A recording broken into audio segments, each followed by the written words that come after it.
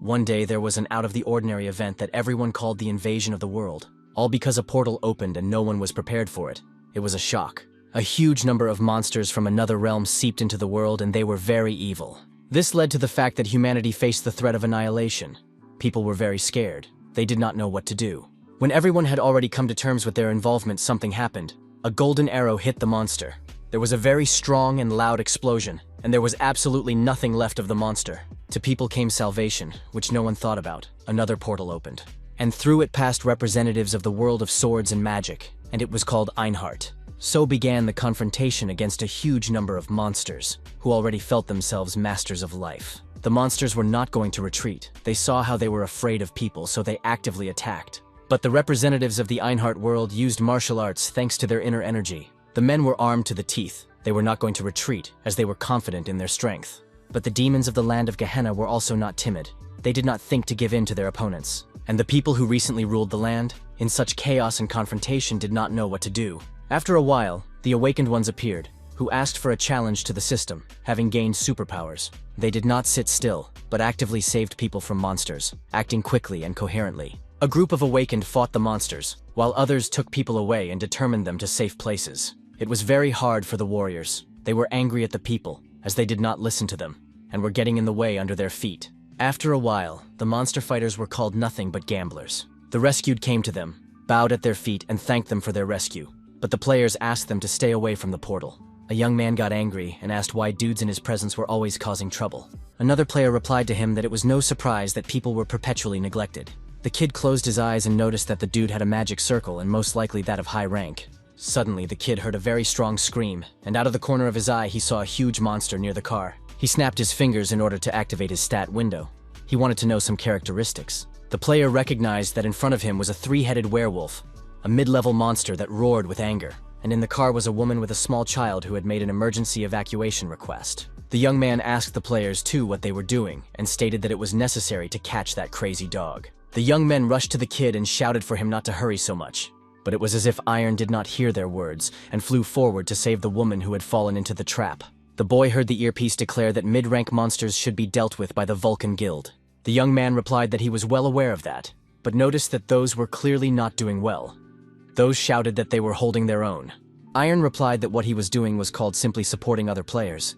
He frowned and used a specific weapon against the monster, as he saw no other option. The guy hit right on target, the neck of one of the monster's three heads, and the monster screamed very loudly. The players of the Vulcan Guild were watching closely. One of them clenched his teeth and frowned. The young man had used an exclusive skill, hidden class status control. It helped him increase his stats significantly. He attacked the monster again. It was complicated by the fact that it was two-headed, and it was difficult to deal with. The woman who was sitting in the car watching all of this hugged the child harder and screamed. Tears came to her eyes as she was worried about her baby more than anything else. Iron clenched his teeth. He was shaking with helplessness and said he was running out of strength. He turned his head to the side, smiled, and asked if his friend could cut that dog's head off. The brunette frowned and said that the young man had never listened to his advice. He started to pull out his weapon and used the Mega Kick Tank skill and added that with Iron. He wouldn't survive. Our hero smiled and thought about the fact that the kid always has his back like a true friend. The brunette really started to fight the three-headed monster. He was collected and focused. After a while, he was behind the young man's back and stated that he had something to say. The young man turned to his friend, but he opened his mouth and eyes wide with fright. And the brunette frowned and muttered through his teeth that Iron did not interfere with his life and wished him death, spicing it all up with the word, friend. Our hero flew down from the heights like a wounded bird and thought about the fact that this was a betrayal. He understood perfectly well that he was betrayed not only by his friend, but also by all the members of the team. All were against him.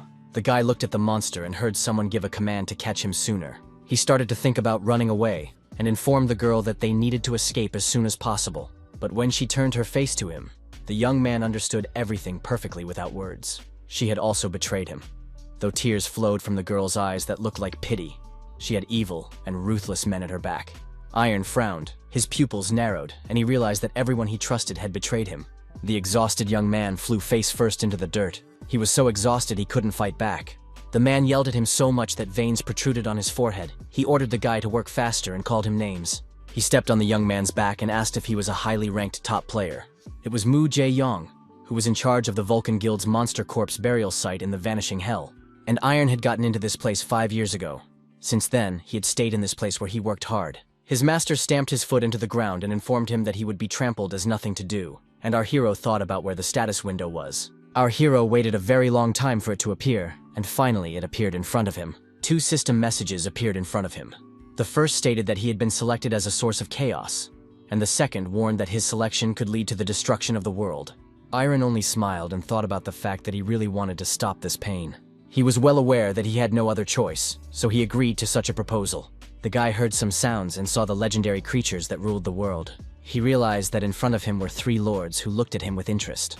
In front of the young man's eyes were the long-forgotten legends of the 3 worlds. They were called the 3 lords. The first was the Silver King, who had taken over the entire continent with just a single strike.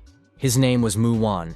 The gray-haired lord of the world, Einhart, who shattered the heavens with a single swing of his sword.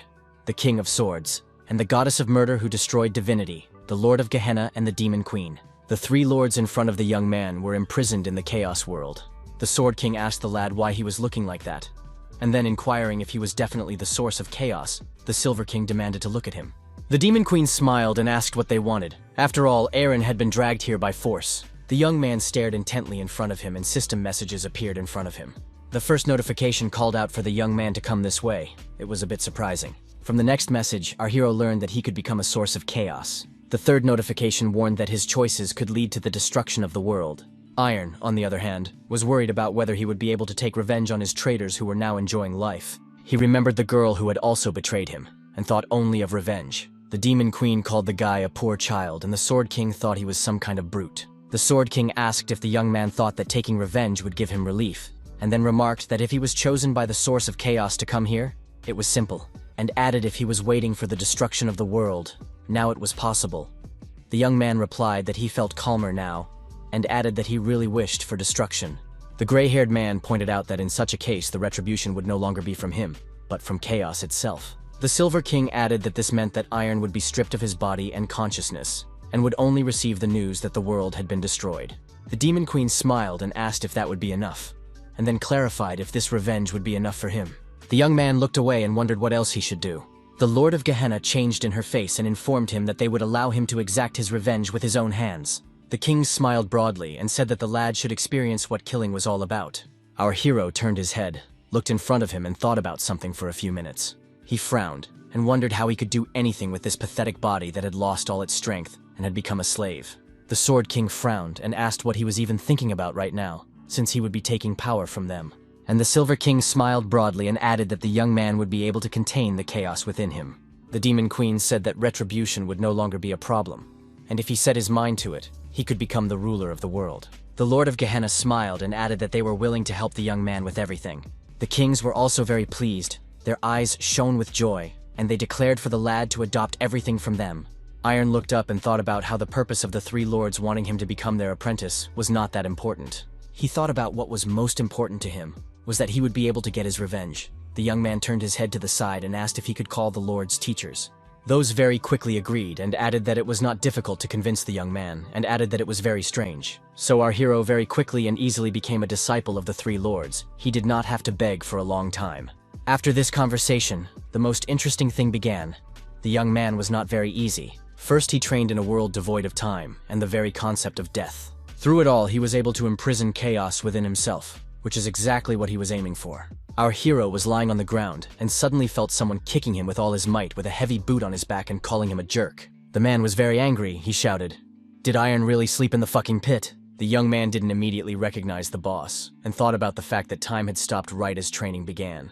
The boy managed to get out from under the heavy leg of his offender, his eyes burning with hatred, and attacked him back. The young man stared intently in front of him and began to call up the status window. He became very frustrated as it wouldn't open, and the boss began to groan in pain. Iron looked at his arm and thought about the fact that his body remained in the same state without strength. A drop of sweat appeared on his face, and he thought about the fact that if it wasn't for the teacher's words, he would have thought that the past 100 years of training was just a dream. The Silver King had said that when he returned to the world, he would probably lose all the strength he had spent from them. These words surprised the young man very much, and he clarified why this would be the case. The Demon Queen replied with a smile on her face that the world simply could not withstand such power, and Iron has chaos inside as well. The young man thought about these words, and his face was covered with drops of sweat. The Silver King smiled and asked what the apprentice would do, and added that when he returned, his body would have to readjust itself to something that could withstand the force. Our hero put his hand on his forehead. He realized he was reliving these events all over again. And the boss was yelling at him that he was going to be screwed today. He was very upset. The young man looked at the man through his fingers and thought about the fact that he had forgotten that the asshole was here. The guy quickly got to his feet, folded his hand into a fist, and accelerated to strike. But he couldn't do anything. The guy folded his hand into a fist and put it forward. The boss wasn't prepared for this, and Iron thought about the fact that this asshole had been bullying him for the last 5 years. The young man clenched his teeth, frowned, and thought that with a body like that, there was no way he was going to lose. He remembered the Silver King saying that even a redneck could defeat a simple opponent if he controlled his lust for killing. His pupils narrowed greatly. He frowned and knew he had much to teach the lad. The same sat in front of him and listened intently. That lust for killing. It was about inner strength. Iron stared intently at his opponent whose face was wet with sweat. He thought about tearing his opponent to shreds. He remembered all the offenses and humiliations. The young man with all his might restrained the hand of his opponent, who was not averse to teaching him a lesson. But the boss, although he did not remove his hand, but frowned and began to scream very loudly with pain. The eyes of our hero glowed with hatred. He thought about tearing the opponent to pieces. The guy gathered himself and started attacking his opponent. He was very belligerent. He was beating his superior with all his might, and thought that this was the lust for killing. And he was screaming loudly in pain. His face was covered with drops of sweat, and his pupils narrowed and became like dots. He could not stand on his feet and fell with his back on the ground and screamed even more, for he was also frightened. After a while, a great number of other slaves came running to the screams and looked at what was happening with astonishment. Iron looked at the men and thought about how clumsy violence would only lead to resistance. The warden's mouth began to foam, and the young man realized that fear is what gets through to the bone. Our hero thought about the fact that from now on, everyone here would shake with fear at the sight of him. He began to walk forward, as he realized that he had to hurry before the dudes from the Vulcan Guild noticed all this. One of the workers approached the guy and asked him where he was going. He was very scared. The young man opened the door and looked down. It was a monster burial ground. There were a lot of toxic odors coming from the huge amount of corpses that were there. No one would risk getting close to them, as this place was a living hell. But Iron had an idea. A slight smile appeared on the face of our hero, and he said that in this place he would be reborn.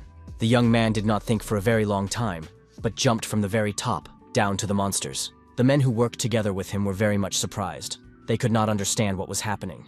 In a few seconds, the guy found himself near a huge amount of rotting flesh of monsters. He plunged into the mess up to his nose, his eyes glowing red fire, and the young man thought that this was the perfect place to hone his blood demon technique. Iron remembered that his teacher had told him that there were various secret techniques, and he had mentioned the divine volcano technique, and added that it was the strongest martial art. The Silver King said that his principle was painfully simple: steal what belonged to someone else and take it for yourself. The young man opened his eyes wide and stared intently at the teacher, and the teacher noted that the target was blood. The boy was up to his eyes in the bloody slurry and thought that dark magic, which absorbs life from blood to accumulate inner strength, is the technique of the blood demon. Our hero closed his eyes to remember what was needed to use this technique. The Silver King then spoke about the need to create a Dantian within himself. The Dantian, the source of power for the warriors of the Silver World, is similar to the player's magical core. The young man thought about the fact that if you are not from the Silver World, it is simply impossible. The teacher brought his face closer to him and informed him with a smile that he had another way. And he told him that it could take not just dozens, but hundreds of years. But you had to keep studying until you succeeded.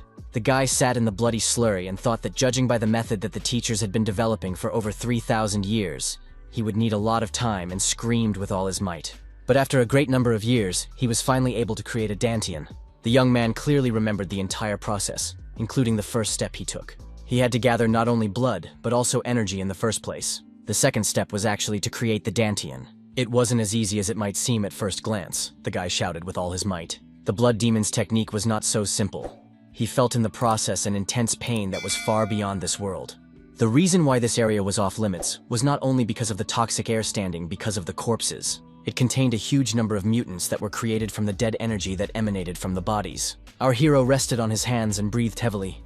He was in the very epicenter of the lair of the dead. A huge, scary monster was pulling its huge paws towards the guy and clanking its teeth. But the young man was not afraid of him at all. He reached forward with his hand and squeezed the head of the monster with all his might. Iron said that in front of him was a goblin zombie. He knew that each attack carries poison, and kill such a zombie is impossible until you cut off the head. The guy was well aware that if he was in his old body, he would have become another meal.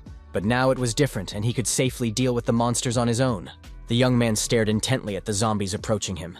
and then grabbed the first one by the head and squeezed hard. He used the blood demon technique. Our hero's eyes glowed with the fire of hatred. He said that he finally felt alive again. Our hero thought about the fact that this is the realm of scarlet blood, and here you can absorb the enemy's blood and turn it into your own energy. He looked at his bloody hand and thought about the fact that this had its own advantage. Iron looked at his hand and thought about the blood and iron residue gathering. That was exactly what was happening on his finger. After a while, a ball of steel began to form. It was honestly very surprising. The young man stared intently and calmly at the opponent in front of him who was nearby. He threw a round steel ball at its head, which hit right on target, and the zombie was no longer any danger. The guy gritted his teeth that he would devour the monsters and leave no trace of them. He didn't think long and started attacking them with a huge number of steel balls. But the zombies approached him again and again. They were in huge numbers. They were not at all frightened by what had happened to their brethren. The young man, not that he wasn't going to run away from them, he didn't stand still, but ran first to attack them. The first monster that got in his way received the strongest blow directly to the head. From the hand of our hero sprinkled a huge number of steel balls. He was well aware of their effect on monsters. Steel balls flew directly into the heads of zombies, who approached the young man and stretched out their paws to him. But the other monsters, which were a little further away, were so stupid that they did not run away, but ran to the guy. An iron immediately very quickly disposed of them. Some of them strangled directly with his bare hands. The guy again released a huge number of steel balls from his hand. He thought about the fact that the monsters that are in front of him, this is his prey. The monsters were getting bigger and bigger. Literally in a few seconds, a huge number surrounded our hero. He was not afraid of them at all, and in a short period of time was able to get rid of them. The young man stepped aside and stopped to catch his breath, as he was a little tired. He looked closely at his hands, and said that it was not as bad as it might seem at first glance. Meanwhile, a huge, toothy monster appeared behind his back and raised its arm to strike. Aaron folded his hand into a fist and listened. He heard some strange rustling behind his back. He bounced to the side and saw a huge monster strike very hard at the spot where he had just stood. The young man watched dust and debris fly in different directions and regarded the monster. He immediately recognized it as a zombie troll. It had sharp teeth, its eyes glowed red, and it growled very loudly. The young man smiled, took another close look at the monster, and said happily that this was the level he had expected. Iron's boss held his hands to his head and repeated like a mantra the words that he was going to die, and then began to beg for salvation. The once friend of our hero looked at him and thought that the man was completely broken. A player approached the brunette and stated that he had summoned the other guards who had been present during the incident. The commander ordered the young men, who were covered in drops of sweat, to report the incident. One of the guards reported that the commander had decided to teach the chilly slave a lesson, and the slave had grabbed his arm. The brunette frowned and clarified if that was it, then asked if there were any other interesting details. The man replied that the slave had been staring at Chul Dai-min strangely. The commander frowned and thought about whether it was lust for killing. He knew it was only available to martial artists with inner energy. He turned to the guards and asked them where that slave was now. There was a pause in the room. Then one of the men lowered his head and replied that the guy had committed suicide. The commander immediately clarified where his body was. The guard began to stammer and said that the guy had gone to the monster burial area, and added that it had most likely decomposed because of the noxious odors. The commander listened to all this carefully. He stared intently in front of him and frowned. And then with all his might, he grabbed the guard's face with his hand. The man was very badly frightened. The brunette stated that the man lied and reported the suicide so he wouldn't go there, and then asked if the guard understood why he was here. He yelled that he didn't care about such bullshit as a useless guard being beaten by a slave, and the man began to wheeze. The commander stated that he felt the slave's mark being destroyed by himself. The brunette frowned and shouted that the guard had lied about the suicide without even finding the body, and asked if he thought he didn't deserve to die. Tears flowed from the guard's eyes, where the vessels had burst, and he began to beg for forgiveness. But the commander did not even listen to him. He squeezed his face with all his might, and drops of blood flew in all directions. The other guards were frightened at what was happening, and sweat was beading on their faces. The commander told them to choose either the same fate or go to the burial grounds and look for the guy's body. One of the men said he would find him. The brunette looked in his direction, frowned, and through gritted teeth muttered for him to hurry up. And the two guards rushed forward to carry out the commander's orders as quickly as possible. And he declared that the men would die of poison before they found the case anyway, and added that when they returned, they would check their gear and head for the burial grounds. The members of his group agreed. The commander clenched his teeth, frowned, mentally cursed, and thought about not making him angry. 2 weeks later, our hero continued to fight the mutants he met along the way. He put one hand forward, and the other clenched into a fist and stared intently in front of him. The guy thought about the fact that he had absorbed almost all of the mutant bodies that had appeared. He looked at the purple orb and realized very well that he had now reached the second stage of the blood demon technique. The young man was very serious. He frowned and threw the orb forward. The young man looked in front of him and thought about the fact that the power of the second step was all about concentrating power. But that wasn't all, as there was also to be an explosion, which happened a few seconds later.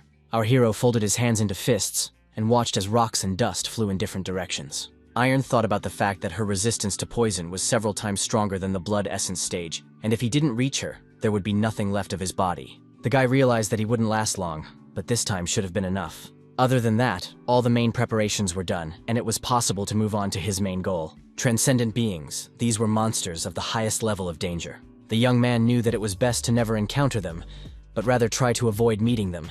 The boy looked at the dragon skeleton and thought about how they were the most honorable among such creatures. He remembered an event that happened a long time ago. Back then, a dragon came out of a portal. After a large amount of time, a serpent appeared. It was very evil. People were very much afraid of it. Some players risked their lives very much, but still challenged him. It was amazing, but the warriors still managed to miraculously defeat the evil serpent. The world was in chaos. The corpse of the dragon attracted a lot of attention. Its blood was the best material in alchemy, and the bones could be used to make unique weapons. Iron thought about the fact that the body was also full of poison, rage, and magical power. One touch would melt the whole body. That was the reason why a burial zone was created where the corpse could be purified naturally. The young man placed his hand on the dragon skeleton and mentally promised that he would be sure to take revenge on the Vulcan Guild wholeheartedly.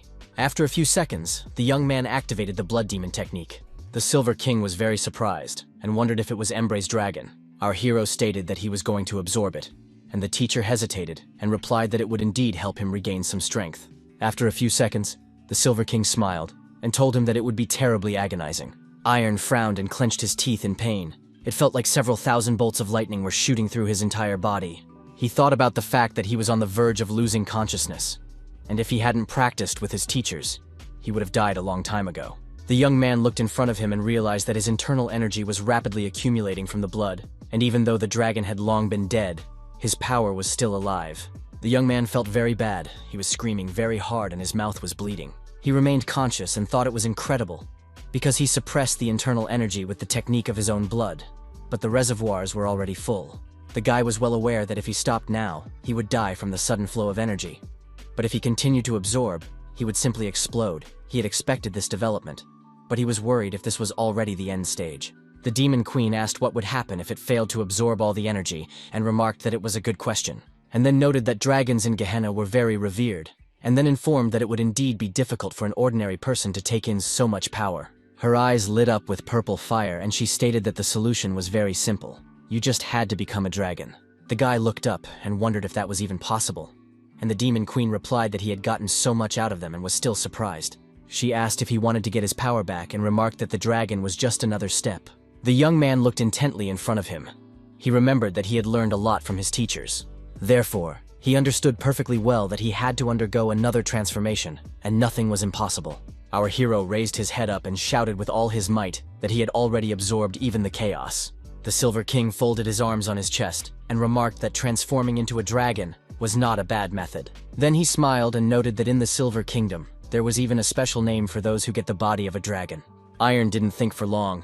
He walked closer to the dragon skeleton and placed his hand on it. His pupils became like a reptile's and glowed with orange fire. The guy was focused. He stared intently in front of him, clenched his hands into fists, and thought about the body of the dragon bone.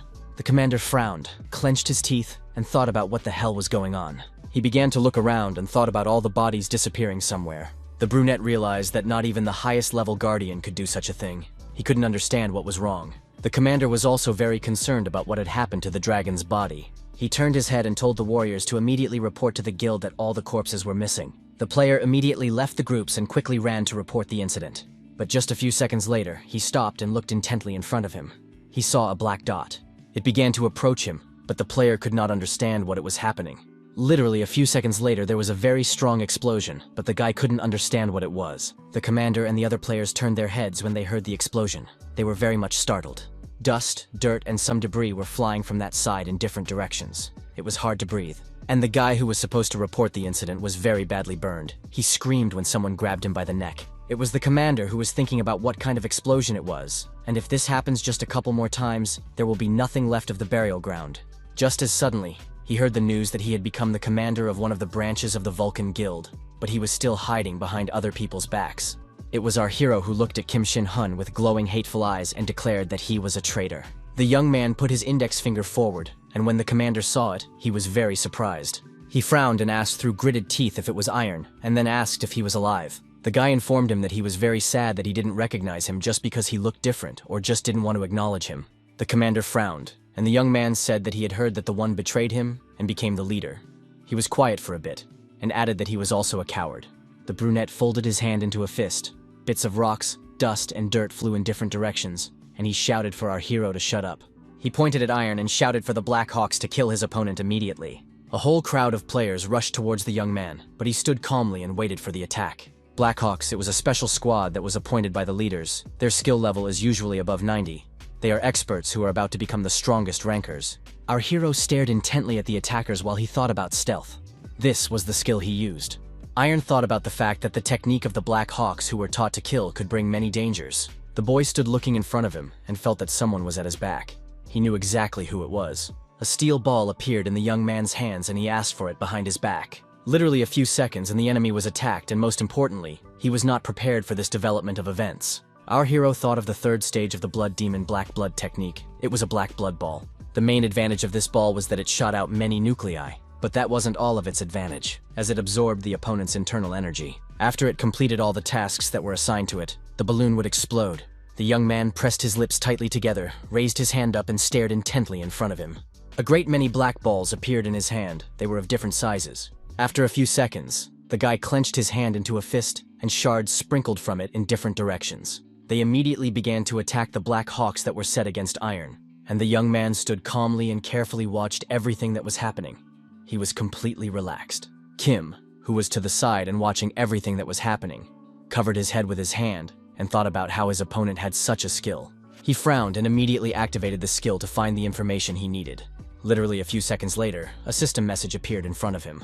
The guy stared intently in front of him. His pupils narrowed very much. He also frowned his forehead.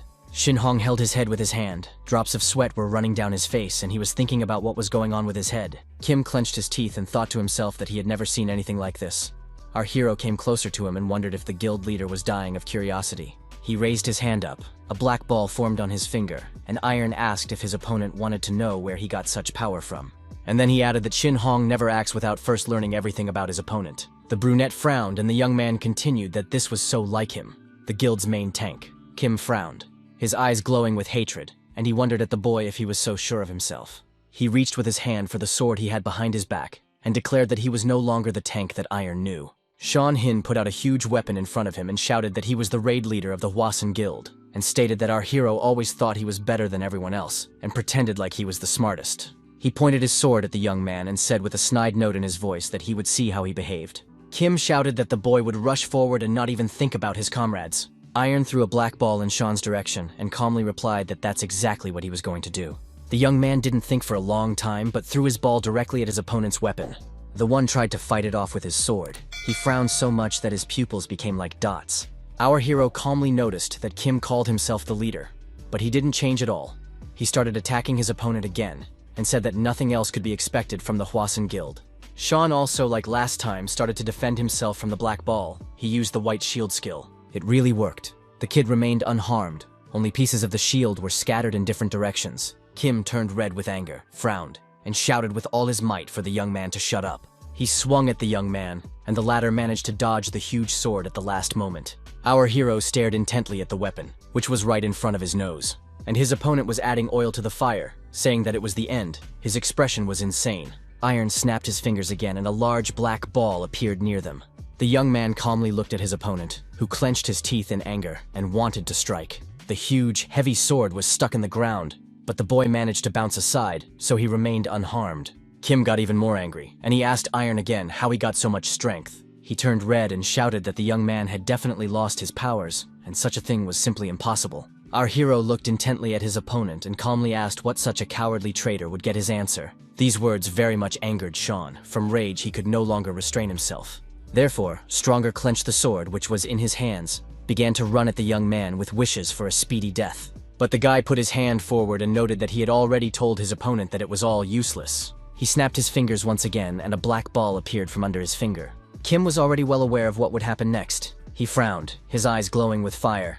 and the kid decided to use the wall skill, though it saved him from a direct hit, but there were splinters flying around. Sean clenched his teeth and thought about the fact that iron had nothing but black orbs, and if it was different, he wouldn't have kept his distance. He began to lash out at our hero with the thought that he would prevent him from retreating, and there was nothing he could do. Kim gripped his heavy sword harder in his hands and decided to activate the night weapon skill. There was a very strong explosion. The flash lit up everything around Kim, and he stood in anticipation of victory. When the fire went out, the guy covered himself with drops of sweat and began to look carefully in front of him. He stared at the puffs of smoke and thought about the fact that even the best rancher wouldn't survive such a blow, and rejoiced that finally the stubborn bastard was dead. His mood changed in just a few seconds and his face turned a purple color. Our hero stood there as if nothing had happened, and the dust and the remnants of the construction materials that still circled in the air reminded him of the explosion. Kim could not believe his eyes. He screamed as loudly as possible and reached for his weapon, but the young man rushed towards him with words that it was all too late. Iron squeezed his opponent's head with all his might, and all he could do was groan and cough in pain. The young man looked calmly at his opponent and asked if it was true that everything was simple. Chaos thrives on the destruction of other worlds. It transcends time and space, wandering through dimensions in search of someone worthy to be its source. Worlds that chaos descends upon are consumed and then meet their demise. Iron trained hard for over 100 years to encapsulate the chaos within himself. A systemic message appeared in front of the young man, of overcoming the path and becoming the source of chaos. The Silver King said that he had done his best, the Demon Queen was a bit doubtful, and the Sword King remarked that if it didn't work out, there was nothing else to do. The young man stared intently in front of him and thought that beyond this place, everything had already been decided. Just as suddenly, the Silver King called out to him, and the boy immediately turned his head toward him. The teacher frowned and asked what the student's name was.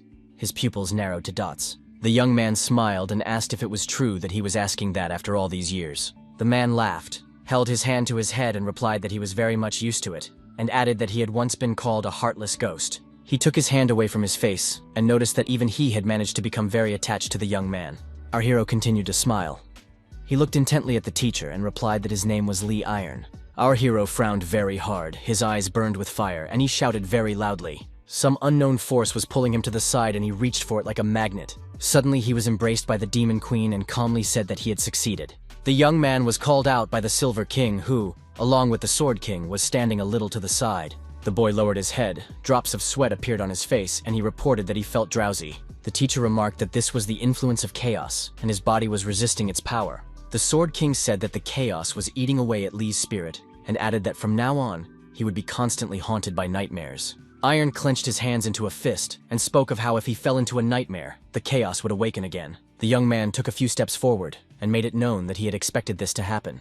Our hero turned around, looked at the teachers and asked them if they could kill him. The Silver King lowered his head, frowned, was silent for a moment, and remarked that Lee knew. The boy closed his eyes, smiled, and wondered whose student he was according to them. He placed his hand on his chest and said encapsulating the chaos inside his body and destroying it completely. The young man turned to ask the teachers if it wasn't their goal to destroy chaos. They looked at him intently. The Sword King inquired if he knew everything.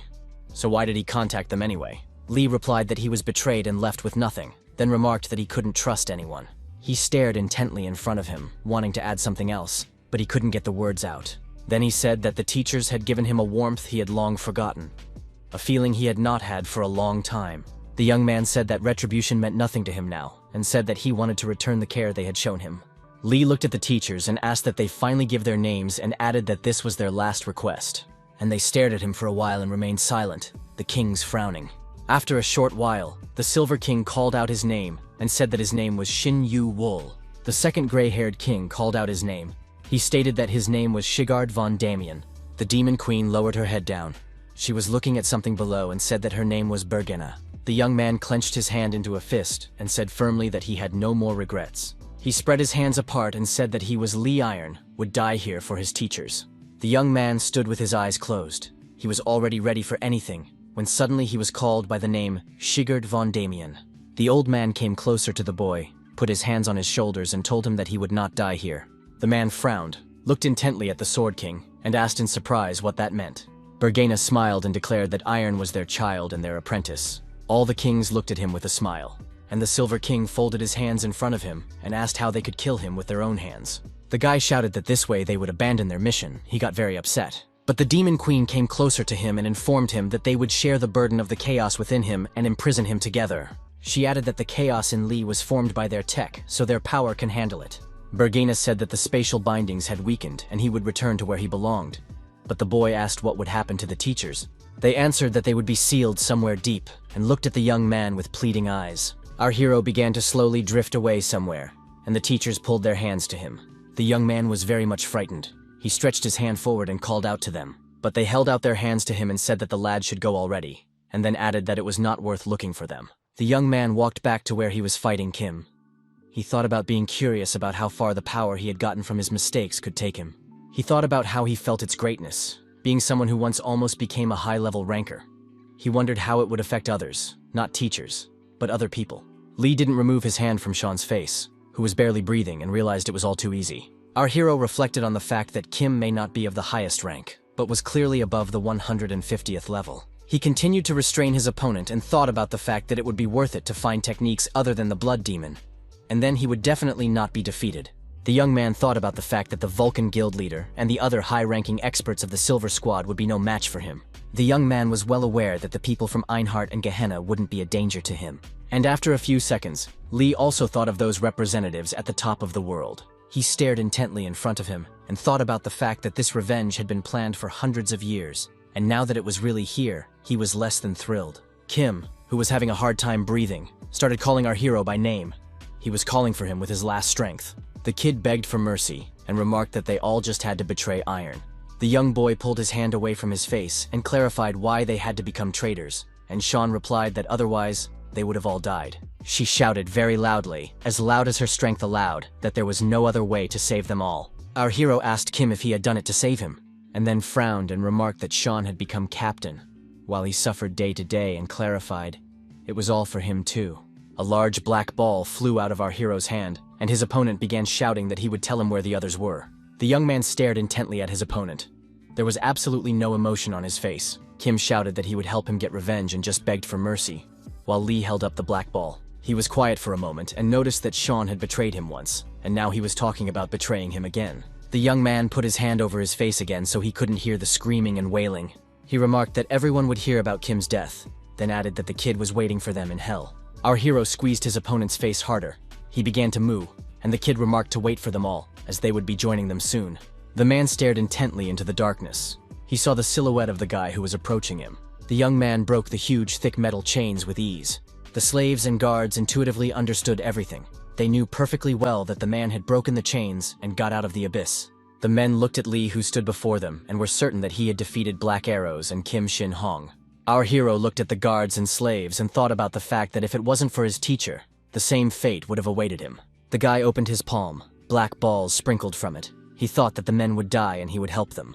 Those very unfolded and began to shout that it is necessary to run away as quickly as possible. And in just a few seconds, each of them was hit by a black ball. One of the servants held his head. He was shaking with fear, and the man said through clenched teeth that he did not want to die. He was sobbing profusely. Tears, drops of sweat, and snot mingled on his face. The man was exhausted. The other slaves and guards were on their knees and holding onto their chests. They were no longer thinking of running away somewhere. But what they saw after a while shocked them. They were surprised as the slave's mark was gone. Our hero raised his hand up, pressed his lips together, and was absolutely calm. No one could understand what was going on. Suddenly, dust, dirt, and huge stones began to fall from the very top. The men raised their heads up, scrutinized what was happening, and said that the cave was collapsing. Lee told them that they would either die buried under the rubble or get out alive, and added that the choice was theirs. And he himself began to climb upwards to get out of the hated cave that way. The boy climbed the mountain, began to look around, and thought about the fact that when he first met the teachers, he only wanted to destroy the world. The young man was finally able to realize what he should do only after seeing their sacrifice. Iron began to walk away from the precipice and reflected on the fact that this world was indeed full of chaos. His eyes glowed with the red fire of hatred, and the young man thought about the world being consumed and destroyed. The young man looked at everything that was happening and said that it was all so ridiculous. He remarked that he heard the report, and then added that he couldn't even think it was true. It was Zhang In-woo, the leader of the Red Plum Raid of the Volcano Guild. The guy reported that the position of leader had been given to some beggar and now the guild was in a heap of trouble. He asked his ward how things were going with the interrogation of the slaves. He replied that he thought they didn't remember anything at all and added that someone had just erased their memories. Young In-woo noticed that even the slaves' markings were gone. The player replied that there were traces of someone's magic circle left behind. The guy thought about the fact that this someone was clearly not below master level, and he asked if there were still marks left or not. He was told that there were no traces of a martial artist or player, and that it was most likely the work of Einhart mages or Gehenna demons. Chan noted that it was probably Gehenna after all, and wanted to say something about their true purpose. But someone called out to him. The player folded his hands into a lock, frowned, put his head down, and reported that a dragon corpse was missing.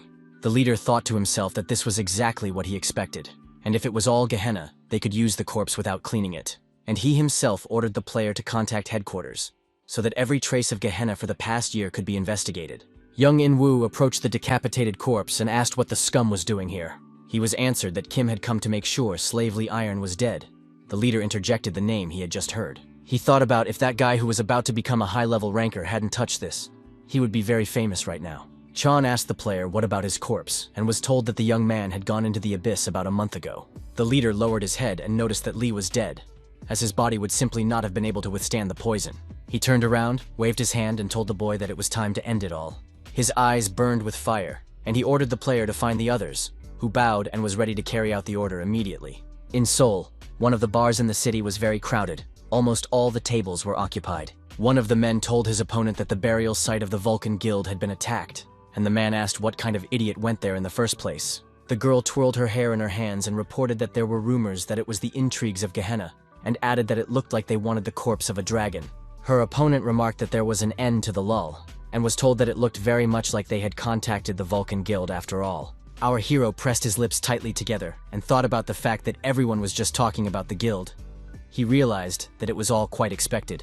The guy stared intently in front of him and thought about the fact that they were all going to be screwed soon, and just had to wait. He thought that he should first find teacher Muwan's abode, because that would be the most effective way to become stronger. He realized that it was the only way for someone like him to find people. But the bartender approached him. Lee ordered a Kahlua on the rocks and asked for a stronger and sweeter drink. But his opponent replied that Kahlua without milk was not according to the recipe. A man in glasses came up to the bartender and said he would handle everything and told him to put the delivery in the pantry. The guy walked away, and the manager looked after him to make sure he had gone and left the two of them behind. He looked intently in front of him and asked what the principles were, and then clarified if the young man had come out of the portal 5 years later. Our hero lowered his head and remarked that this was indeed true. But after 100 years, the manager inquired if he was some kind of demon. Lee replied that he wasn't, and then asked what difference it made, and remarked that they still have a poor here. And the manager smiled and replied that it was true. It was Jang Ho-seok, the head of Seoul's black market branch. The young man informed that he needed a job. The man clarified any specific one. Iron replied that any job would be fine, and added that the most important thing was D rank or higher. The manager started to open the shukladu with the key and noticed that he had something suitable for the guy. He put a whole stack of papers on the table and said that the young man could make a choice. Our hero began to study very carefully the papers that his opponent provided him with. He was very much surprised because on one of the leaves he read that it would be necessary to steal people. Chan replied that it would be worth luring newcomers, locking them in a portal, and then demanding a payoff from their parents, and added that the victims were the children of wealthy families, and there were plenty of those, and the payment was 200 million with a 30% commission. Lee put his head down and started folding the sheets of paper and remarked that it was a lame job. The head of Seoul's black market branch looked intently in front of him and asked what the guy had just said. He reached for his gun with his hand and inquired whether or not the young man would take the job. Chan pointed the muzzle of the gun at our hero, and remarked that sometimes you get idiots who come in with silly dreams of justice trying to cover their place. And then he asked if they had thought about what would happen to those who would be out of work here, and who they would take their anger out on. Iron calmly told the manager not to worry, and added that he liked everything, and added for the man to tell his men to lower their bloodlust. Chan smiled, surprised that the guy noticed everything, and said he thought he could trust him with the job. He put his cell phone on the bar and said he'd be in touch soon and to have the young man ready. And the manager clarified why not have a drink if he came in, since it was a bar after all.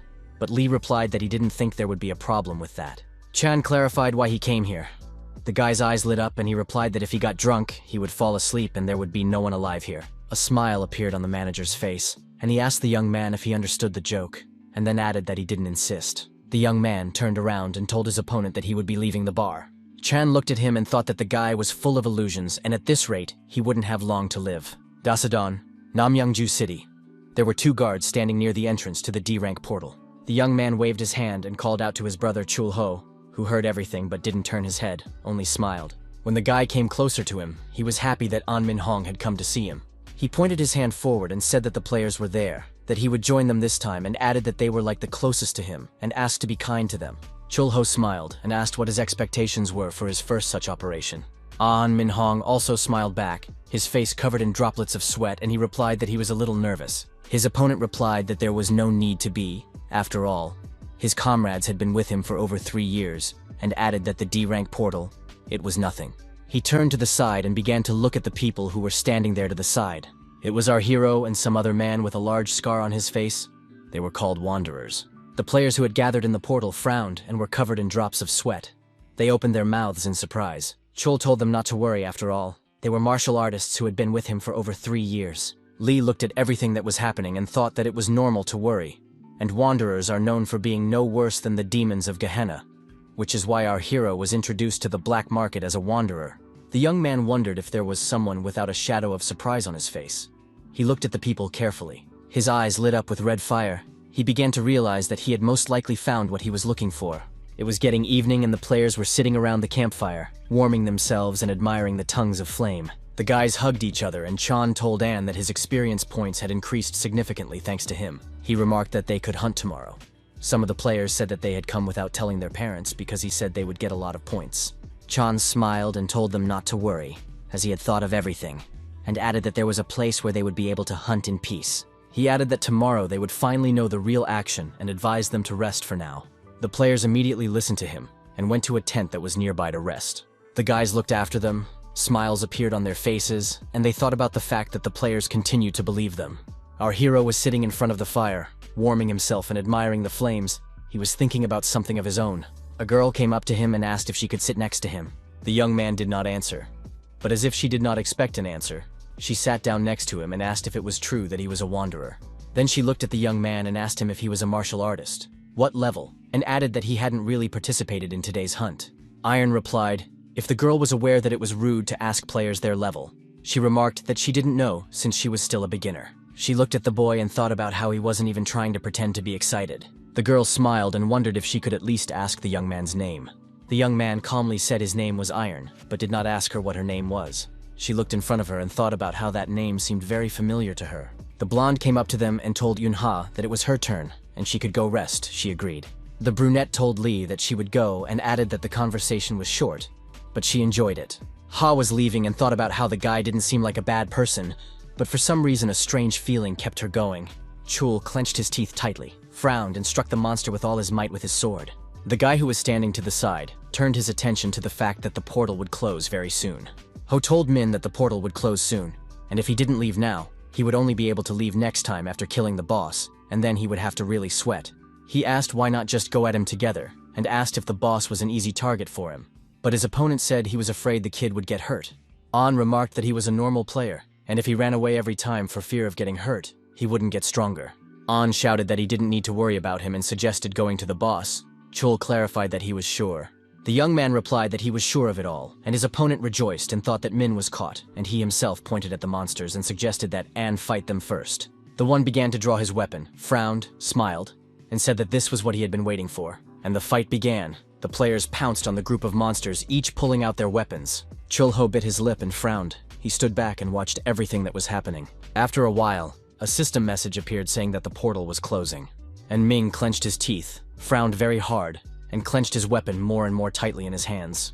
The monster went on the attack and hit the young man so hard that he fell and his sword fell out of his hands. The kid's face was covered with drops of sweat. He looked at the burning eyes of the monster and screamed that they were much stronger than he thought. While the players were fighting the monsters, Min started shouting as if frantic for Chul-ho to help him. The latter frowned and said that there were enough problems here as well, and asked him to handle it himself. An frowned, clenched his teeth with anger, and his pupils became like dots. He was at a loss. And the monster was getting closer. It clutched the weapon heavily in its paws and swung at the guy. He reached into his pocket, took out a piece of paper, and shouted that it was a fire strike, though Min didn't think he would have to use it until a few minutes ago. A huge explosion happened. The monster flew away a few meters. It became like a coal. Chul ran up to Hong and asked if he was all right. He was very worried. He frowned and apologized for not helping him right away, because he had been killed by an ogre, and then asked if he had been lucky enough to find the strongest scroll. An looked at his hands and noticed that his father had said to use it only as a last resort, and added that it could only be used once. With a smile on his face, Chul asked if the boy had any other items like it, and he stated that the scroll was quite expensive. Ho pulled a sheet out of his pocket and showed it to Min, who asked with surprise in his voice what it was. Chul didn't answer him but only issued an order for the guy to be tied up, and after a few seconds An was immobilized. He couldn't understand what was happening to him. The young man sat on the grass, trying to get rid of the shackles and wondering why Ho suddenly did this. He then looked to the side and saw his friends starting to be tied up as well. Chul along with his friends smiled and noticed that Min Hong bought it, but he couldn't understand anything. An laughed and told Ho to stop joking and asked the kid to untie him. The opponent didn't reply anything, but only slapped the young man on the cheek with all his might. Then he sat down beside him and told him that he had sawdust in his head, and added that it was probably because of his rich ancestors. He looked at Min intently and asked if he thought it was all a joke. Chul brought his sword up to the guy's ear and said he'd explain everything. But first he'd cut off his ear. Hong asked him to stop, but he didn't listen to him and struck a blow as Yunha rushed to the guys. She was clutching her sword hard in her hands. Chul was not ready for such a development, but still put his weapon forward for defense. He looked at the girl and asked her how she was able to break the magical shackles. She smiled, extended her arm forward, and clarified with a smile as to what she should do next. Chul frowned, looked at the girl intently, and wondered if it was a sword aura. And the fight between them began. Yoon was not easy. She clenched her teeth from the tension. The guy looked at her and said Ha was a martial arts master. Now it was clear to him why the magic didn't work, and noted that his skill showed her as a player. The girl frowned and noticed that he didn't look like a D-rank player himself, and asked if his C-rank was first class. Chul heard the man who was standing behind him tell him to move away, as martial artists must fight against their own kind. He began to slowly approach them. He frowned and drew his sword as he walked, and noticed that judging by the aura of the sword, she, like him, was on top. The man put his weapon forward and said that the girl's spirit was awesome, and then asked if she could handle everyone. The girl lowered her head and thought about the martial artist and 3 C-rank players in front of her. She realized that the ratio was so-so. The man immediately threw himself into the attack with the words, since he wasn't going to be attacked, the first move would be his. And the fight began. Yunha perfectly repelled the attacks of the opponent who was determined to defeat her. He smiled caustically and asked the girl if she would defend herself forever. He looked very nasty. Ha frowned, clenched her teeth, gathered all her strength into a fist and continued to defend herself. After a few minutes, she shouted to her opponent that she was not to be underestimated. During the fight, behind the back of the girl appeared a strong man who clenched his hand into a fist and wanted to strike. But Yoon had time to bounce at the very last moment because she felt the presence of the guy behind her back. She looked at her opponents and thought that one wanderer was not so easy to deal with. Chul turned his head and shouted to our hero, who all this time stood aside. He asked why he did not catch monsters and ordered to catch the girl if he wanted to get money. But the young man only slanted his eyes in the direction of the speaker and did not answer him anything. After a while, he walked over to where the fight was going on and stopped, looking at what was going on. Yoon turned her head and frowned, drops of sweat dripping down her face. She was very tense. The girl looked at Lee and thought that she couldn't look him in the eyes since yesterday. Ha clenched her teeth, frowning very hard as she couldn't understand who was in front of her. The girl stood in front of our hero and clenched the sword in her hands harder, drops of sweat appearing on her face. She closed her eyes, squeezed her eyes shut, and some guesses began to swirl in her head. The young man looked at her intently, said nothing, and thought about something. He remembered the Silver King telling him about the master of the divine demonic cult. Lee then noted that he had only heard about the ordinary demonic cult, but not the divine cult. The teacher then told him that the demonic one came from the divine one. Our hero asked if demonic cults were not the main nemesis of all guilds, and noted that they were known for bringing destruction to the world. The Silver King raised a finger up and clarified that this is how he looked at his teacher, but Iron noted that wasn't what he meant. The teacher said that after he left, the Martial Alliance started spreading propaganda that suited them. He looked at the boy intently and added that they were just pathetic creatures. The Silver King smiled and said when Lee returned, he would let him deal with them. The young man looked at Ha and thought about the fact that she might be able to fool others, but definitely not him. He clenched his teeth, stared intently at the girl, and thought about the fact that there was no doubt. Lee was well aware that the power of the demonic cult was in front of him, and Yoon clenched her sword tighter in her hands. The young man remembered the conversation of the slaves who talked about finding the remaining followers of the demonic cult on the black market. They would rescue people and lure them to their side. One of the men himself got into the black market and learned their fate. After these words, the slave laughed. Lee did not even think that he would find them so easily. And these deceivers came to hand. The guy asked him if he was not going to attack the girl. Our hero calmly told the player to shut up. He did not expect such a rude answer and was very much surprised. Iron did not stop. He told the man that his breath stinks and told him to shut his mouth. Ha, who was standing off to the side and watching everything that was going on, was very much surprised, and the man didn't calm down. He couldn't understand what was wrong with Lee. Chul said that he didn't know anything. as he had hired him on the black market to clean up after them. He asked him if he could kill Lee because he had hurt him so badly. He did not think for a long time, and took out a sword and waved them in front of the nose of our hero. He did not even move. When the man looked at the weapon, he had only the handle in his hand. The sword itself was scattered into small pieces. Black-colored orbs appeared in the young man's hand, and he stared intently at his opponents. The man looked at what was left of the sword. It was amazing to him that it was filled with energy, yet it broke so easily. He realized that his opponent was much stronger than him, and wondered if the guy was transcendent level. Another of the players asked what it was all about, as everyone piled on at once and the huge brat was yelling for Lee to die. But he calmly remarked that the portal was closed and their deaths wouldn't mean anything anymore. The man looked carefully in front of him. His pupils became like dots, and he shouted to our hero to stop. Iron clenched his fist. Black balls flew in different directions, and he calmly noticed that it was too late. In just a few seconds, the orbs reached their targets and began to destroy the young man's opponents. The man threw his head back and thought about the fact that he was clearly a supreme master in front of him. Just a few seconds later, there was a very strong explosion. Grains of dirt and dust flew in different directions. The young man held his hand in front of him in a fist and watched carefully. Chol ran up to him and asked what it was, and stammered and asked him to stop. Iron turned his head and asked the kid if he really had time to think about him.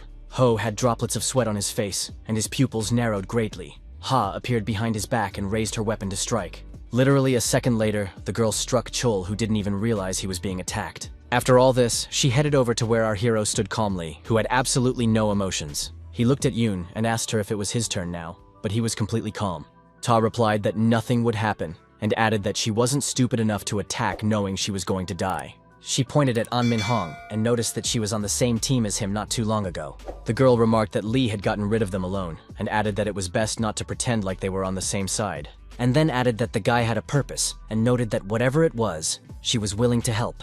Un frowned and stared intently in front of her, drops of sweat appearing on her face, and asked if Iron would spare her or not. And the man asked if he needed her life. Ha looked at the young man with surprise. Then she smiled and remarked, if that was really the case, he would have nailed her a long time ago. The young man looked at the girl, hesitated a bit, and said that she was conspicuous. Suddenly Ha looked behind the back of our hero, and in a second changed in her face. She was scared. There was a huge, scary, toothy monster that held a weapon in its paws. Iron didn't turn around and asked the girl if it was true that it was the boss of this portal, and added that Yoon had talked about helping. But we need to deal with the monster first and then get out of here, and she agreed. The monster raised its arm with a weapon and was ready to strike. It was screaming very loudly. And Ha was not a timid person. She was not afraid, but rushed to attack the enemy. A portal appeared on the playground, and after a while, a hand appeared from it. And Ming began to look around. Drops of sweat appeared on his face, and the kid noticed that they were outside. Then he clenched his teeth, frowned, and said in a trembling voice for Chol Ho to rot in hell. Ha smiled and remarked that she was thinking about letting him go too easily. Min bowed and the other players did as well. He thanked the girl for saving his life. He asked why Yoon hid the fact that she was a martial artist and went to the rookie squad. Ta pointed her hand toward a man in a black suit and glasses, and said with a smile on her face that he would explain everything. He said he would escort An Hong home and tell him everything on the way, and then offered to get into the car. The kid agreed. After the car drove away, the girl turned to our hero, asking how she could help now. He looked at her and asked permission to ask something first, which surprised Ha. The young man immediately inquired if it was the heavenly sect or the blood sect. Yoon frowned and covered in sweat drops and asked what he meant. Lee clarified if she wasn't a member of the demonic cult, and added that he wasn't going to report her to the Battle Alliance. The girl frowned for the umpteenth time and asked if he wasn't a cult member. Iron smiled and noticed that Ha's facial expression had changed a lot and added, if he was a cult member, they would be on par. Yoon clenched her hand into a fist and shouted for the guy to answer if he was a cult member. The young man kept his eyes open from the girl and noticed that he was the first to ask the question. Our hero, in just a second, was surrounded by 6 men in dark suits. They pointed their weapons at him. He stood in the same pose, only told Ha that this was her last chance, and asked again whether she had a heavenly sect or a blood sect. The guards clenched their teeth and thought about the fact that this was a very strong pressure. They couldn't understand who this monster was. The girl, who already had drops of sweat on her face, still replied that she had a blood sect. The guards turned their heads. They were also very tense and opened their mouths. Yoon waved her hand and told them to put away their swords, and added that her patron was in front of them. Someone shouted that he knew of their existence. The girl frowned, her face covered in drops of sweat. She stared intently at our hero. And then she noted that whatever it was, if he wanted to, he would have killed them without blinking an eye, and added that it was useless to threaten him. The guards were very nervous, evidenced by the drops of sweat on their faces. Ha turned to Lee. If he had gotten an answer to his question, it was time to now answer hers. She looked intently in front of him and asked if he was a cult follower. The young man calmly replied that he was, and it came as a surprise to everyone present. Yoon remarked that she still didn't understand what his purpose was and added that she promised to help. The girl put her finger up and inquired what the guy craved for and demanded to say now. She glared at her opponent and asked him if the two of them would go further together. He only pressed his lips harder together and stared at her intently. So Ha suggested that they go on. After a while, the young people were sitting indoors. The girl began to take off her cape. Our hero, very carefully and with interest, began to observe what was happening. Yoon grabbed her face, apologized, and said that she needed to breathe. It was an amazing sight. The young man watched all this carefully. He was discouraged by what the girl was doing, and she removed the mask from her face, which she clutched heavily in her hands. The guy was surprised. He realized that Ha wore the mask of infinity and only exclaimed in surprise. Then the girl began to take on her hair. She began to remove the rubber band that held them tightly. After a few seconds, Yoon transformed, smiled, and was already completely different. Lee looked in her direction and noted that Ha was quite beautiful without all that equipment. Ta felt awkward, thanked her, and asked if that face was real or not. Iron lowered his head, hesitated a bit, and replied that it had changed a bit. Woon looked intently in front of her and wondered if he had given her a real name. He looked at the girl with surprise and answered in the affirmative. She wanted to ask something else, but hesitated. She noted that it was his turn to ask her questions and looked him straight in the eye. Lee reported that he thought her companions knew absolutely nothing about her, and added that she had lied about being taken home. He looked at the mask and noted that it cost a fortune, so money was definitely not an issue for her. The guy waited a pause and asked if Ha was recruiting cult followers. The girl frowned, lowered her eyes, had sweat drops on her face again, and answered in the affirmative. She held her head and said that she was going to recruit them gradually, making connections, but Kim Chol-ho had messed it up. Lee noticed that the rich kids were clearly bringing in tons of donations and asked if Ha had earned any. She replied that they were collecting donations, but not as absurd a number as the associations demanded, and noted that they needed a guild. She talked about how joining a cult goes hand in hand with helping to found a guild, so it comes out very lucrative. Iron thought about how for players who can't level up without progressing, guilds are the way to go. Yoon looked at the guy and said it was her turn, and asked what technique he used at the portal. He clarified if she decided to find out about his techniques right away, and remarked that it was pretty pushy. Ha informed him that she had uncovered the secrets of the cult, so she wanted to get no less. Lee replied that he couldn't use his martial art yet, and she was very much surprised, and shouted that the young man had blown the head off a supreme martial artist and was now claiming such a thing. And the young man informed her that it was manipulation and should not be considered a martial art, and then said that it was his turn, and asked what kind of cult was on the black market. She clarified if he was talking about an order, and replied that they were using the black market to recruit cult followers. Iron stared at the girl and asked and also teach them how to kill and kidnap. Ha yelled for him to keep their cult out of such dirty business, and added that they only go after bad players and criminals. The young man asked, "It comes out that their goal is to recruit noble followers." Yoon said that's right. The boy lowered his head and thought about how they weren't as bad as Teacher Mu-won and the Hassan Guild described, just typical baddies. He was distracted from his thoughts by a girl who wanted to ask one last question, but didn't know how to phrase it.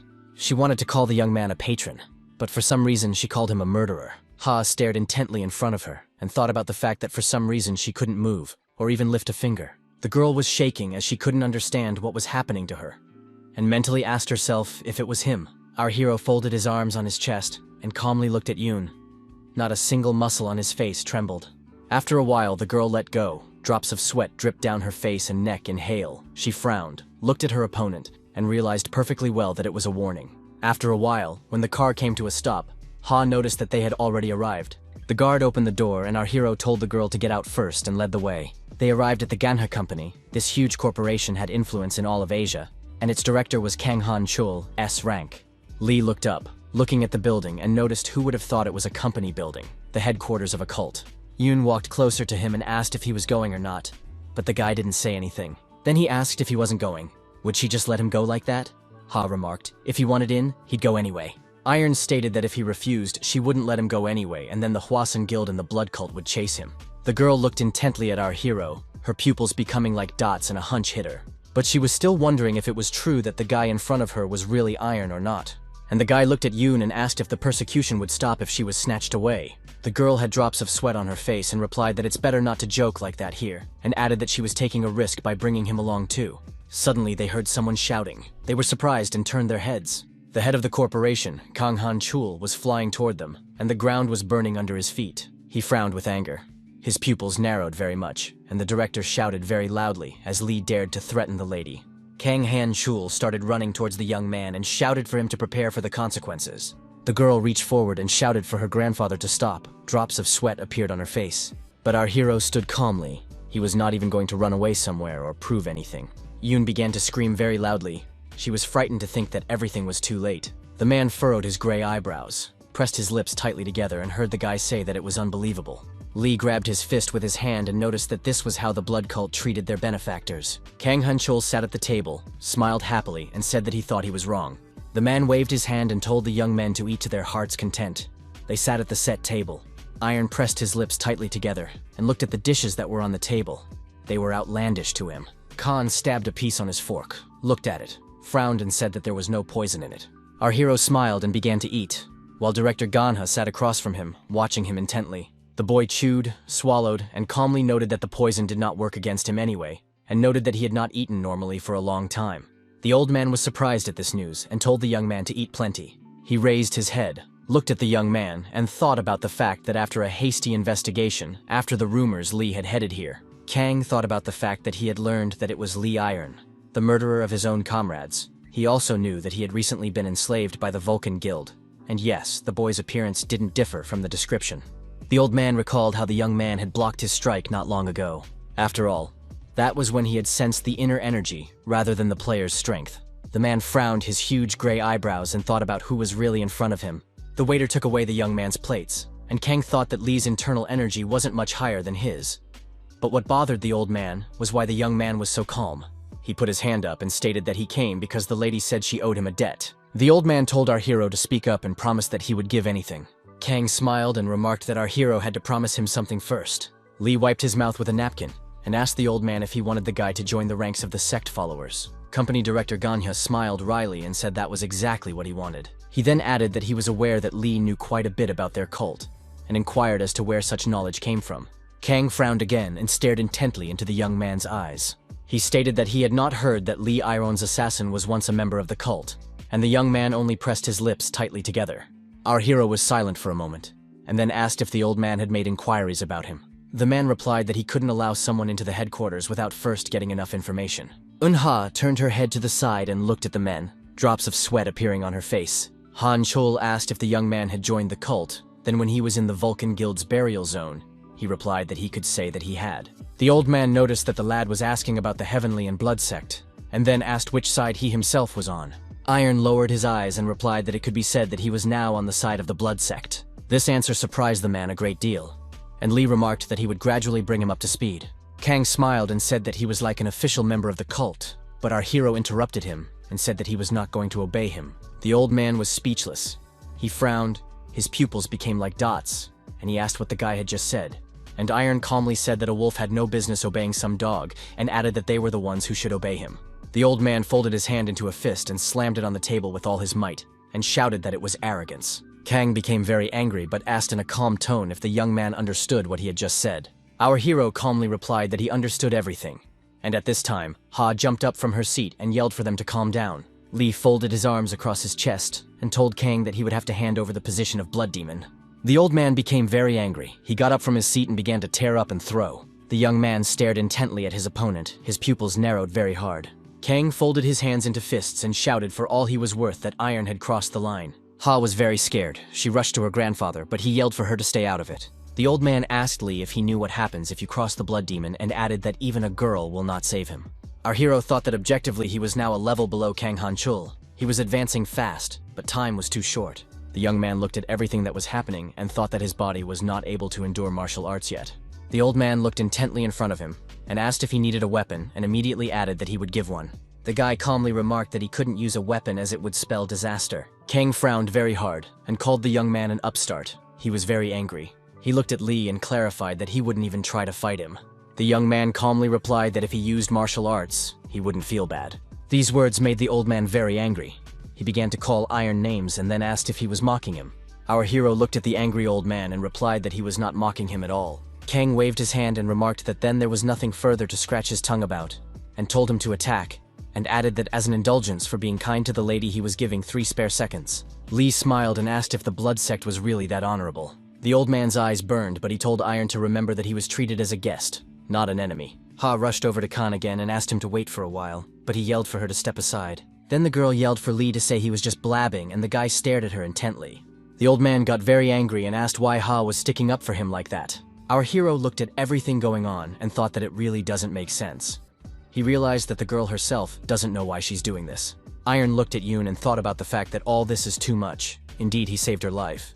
But this is too much. The boy thought about Ha deep down, realizing who exactly would save the sect in a time of need. The young man was aware of the fact that the girl was not ordinary, and she was actually a priestess who served the blood demon, the head of the sect. The old man put his hand forward and rushed towards the young man. He shouted with all his might that he was a bastard. But to his great surprise, the guy didn't even bounce aside. He calmly stood there and looked at his fist. And only Ha, who was standing to the side and watching all of this, screamed like a furious person.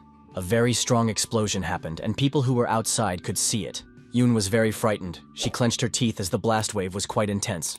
Literally, after a few seconds, she opened her eyes and started thinking about her grandfather's flame. Kang was also very surprised. He looked in front of him with his eyes and mouth wide open. Ha had drops of sweat on her face and began to think about the fact that the old man's flame had not disappeared. She looked at everything that was happening and came to the conclusion that Kang's flame had been stolen. Yoon stood at a loss and watched everything that was happening, and the men stood across from each other. Kang frowned and realized that his powers had been taken control of, and it was clearly a martial art. The young man looked at his opponent and calmly asked if he recognized it now. He added that it was a blood demon technique and ordered everyone to kneel down. Just a few seconds later, the old man and the girl fell to their knees and began to salute the blood demon. Lee looked at them victoriously and declared that he was their master, and added that he was a blood demon. Sweat streamed down Kang's face, and he thought about how the player knew the blood demon art. Lee looked down at the man and asked if he was willing to give him the title of blood demon. The old man kneeled down and remained silent, so our hero clarified why the man was silent. The man raised his head, blanched, and did not know what to answer. He was very nervous, and then said that the current blood demon is already running the sect, and Lee was surprised. The guy clarified if there was already a blood demon, and Kang said without raising his head that it was correct. Iron asked why they were kneeling in front of him then, and the old man tightly pressed his lips together. He then reported that his blood demon art seemed stronger than the current one. Kang noted that he didn't know how he had mastered such an art, and added that it was the symbol of the blood sect and the true mark of a blood demon. Lee held his hand over his head, repeated the man's words, and said that it was terribly funny. The young man raised his head up and noted with a smile on his face that it was now clear to him why the sect was in such a state. The old man raised his head. Drops of sweat were rolling down his face, and he looked at the young man with surprise. The boy looked the man in the eye and said that they had some kind of blood demon. Then he asked Khan what his position in the sect was and waited for an answer. The old man replied that he was the left guard. The guy said that was great, and he should know everything. Iron informed the man to listen to him carefully and stated that the symbol was not a blood demon art. The guy frowned and stared intently in front of him. He was very serious. Kang tightly pressed his lips together and thought about the fact that there was indeed a real blood demon in front of him. He didn't understand how this was possible, but the energy of divine art, this was undeniable proof. The old man and the girl bowed to our hero again and wished him prosperity in unison. Lee asked what was the matter as he couldn't understand what was going on, and Kang informed him that it was a greeting meant to honor the blood demon. The boy sat down on a chair and noticed that it looked ridiculous, and asked him to tell him how things were in the sect. He demanded to narrate everything that could be useful when he would expel the imposter. Kang said that there were only 6 elders in the sect right now, and there was also a right guard. The man looked up and noticed that the current elders wouldn't accept a new blood demon so easily, as it had been about 10 years since the current demon had arrived. Iron asked, what if they just killed all the dissenters? And the old man remarked that some of the sect members were very useful. For example, he was looking for information and dealing with external matters, so they could be extremely useful. He said if the young man orders, he will personally find out from the elders about their intentions. Our hero agreed to such a suggestion, and the left guard reported that everything would be carried out. The man got up and left the room, and the girl continued to kneel in front of the guy, but looked at the young man and did not know what to do. She was at a complete loss. So she began to bow to Lee again and wished eternal prosperity to the true demon, and the latter said that he asked her to stop this. There were a huge number of guards standing outside the blood demon's chambers in Namyangju. Someone knocked and called out to his room. A young man, without turning his head, suggested to come in. It was Ha. She knelt down, lowered her head, and greeted the blood demon. Iron asked what was the matter, and the woman replied that she had come to greet him since morning. He frowned and wondered if Ha had gotten dressed just to say hello. The girl lowered her head, closed her eyes, and replied that that was exactly what happened. Lee waved his hand and told her to stop starting tomorrow and asked what was the point of doing it in the morning. Yoon remarked that she was a priestess who served a demon. But the boy interrupted her, waved his hand and remarked that it would be better if she slept longer. She replied that a priestess should go to bed later and get up before the blood demon. The young man, without turning his head, calmly stated about not going to bed at all. Ha was quiet for a moment and wondered if Iron was joking. He replied that he really wasn't sleeping and told her to rest and finish with these morning greetings. She grabbed her heart with her hand and yelled that she shouldn't sleep then either. Lee got angry and asked if she couldn't hear him at all. He turned his head and stated that he was ordering her not to follow silly formalities and greet him anymore in the morning, and then added that Ha should behave the same way she did in the basement. Yoon spread her arms apart and started making strange noises. The young man asked what was going on with her. He rolled his eyes and noted that she had most likely realized that the blood demon used to be a player. Ha stammered and replied that wasn't the point, and Lee ordered her to stop talking with such a teary voice, and added that the girl should just say what was clear and asked, since it wasn't hard, and she agreed. The guy looked intently at Yoon and asked if there had been any word from the guard. The girl was very nervous. She had drops of sweat on her face and replied that she hadn't heard anything yet. Lee started to get up from the floor and said that his goal was still the same, and Ha clarified what it was. He rubbed his shoulder and asked her what she thought, and without waiting for an answer, he said that he wanted to get rid of that imposter. Ha opened her mouth in surprise, and our hero said that in this world the strongest wins, and as soon as he shows that he is stronger, everything will fall into place.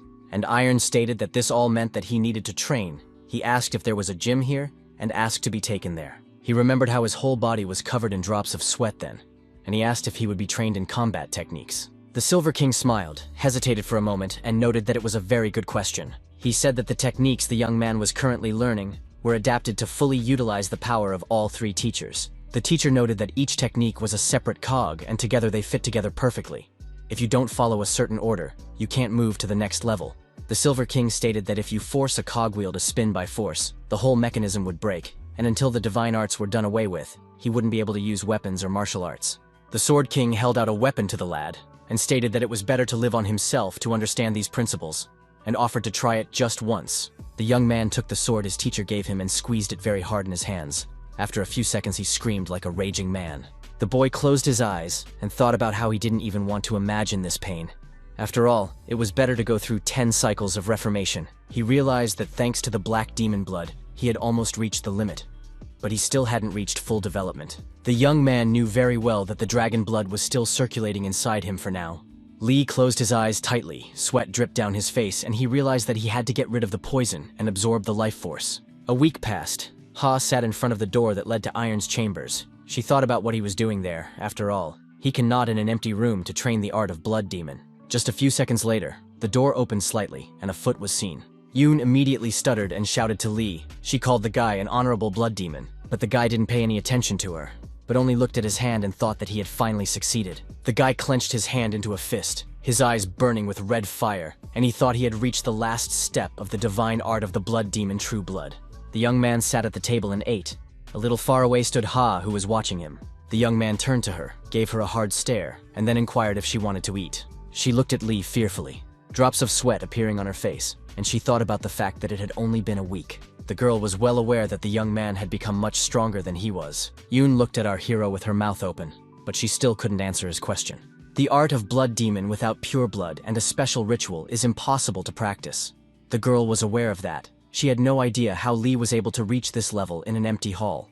Iron again asked if the girl would eat or not, but she was thinking about something else. After a while, she said that next time she would cook it herself, but more. The boy said that it was not necessary, and there was nothing difficult, and asked again if she would eat now. Suddenly, Iron looked away and said he wasn't going to be wary of those weaker than him, and asked if the boys would eat with him. Ha opened her eyes and mouth wide. She was very much surprised and thought about Lee noticing the Black Shadow Squad. The girl knew very well that there were elite guards who were personally trained by the yeoman once. In terms of stealth, they were Muram's famous ghost assassins. Yoon thought about it, and drops of sweat ran down her face. Lee waved his hand, and the girl couldn't understand how the guy noticed them. He turned to the guards, asking what they were waiting for, and offered to come in quickly. After a while, our hero closed his eyes and thought about the fact that this is real blood, and it's not a bad feeling. The young man thought about the fact that he had almost completely absorbed the blood of the black dragon. Now he needed to purify it, perfecting it to the true blood circulating within him. After a while, Lee wiped himself with a towel and thought about the fact that he was running out of time. And to shorten it, he needed to seize control of the blood sect first. Ha stirred something in a bowl, and with a smile on her face, she informed the young man that the food was ready. Lee looked at the plate and noticed that he had talked about dealing with the food himself. but she noted that she couldn't let the blood demon prepare the food on his own. Our hero pointed at the food with his hand and wondered if Yoon had put too much spice in it. She fell to her knees, thought that it should taste better, and said that she had committed a terrible sin and would owe her life. Iron asked her to stop, and staring intently before her, Ha called out to the young man, and he calmly stated that they had guests, and his pupils narrowed very much out of anger. The guards immediately reached their hands to their weapons and told the newcomer that he would not pass. The man frowned after these words and questioned why he would not go where he wanted to go. The man then leaned on his huge sword and asked if they knew who was in front of them. And it was the third elder, the cold-blooded Taoist master, Han Do-baek. The guards had drops of sweat on their faces and replied that they knew the elder perfectly well. He frowned very heavily, surprised that they nevertheless refused to let him pass. One of the guards clenched his teeth, sweat dripping down his face, and he remarked that this was the order of the left guard, and added that no one could enter without permission. The foreman was very angry at these words, and raised his huge sword upwards. The guard immediately reached for the weapon and told the intruder that it was not his fault, but the man didn't want to listen to anything at all. He stared intently in front of him and stated that he was warning for the last time. He pointed his sword at one of the men and told him to move away. Now and then, he would turn a blind eye to their rudeness. The elder's eyes burned with hatred, and he glared at the guards and waited for their decision. But those were not going to comply. One of them drew his sword, and the other began to reach for it. Han Do-baek swung and shouted that this was how a follower of a blood sect should behave. The guard became very nervous. He frowned and thought about when the master had time. Someone started calling the man's name, as suddenly Ha was in front of the sword right in front of him. She had her lips tightly pressed together. Drops of sweat were pouring down her face, and she was staring intently at the matron. The elder was very much surprised, frowned, and asked what this recklessness was. Ha shouted what the yeoman was doing, and noted that the left guard didn't give permission.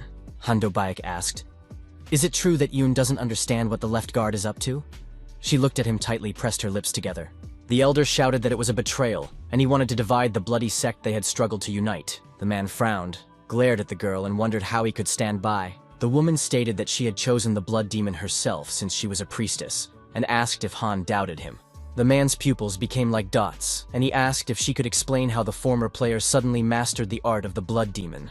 He lowered his head and noticed that there are always imposters appearing who pretend to be blood demons. So he asked Ha, what if the new blood demon is a spy from the heavenly clan? Han remarked that if the guy is really a blood demon, the law doesn't allow two lords at once. The girl listened intently, droplets of sweat dripping down her face as she listened to the fact that at this rate, she, him, and the left guard would be found guilty of treason.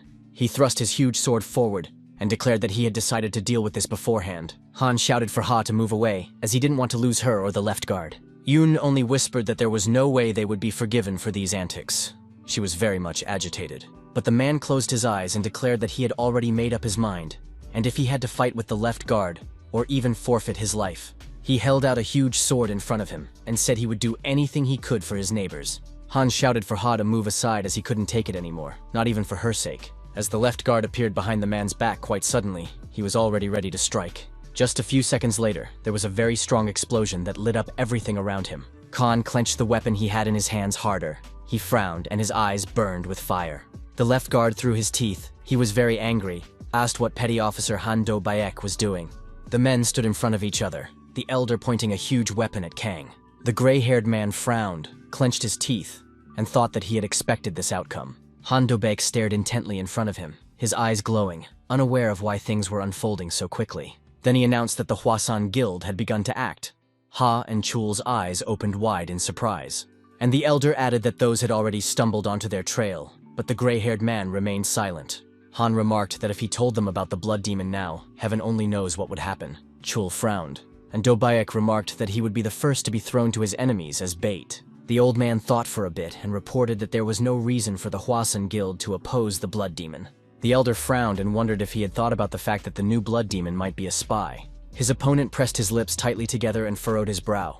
His pupils became like dots, and his eyes burned with fire. Chul folded his hands into fists, his eyes burning with fire, and the man shouted with all his might that this was nonsense, and then shouted, "Did Han mean to say that he was unable to recognize the true art of a blood demon?" The elder remarked that Han was well aware that the heavenly cult had studied the blood demon art for years, and noted that the impostor had managed to achieve such a level of skill. Chul's pupils became like dots. The old man was very much pissed off and shouted that it was enough to argue with him. But Han didn't stop.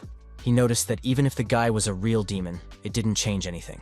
He pointed his sword at the gray-haired man and remarked that our hero was seeking to split the blood sect, and then minted that the surest step would be to just kill him. They have no other way. Chul was very angry. He folded his hands into fists and shouted that Han had finally crossed the line. He put the huge sword on his shoulder and asked how he could stand by when his comrade was willingly getting in the way. The gray-haired man frowned again and shouted that he would cut off his limbs and beg the blood demon for forgiveness. Han's eyes burned with hatred and he frowned and asked if Kang could finish him off right away. And the men threw themselves at each other. They were very furious, each defending their position. Then the young man's voice sounded and asked them to stop. In another minute, they would have killed each other. Han frowned, his eyes burning with fear as he felt someone behind him. Chul was covered in drops of sweat and frowned. He saw the blood demon and called out to him. The old man immediately fell to his knees and began to beat bows and greeted the young man. The elder was also covered in drops of sweat.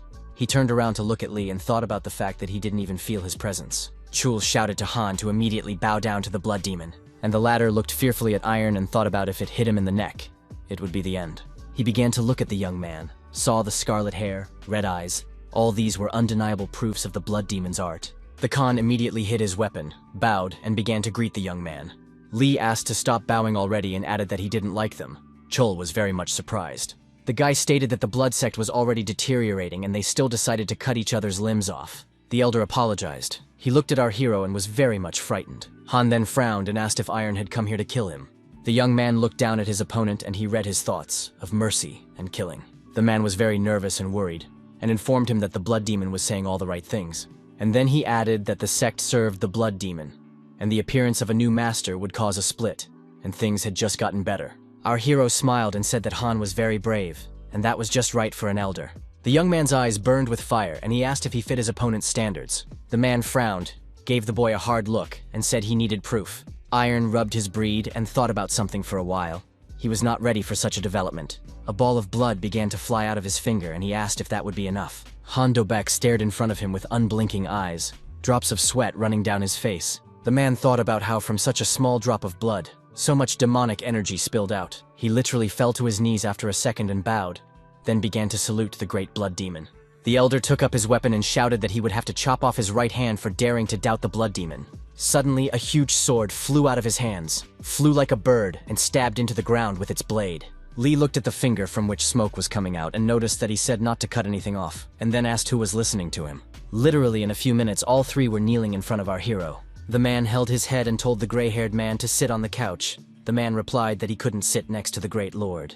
He frowned and looked at the guy from under his gray eyebrows, and Lee replied to do as he wished. The young man propped his head up with his hand, and Chul thought about the vague feeling he had that Lee had become even stronger in just a week.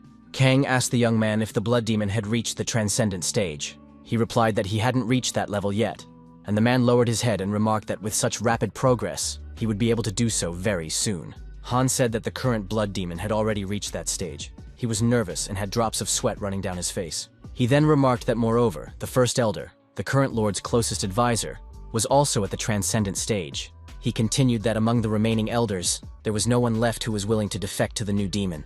And then the priestess spoke. She said that there was only one way out. She said that if the lord was evolving faster than expected, he should quickly reach the transcendent stage and personally slay the current blood demon. Yoon said that in that case, even the elders would have no choice but to switch to Lee's side. The latter asked how long it would take to reach that stage. He then said that he wasn't sure if he could even reach it. The girl stammered that there was no such thing. Iron asked Ha if she thought they would just sit back and watch. He looked at the men and said the same question to the third petty officer. The guy noticed that everyone in the sect most likely knew about him now, hence the rush to attack him. Chul began to bang his head on the floor with terrible force and asked the young man for forgiveness. He said that he thought the fourth elder would be willing to switch sides, but he had already sworn an oath to the current master. Iron ordered the gray-haired man to stop bemoaning such a matter, and everyone looked at him in surprise. The guy's eyes lit up with blood fire, and he calmly said that it was about time to overthrow the blood demon. If you enter the portal, you will most likely fall into an unknown land full of monsters. But if you enter a dungeon, then you will definitely enter a completely different world. Many years ago, the world first learned of the existence of dungeons. People were quite frightened. Through a huge number of rifts, monsters began to fall, but humanity was saved. Players could not just leave it like that, so they were ready to fight strong monsters. And a little later, super players began to appear among the inhabitants of the earth. By the way, they were not so many. They could not cope with the inhabitants of the captured worlds that fought with mysterious creatures for many centuries. Eventually, the world survived their invasion, with Murim controlling Asia at the time, Ihart ruling the West. These forces were able to divide the entire world into several spheres of influence. They were able to come to an agreement. Mural, coming from mostly South Korean territory, made sure that the bloody sect was carefully hidden from view. Ha, along with the man, approached the huge doors of the building. There they stopped. Lee asked if the structure even fit into the existing landscape. He also wondered if this door had always been there. Yoon remarked that she thought the door on the way to the blood demon should stand out, and the young man wondered if she had tried to hide the entrance even a little. The girl replied if someone made it to the door, then they had overcome all the traps and magical barriers, and there was nothing to hide. She added that it was safe to say he was the only one who had made it this far. Ha stared at the young man and asked if this was his first time in the world of Murim. Our hero calmly informed that he had been to this world before. This answer surprised the girl. Yoon remarked that she had expected this from the blood demon and added that he was an excellent player. Lee lowered his head and said that if he had lived like he always did, he would have never made it here. The girl wanted to ask the young man something. He told her to forget everything and demanded she open the door. She agreed and walked up to the huge, beautiful doors. The priestess began to apply her skills. The men stood a little aside and watched everything carefully. Just a few minutes later, the door opened and illuminated everyone present with a bright light. Yoon held her hand up, smiled, and motioned for the blood demon to step forward. She announced that this was the Blood King's fortress, and Iron was very much surprised. He began to look around, and then after a while he noticed that an interesting sight had opened up in front of him. Lee spoke of how he had heard that things were not going well, but he had not thought of it being that bad. The gray-haired man covered himself with drops of sweat, closed his eyes, clenched his teeth, and then began to apologize. Our hero didn't say anything to him, only inquired about what had brought the fortress to such a state. Ha was also very nervous, and said that few people know that Murim is part of the destroyed world. The girl was silent for a while and then added that this world needs to be constantly maintained by the monster's magic stones. Yoon noticed that the Blood King's fortress is big compared to other parts of the Murim world. Lee interrupted her and asked if it absorbs a lot. The guy then remarked that it was now clear to him why the sect was so desperate for followers. He asked if the guild wasn't part of a huge corporation and why not collect more magic stones. Chul came closer and said that it wasn't worth attracting too much attention, and pointed out, if the Hwasun Guild were to find out about the current state of the Blood King fortress, the heavens alone would know the outcome. Un spread her hands apart, and remarked that this was one of the reasons, but the elders had also forbidden hunting monsters in portals. The young man listened to the information carefully, and asked what kind of nonsense that was. Ha replied that the elders said that it would be against the laws if the followers of the Great Blood Demon hunted ordinary monsters. Lee put his hand on his head, sighed heavily, and remarked that he was going to have to do a good job. He asked Han if he was in favor of all this. The latter reported that he had always been against it and had even founded a guild to continue following the plan. Just as suddenly the young men heard someone inform them that they had arrived, and those turned their heads. A tall man surrounded by guards announced that he had been waiting for them for a long time. Ha looked intently in front of her and thought about the fact that these were the Blood Swordsmen, the Blood Lord squad. The captain of the Black Swordsmen, Jung Ji-soo, said that they had been ordered to escort them and asked them to follow them. Yoon bare her sword, pointed it at the men and asked if they were going to take them away by force. Jung Ji-soo stared intently in front of him and replied that they were only following the Lord's orders. Kang clenched his hand into a fist and asked if they thought he would go willingly. The captain of the Black Swordsmen frowned, closed his eyes, and stated that they didn't come to fight. He then began to bare his sword and said that there was nothing to be done about the situation. Yoon frowned and clenched her sword tighter, and the men behind her became wary. The Blood Swordsmen frowned and stared at their opponents, tension in the air. As suddenly the silence was broken by our hero, he calmly said that it was necessary to pass with the swordsmen, and added, since they had come all this way to accompany him, he would also go. The young man began to walk forward and told them not to be afraid, but to follow the bloody swordsman. After a certain amount of time, everyone was in the Blood King's fortress, in the throne room. Chul stood behind Lee's back and thought about the fact that there was most likely an end to solitary training. The gray-haired man was dousing himself with drops of sweat, and thinking about how the guy was much stronger than he was before. The man turned to him. He stated that he could not believe the fact that he had gone up against the Bloodlord. He asked how the left guard, the closest person to the Lord, could do such a thing. Kang frowned, his face covered in drops of sweat, and he replied that he had faced a true blood demon. His opponent's eyes lit up with red fire. He frowned and was very surprised. The men got angry and started shouting what kind of ignorance and nonsense Chul was talking about. The blood demon scratched his beard and remarked that this was all astonishing. He wondered if there was another blood demon besides him. The men who were standing near him were very much surprised. They didn't know what to ask. But he smiled and said that it was about time, for he had perfected the art of the blood demon. He laughed, his eyes burning with fire, and he declared that absorbing our hero's power would allow him to ascend to Blood God. Han and Kang were covered in drops of sweat, their pupils narrowed. They were very much frightened. The servants of the Bloodlord said with a smile that he was very wise. One of them wanted to add something, but our hero calmly interrupted him and said that it was all nonsense. Iron was calm as a boa constrictor. The men began to stare intently in front of them. The room became very quiet.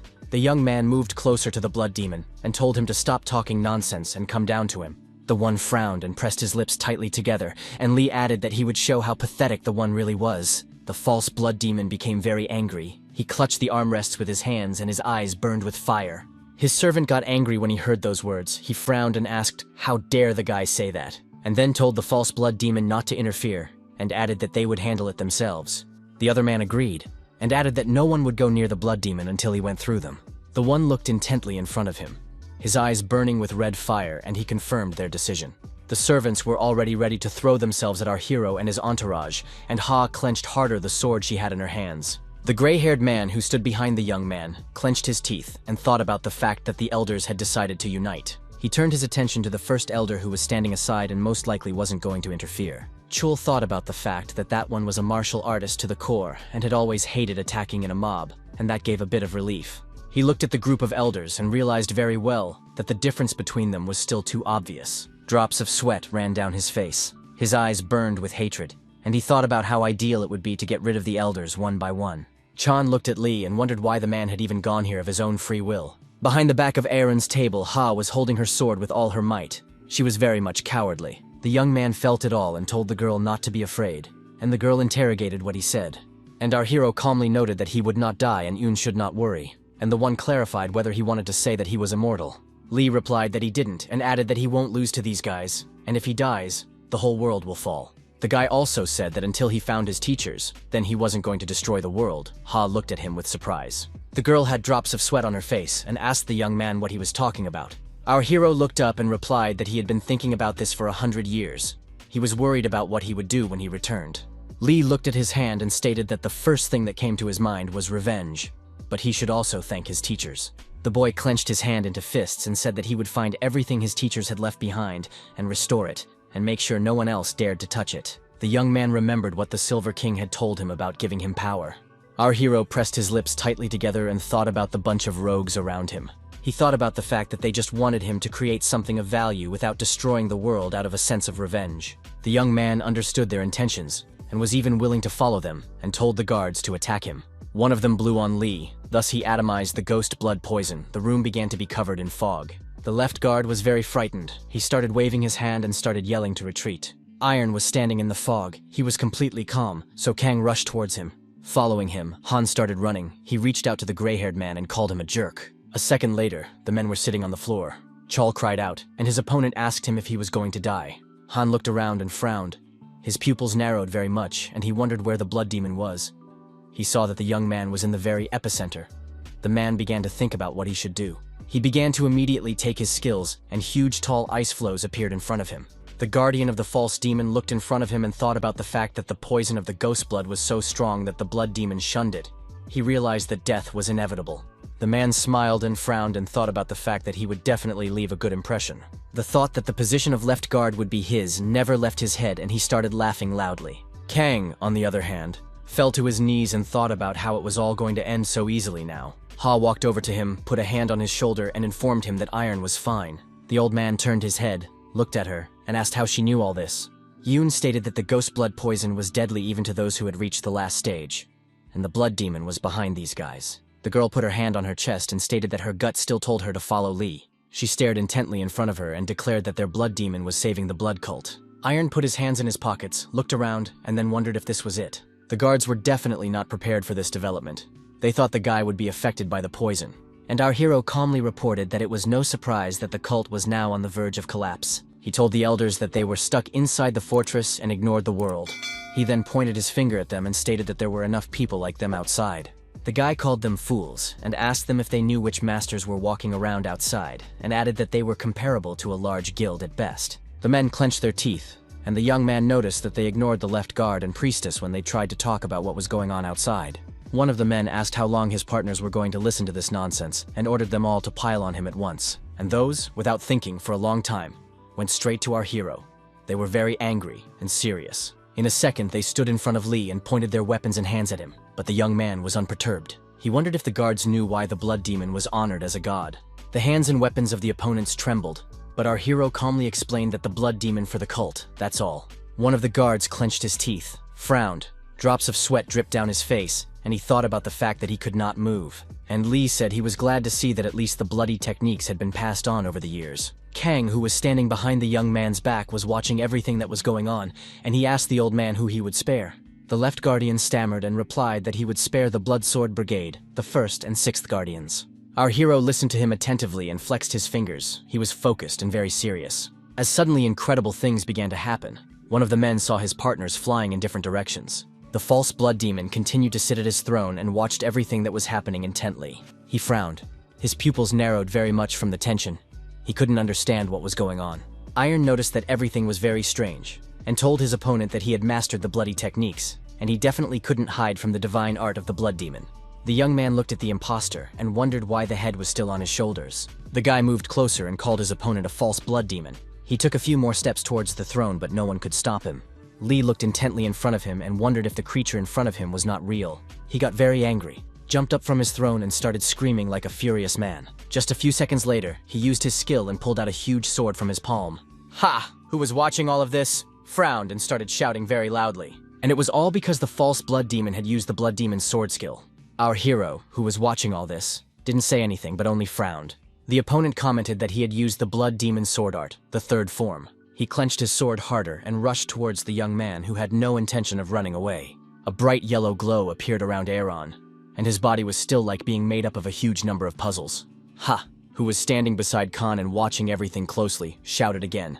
The false demon frowned and declared to Lee that he would rip him to pieces and only leave a scarlet lake of blood. He looked carefully in front of him, and our hero used a special skill to keep himself safe. He was in the middle of a huge ball and added that in front of him was an ordinary piece of shit. The false demon got very angry. He frowned and asked what the guy said. The young man looked at his opponent and asked if it was a bloody sword art, and added that his teacher didn't create anything like that.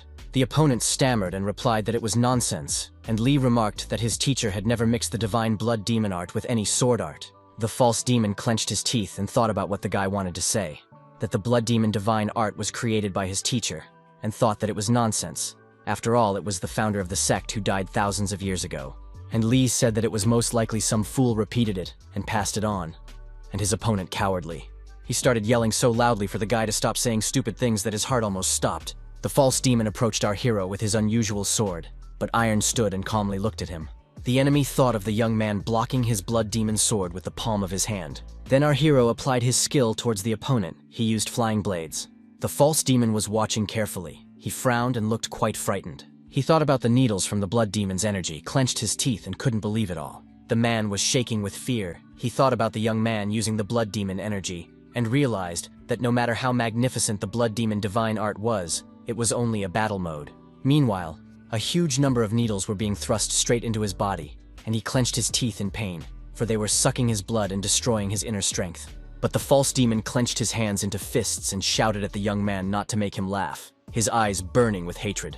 Ha stood to the side, watching everything that was happening, and thought about the fact that he had repelled the blow. The false demon was screaming so much that saliva was flying in different directions. He claimed that it was all just tricks and manipulations, and he had never heard of such a skill. He raised the unusual sword he still held in his hand and screamed that it had poison on it, and then shouted even louder that he was the true blood demon, and everything else was lies. Our hero clenched his teeth tightly and watched intently. The false demon used the blood demon sword art, 6th form and blood dragon fury. Ha and Kang, who were standing nearby and continued to watch everything, became very tense. The false demon pointed his huge sword at the young man and shouted for him to die. Iron calmly watched the fire dragon approach him, but he wasn't even going to run away. He calmly replied that he would play by his opponent's rules, since he wanted it that way. A scarlet ball appeared from the young man's palm, and he said that he would have fun since that's what the false demon wanted. After a while, a small serpent or dragon also formed from the scarlet ball, and the young man calmly released it towards his opponent and watched him. The latter began to laugh as if furious, and said that it was a pathetic worm, and asked if that was all Lee was capable of, and added that it was an annoyance, and then yelled again that he would destroy the guy, and the two dragons were in front of each other. Literally a few seconds later, the huge dragon began to devour the serpent of our hero, as suddenly, quite unexpectedly, There was a very strong explosion. Debris, dust, and dirt flew in different directions. Chul and Ha, who were nearby, barely had time to cover themselves with their hands and started coughing. When the dust cleared a little, they could see two silhouettes that stood opposite each other. The imposter started coughing very hard, and then fell to his knees in front of our hero. He frowned, for when their energies collided, he felt something unreal. The man looked at Lee and realized that he had reached an extreme level of the demon realm. And after all, he was sure that his level was higher. The young man asked the imposter, who clenched his teeth in anger, if he was the youngest in the cult. He added that he was just a jerk for appearing out of nowhere with the divine art of a blood demon and suddenly taking the throne, and said that he found it hard to believe that people had elevated him to cult leader. Our hero became suspicious of something and noticed that his opponent hadn't even mastered the blood art. The red-haired man frowned, and Iron asked him if he was on the side of the heavenly sect. The guy didn't hear the answer and noted that he was probably right and added that he had a lot of questions. The false demon was shaking, but the young man calmly informed him that he would not kill him, as he needed him alive. The opponent began to paddle the ground with his hands and asked if he really wouldn't kill him. Literally in a second, he changed his face. His eyes burned with the fire of hatred, and he began to shout like a furious man. Our hero was carefully watching everything that was happening. He began to guess about something. Ha, who was standing to the side and watching everything, shouted that it was impossible. The people who came along with the young man were very much distressed. They looked at the man in front of them and said in unison that it was a blood god. Lee asked if it was a blood god. He was quiet for a while and added that it couldn't be. He looked in front of him and noticed it was a backward flow of blood, a desperate last struggle. The false demon frowned and began to shout that he would devour his opponent and become a blood god. The young man gave him a hard look and told him to try it if he could. The opponent rushed towards our hero. He shouted with all his might for him to shut up. He was already a few centimeters away from the guy, clenched his teeth with anger and began to pull his clawed hands towards him.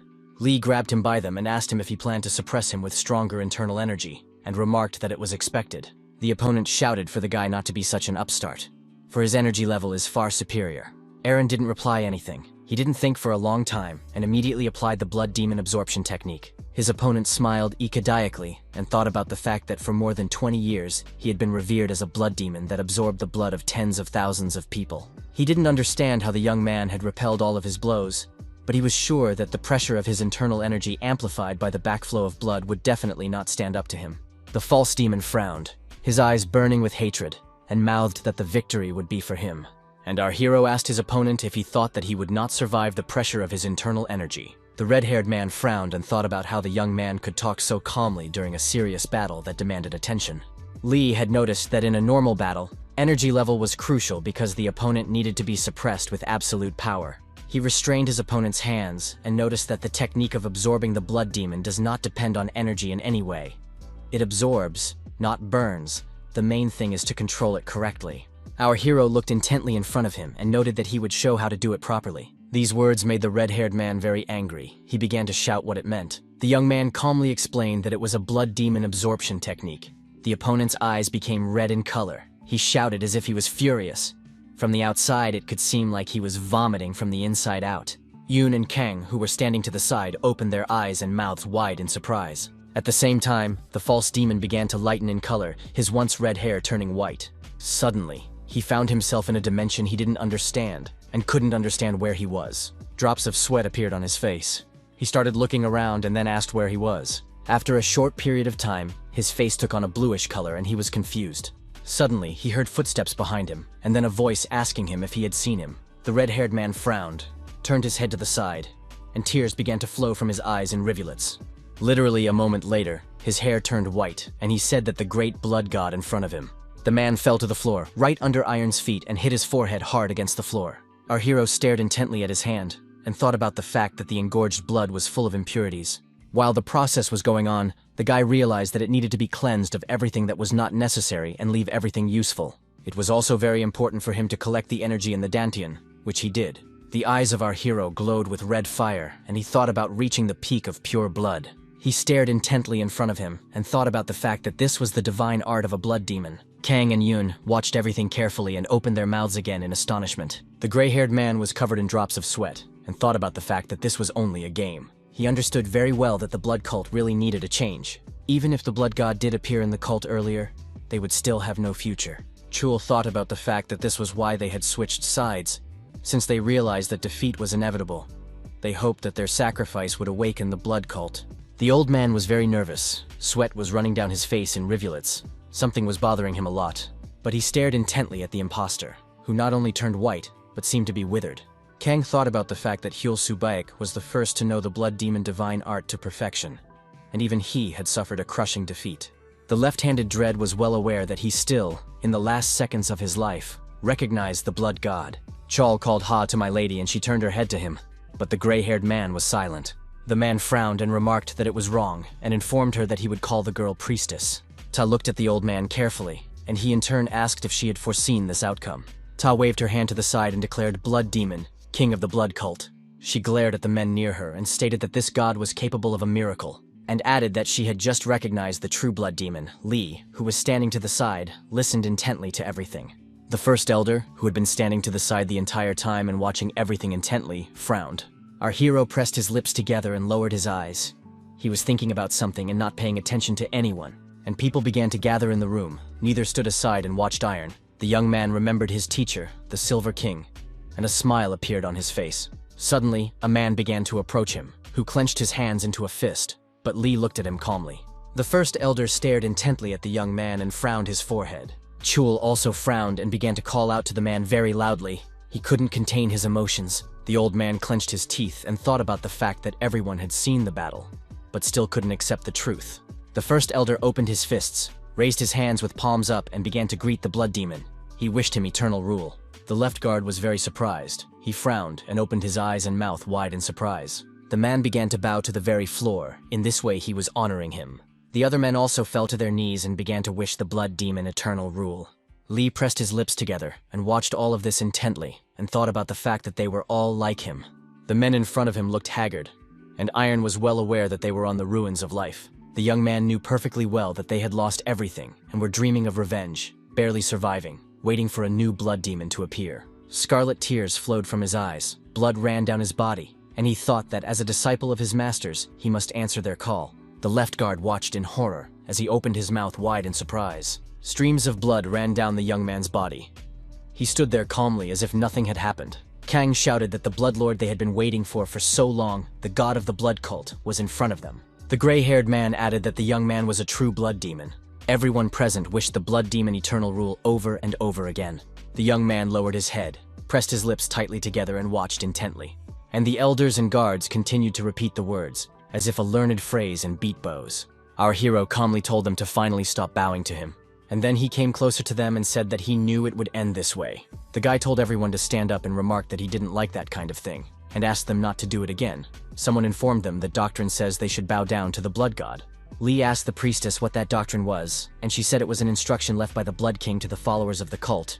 In other words, a set of rules. Iron asked if he himself could determine how his subordinates should behave. The first guard said, if it is presented that way, he will obey. The imposter, who was lying on the floor, suddenly began to move, and Han saw this.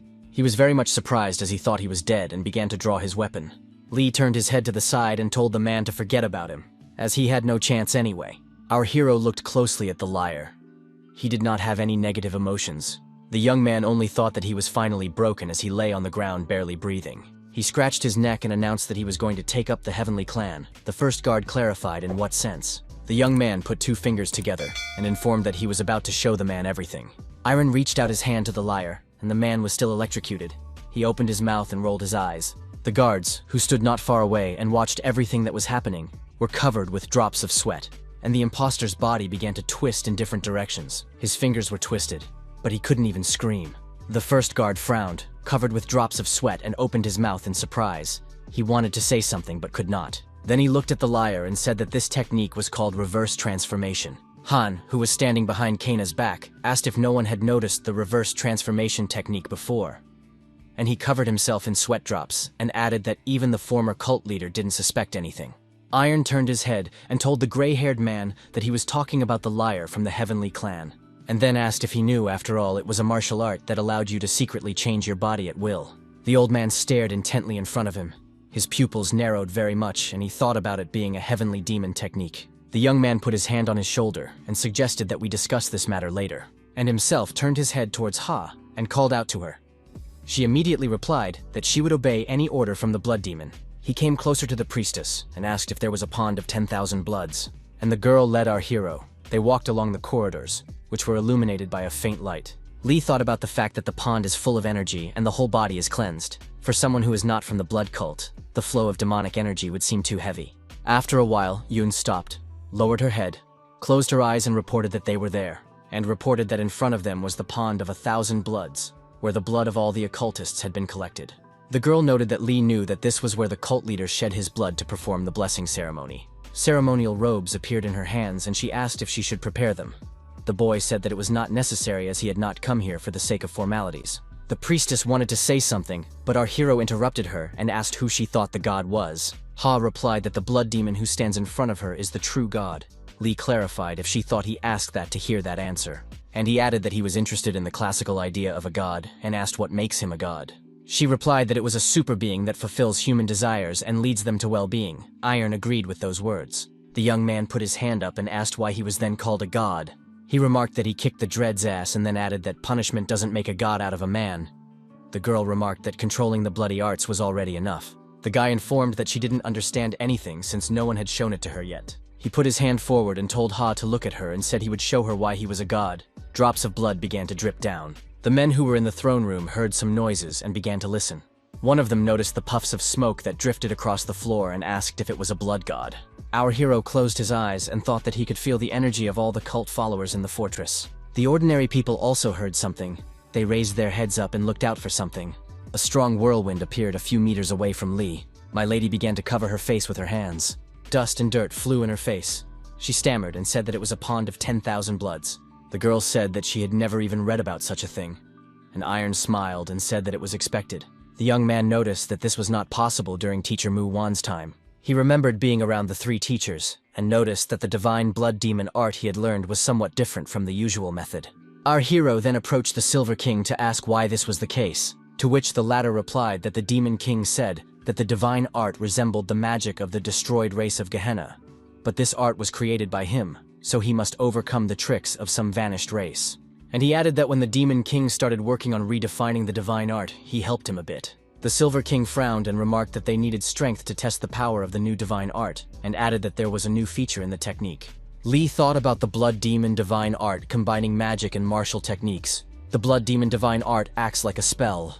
The guy said, if a god has the power to punish, he should also give blessings, otherwise it's not a god at all. Our hero clenched his hand into a fist and put it forward, and the crunch of bones was heard. A few meters away from the young man there was a bright glow, my lady, who was watching everything, covered her eyes with her hands. The wind fluttered the girl's hair. She closed her eyes tightly and covered her face with her hands. The young man stood calmly in front of the bloody lake. He simply stretched his arm forward. Milady opened her mouth wide and stared upwards. She was very much surprised. After she recovered a little, Yoon asked Lee what was going on. She didn't hear the answer, and quite suddenly fell to her knees. Ha was very much surprised. The girl from surprise opened her eyes wide, the pupils of which narrowed greatly, and thought a shiver went through her entire body. The guy did not turn to her, but only calmly told her not to worry. Our hero noticed that when my lady woke up, she would feel differently. The girl was lying in a huge room on the floor, and an air vortex was swirling around her. The people who were outside also fell, and every last one of them fell into a sweet sleep. Our hero sat on his throne, looked at his opponent, and then asked him if he liked it. The men closed their eyes, and the guy asked them how they felt. Already better. Those fell to their knees, and began to beat bows and thank the blood demon for his immense mercy.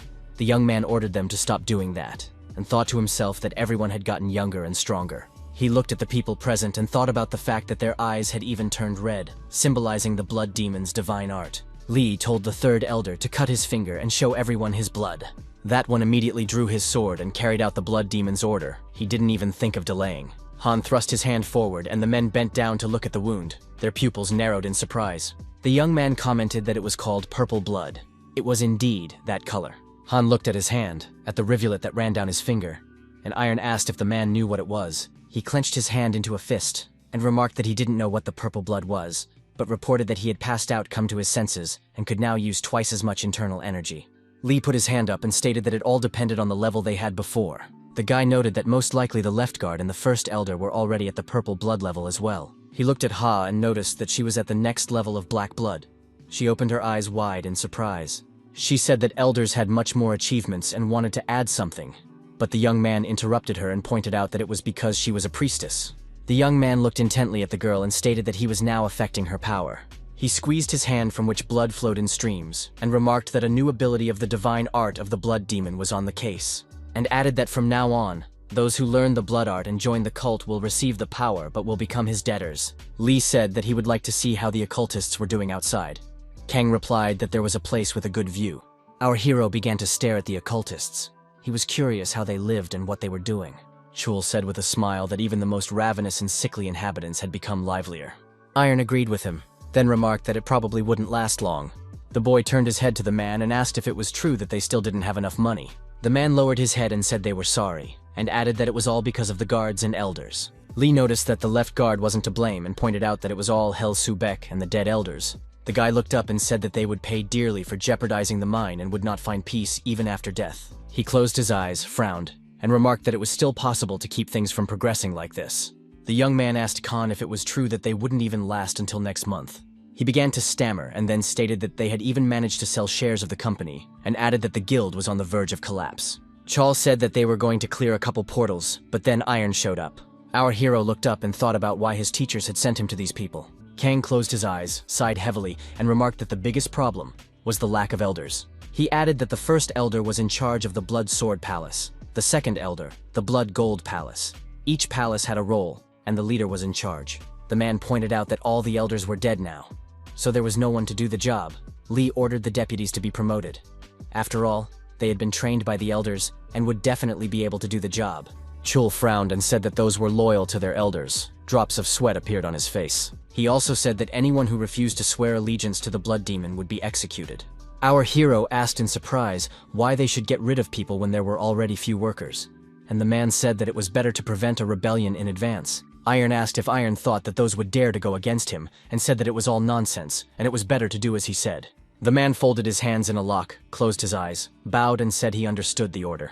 When Kang straightened up, the young man put his finger up and stated that he wanted to tell him something. After a few seconds, he stated that Chul would become the cult leader. The man turned red with surprise. Lee repeated that the man would become the cult leader. The man frowned and began to say something non-dickish. The boy explained that the cult leader was not a blood demon, but that no one had ever been able to take on such responsibility, and added that it was necessary to separate the role of God from the leader. The boy said that the corporation was falling apart, but it had no future anyway, and added that Khan had kept the company afloat for decades. The young man also remarked that the man cared about the blood cult, and the man looked at him with surprise. Iron noted that he understood what was going on, both outside and inside the fortress. Our hero was silent for a moment and remarked that Khan should be the leader of the cult. The elders folded their hands in front of them, bowed, and informed them that everything would be as the blood demon said. The young man stepped closer to Chal and looked at the man intently, and then added that it was he, the left guardian, who would be the leader of the blood cult from now on. Kang got down on one knee in front of Lee and said that he would prove himself worthy to bear such responsibility. Our hero put his hands on his shoulders and said that he even sounded like a real leader, and was saying exactly what he wanted to hear.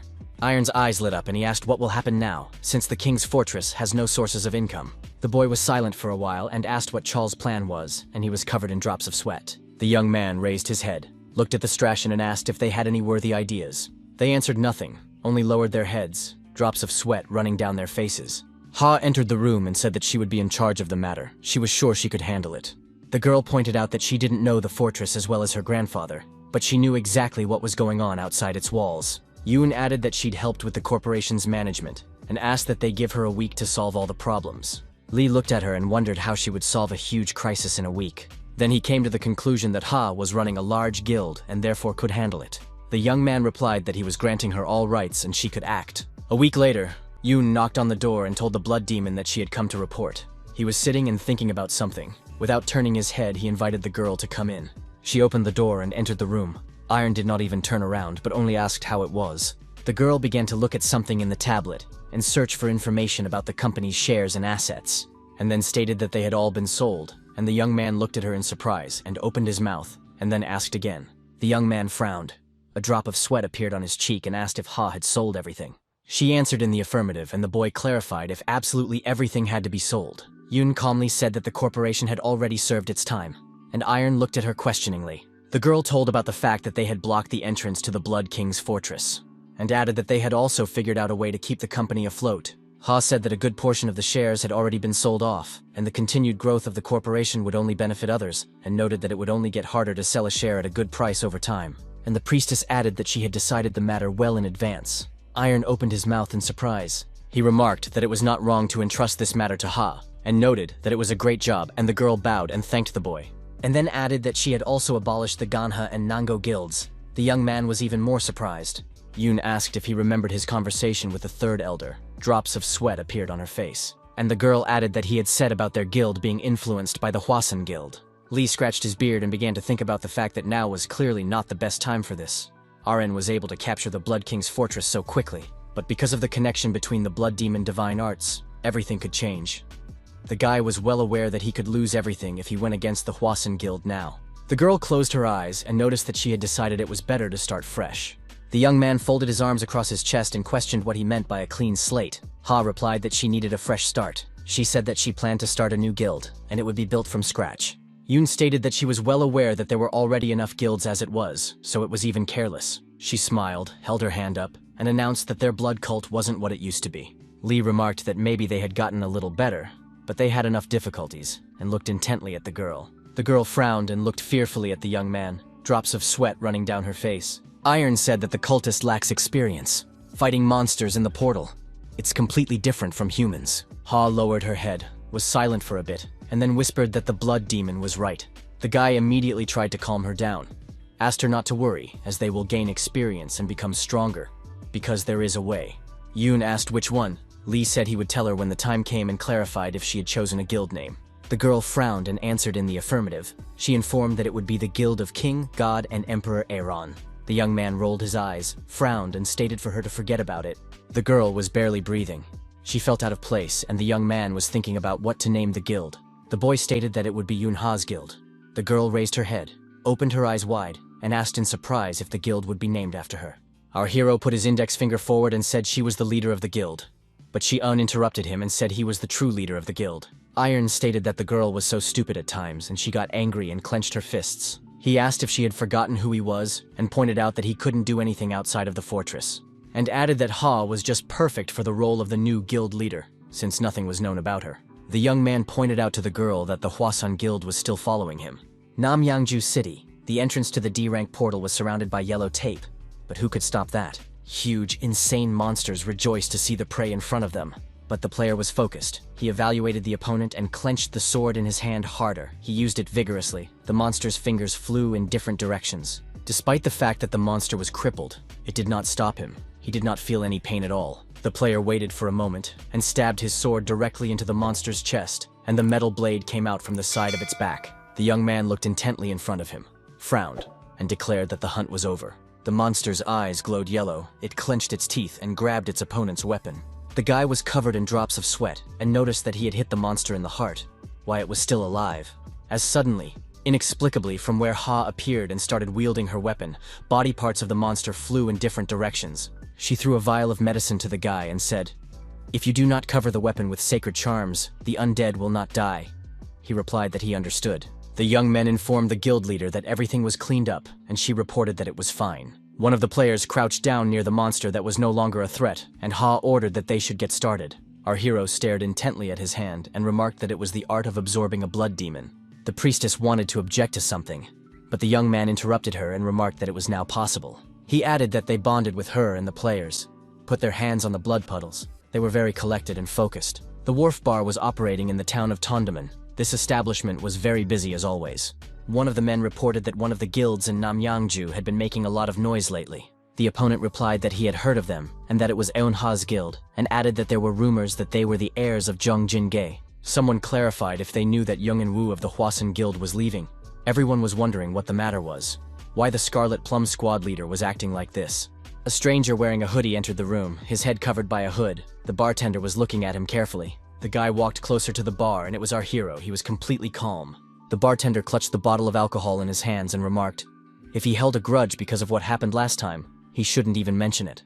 He began to pour whiskey into a glass and wondered if it wasn't a common thing for a place like this. Our hero lowered his head and looked at the glass, which the bartender put on the bar. Literally in a second, Lee grabbed it, drank it, and put it back, and the man asked if the guy had joined the clan. Without waiting for an answer, he noted that the blood market was on good terms with the blood cult.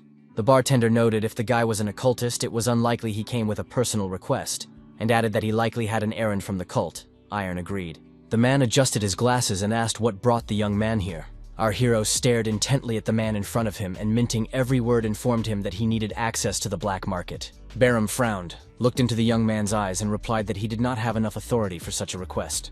Iron didn't say anything back. He just pulled an interesting piece of jewelry out of his pocket and tossed it on the bar. The man folded his arms across his chest and began to look very carefully at the object that lay before him.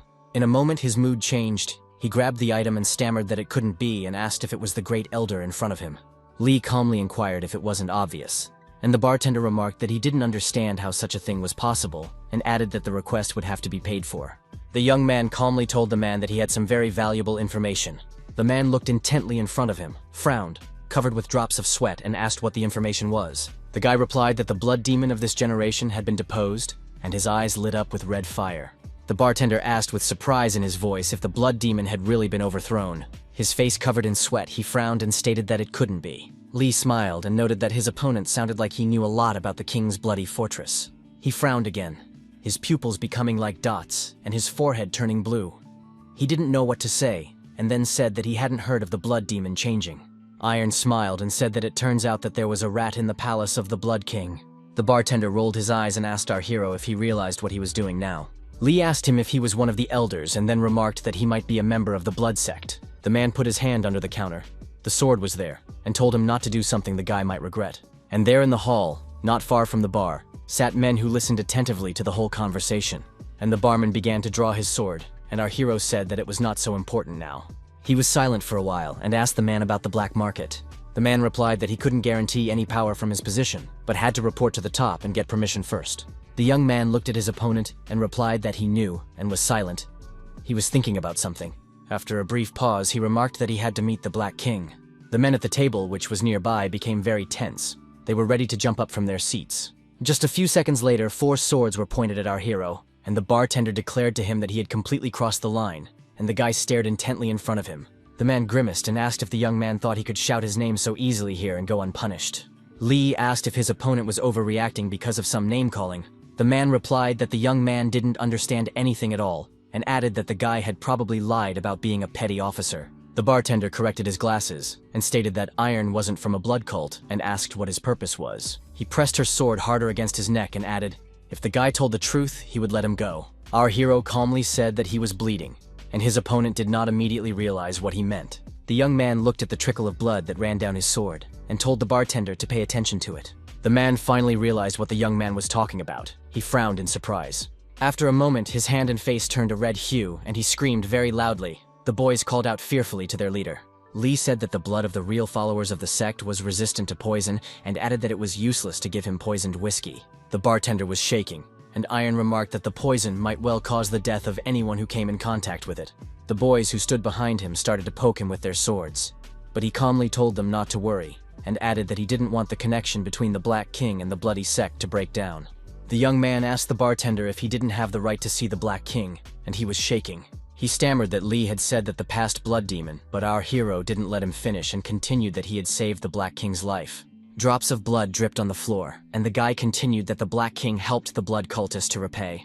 The guys who never lowered their swords stared intently in front of them, sweat droplets running down their faces as they were frightened. They were guessing something, and Iron turned his head and declared that he was the blood demon. The bartender stared intently in front of him, dousing himself with drops of sweat and thinking that this couldn't be happening. He opened his mouth in surprise and knew full well that the guy had a right to be greeted, and someone's voice said to lead Lee to him. The young man turned his head to the side, smiled, and wondered if he had been watching them all this time. The bartender pressed his lips tightly together, frowned, and thought about the fact that somewhere off to the side was the king himself. Our hero calmly used his power, and the boys looked at it all in wonder. The bartender lowered his head, looked confused, and the young man ordered him to lead the way. And they went to the Black King, passing the young men who had come to the disco. We also saw teenagers dancing to mischievous music and saw no one around. Our hero looked around and after a while noted that it was very noisy. The bartender turned his head to his opponent and thought about what he was worried about because he was a blood demon. Our hero stared intently at the man who was thinking about the fact that he was simply the ruler of the fallen world. The bartender had a whole swarm of thoughts in his head and thought about the fact that the young man was a nobody to the king who ruled darkness over the entire continent. Drops of sweat were running down the man's face in rivers, and he was worried about why the boy wanted to see the king in person. After a while, they stopped near the doors. which were guarded by two big men. One of their guards put his hand forward to stop them, and the bartender frowned. The guard looked intently in front of him and said they weren't getting through and frowned. The bartender spread his arms out to the sides and stated that he was thinking that he couldn't go any further. He turned around, fixed his glasses and wished our hero good luck, then started to walk away. The guards looked at each other, but said nothing. They understood each other without words. One of them put a card at the door and informed the young man to follow him. Lee followed the guard and thought about how the man was so strong, it was even ridiculous that he was guarding the doors here. Our hero turned his head to consider the people in the bar. He immediately realized that most of them were high-ranking members of a black sect. The guard, on the other hand, stopped near the stairs where guards stood to the left and right. The young man began to climb up. No one was escorting him now, but he wasn't even in a hurry. After a few seconds, he opened the door and entered the room. He began to look around. Iron was quietly looking at what was in the room. He thought someone would come out to him. Suddenly, a man approached him and remarked that he didn't mean to scare him and apologized. He smiled and said that he was a particularly important person here, so his security was particularly strong.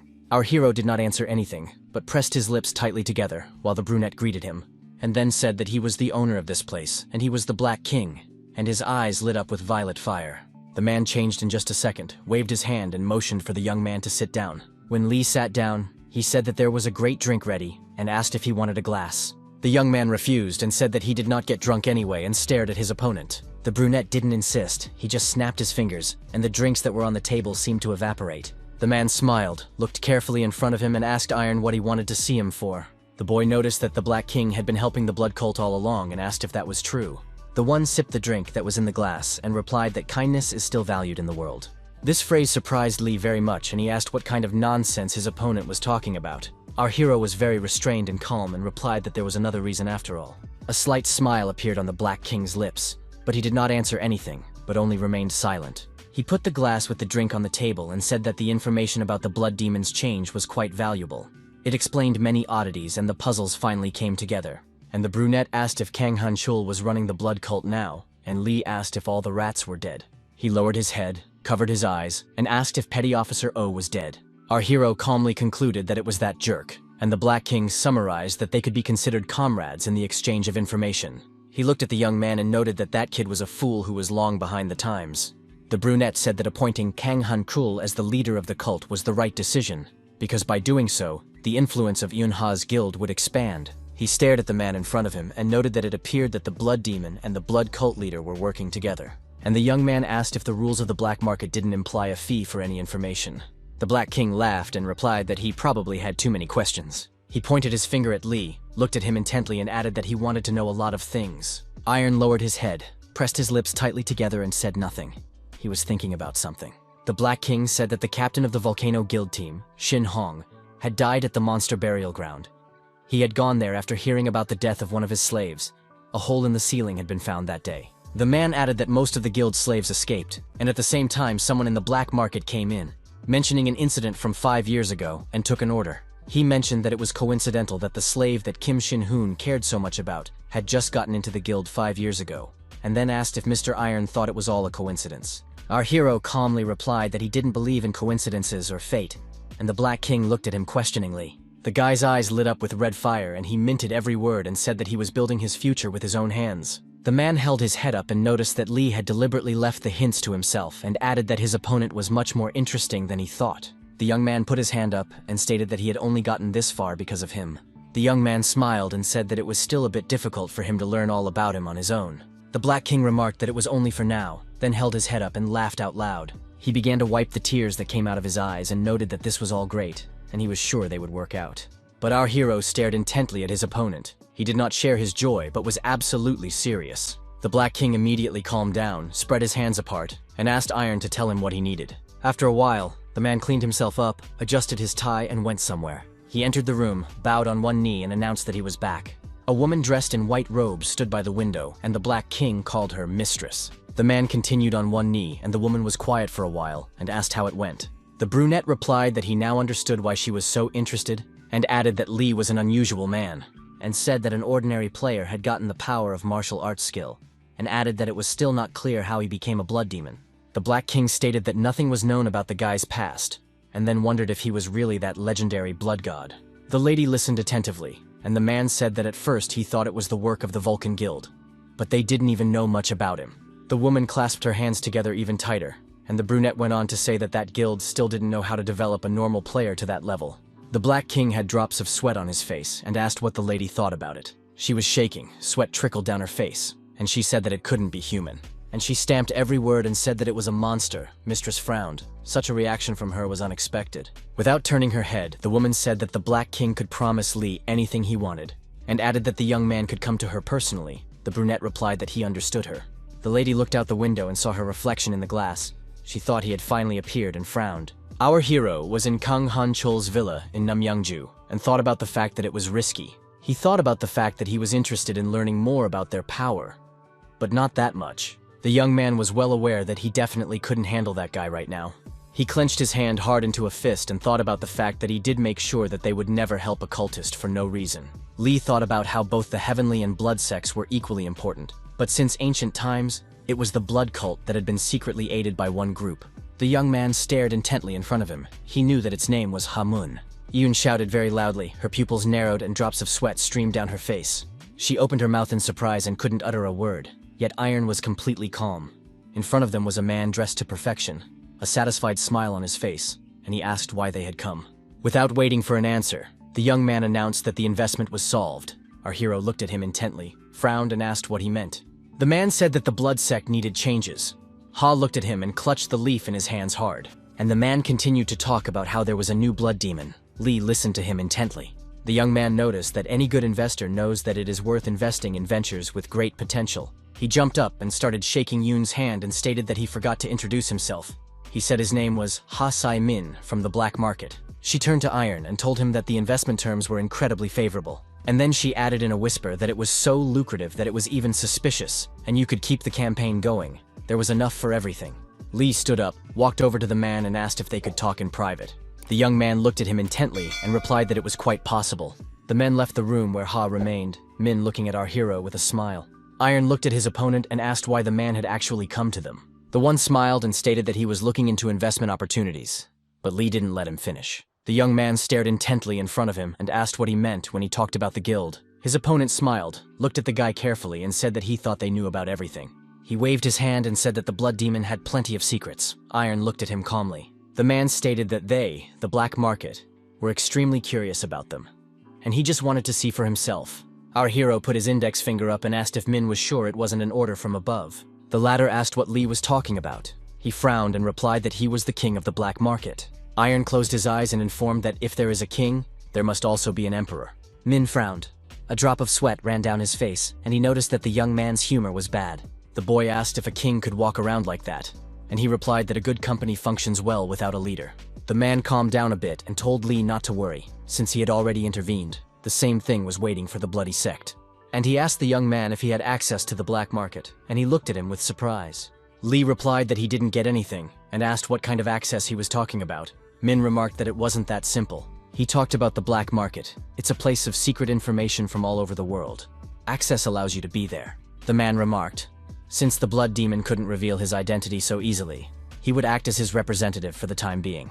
The young man folded his hands into a lock and inquired about the search and glared at his opponent. The man raised his index finger up, covered his eyes and replied that he was just about to say something about it. The man was silent for a moment and then stated that the mage would find it. The room became very quiet. Lee put his head down on his hands, frowned, pressed his lips tightly together and thought about something. He thought of Bondeno. That young man was just like him. Iron was silent and said nothing. But our hero really thought about the fact that that man was long dead. This information shocked him. Min, on the other hand, took out a cell phone and said that there was some problem. He slid the smartphone towards the young man and said that the photo was the Bondeno dungeon. The young man began to stare intently at the screen, and his opponent noticed that the location of the Armo had been revealed. Min revealed that there was a dungeon on Ganghwa Island, which was the territory of the Hainem Guild. In front of the stone monster stood the young men, each thinking about something different. Suddenly, the eldest among them ordered everyone to gather. The men all turned to him. He said that he was happy to welcome everyone, and noted that his name was Yuk Sagul, and he was the elder of the Hainem Guild. One of the players present was very surprised, and another called him a lightning sword. Other men began to greet the elder, and someone said that if he was here, things would get easier. The two boys who were standing to the side talked about being annoyed by Yuk Sagul. As he walked up to them, clasped his eyes and smiled, the guy who was wiping his sword started to sweat. He began to shake with fear, mumbled something, and wondered if Yuk had been eavesdropping on them for a long time. The Henam Guild elder didn't say a word, didn't ask a single question. He just folded his hand into a fist. And then he punched the young man with all his might, and he screamed in pain. He started spitting blood. The young man kneeled in front of the elder and did not even want to get up, but he clenched his hand into a fist. Yuk Sagul's eyes were glowing with fire. He frowned and retorted that the guy in front of him was a worm.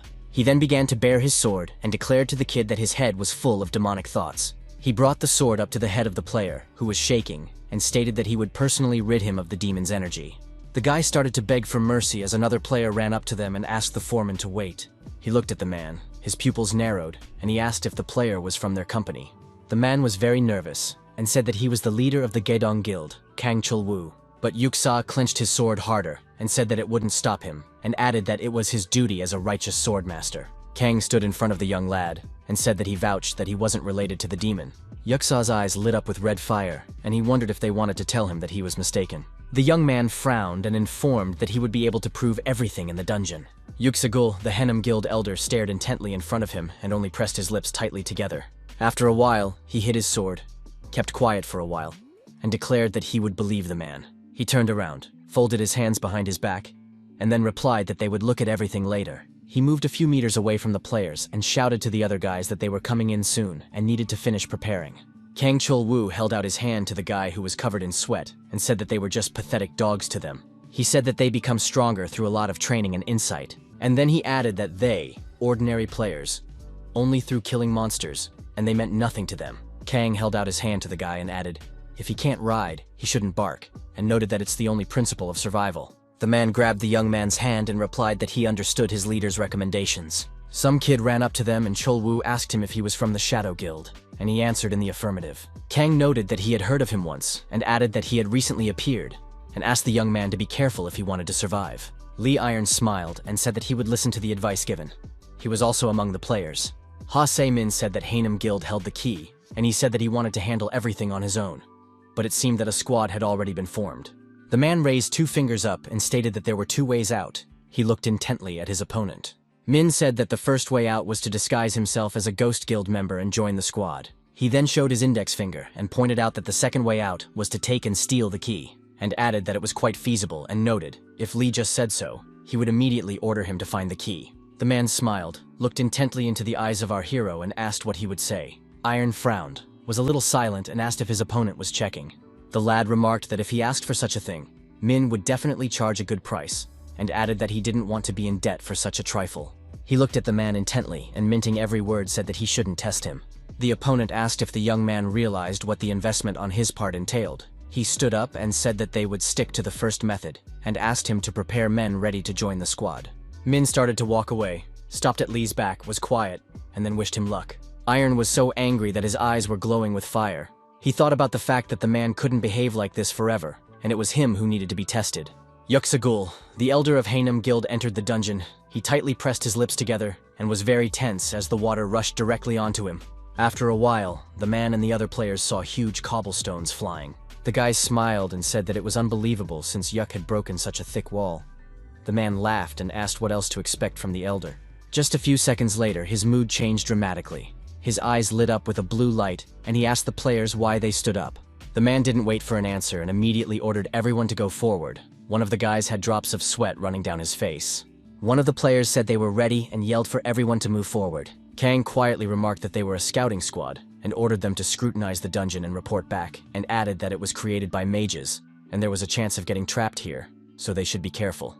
One of the players probably wasn't listening very carefully to what he was being told about, and almost started at the pattern that was on the floor. The man frowned and shouted as if frantic for the guy to be careful. The man calmly turned his head and wondered why Kang was yelling so much. Just a second later, there was a very strong explosion and dirt and dust sprinkled in all directions, and from the ceiling began to fall huge cobblestones, which made hollows in the floor. The guys were swept away because the shockwave was so intense. Kang Chul-woo saw that Minho's player was covered in blood, shook him and asked him if he was okay, and he apologized to the leader. He took out a vial and asked the guy what he was apologizing for and ordered him to drink the potion. The man stepped aside, frowned, and thought that luckily he wasn't badly injured. Yuksagul came over to him and said in a sarcastic voice that the players didn't even dodge such a thing. He called them idiots and informed them that it was not the time to whine, but to go to the next zone. Kang Chul-woo frowned and replied if they didn't deal with the wounded, there would only be more problems from here on out, and asked for a short break. Yuk retorted that if the guys hadn't fallen into the trap, none of this would have happened, and added that he would give one chance. But next time, don't even get your hopes up. The man thanked him and told the players that they were taking a short break, and everyone needed to get ready. As the young men gathered and drank the potion, the man began to stare intently in front of him. He looked at our hero, who was standing off to the side with one of the players, and was very surprised. Kang Chul-woo frowned, pressed his lips together. His pupils became like dots, and he thought about the fact that there wasn't a single scratch on the guys. There was no way the man could take his eyes off the young man. He was also surprised that there was nothing on him, not even a speck of dust. He thought that the young man had used some special item, and that it was very expensive. The guy who was standing next to Lee mentally told him that the guild leader Gieden had been looking at him for a long time, and asked if he should deal with him.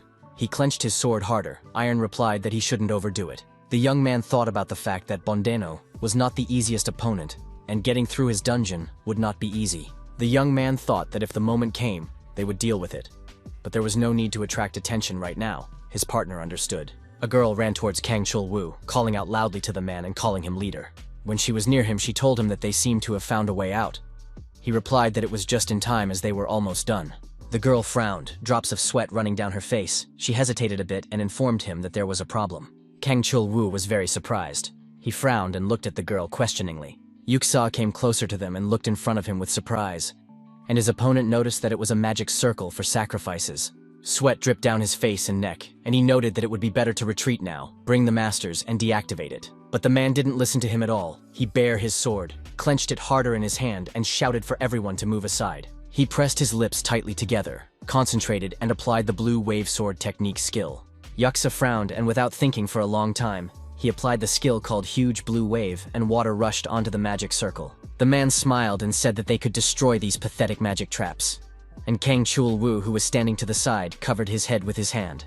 His mood changed in just a second. The water turned into vapor, and Yuksa thought about whether the magic circle in front of him was accurate. Some of the players clenched their teeth and thought about where he came from here, so far away from the western lands. Yuksa clenched his hand into a fist. He was shaking very badly, and thought about the fact that they couldn't just retreat. Kang Chul-woo came closer to him. His pupils narrowed, and he offered to retreat. But the man replied, if this is a magical sacrifice circle, then they might sacrifice someone. Kang Chul-woo blushed, clenched his teeth. Sweat streamed down his face, and he thought that this old man was crazy. He turned around, raised his hand forward, and said that he would give him a chance to die with honor. The opponent was very much frightened, and noted that they were engaged in exploration, and what for all these unnecessary sacrifices.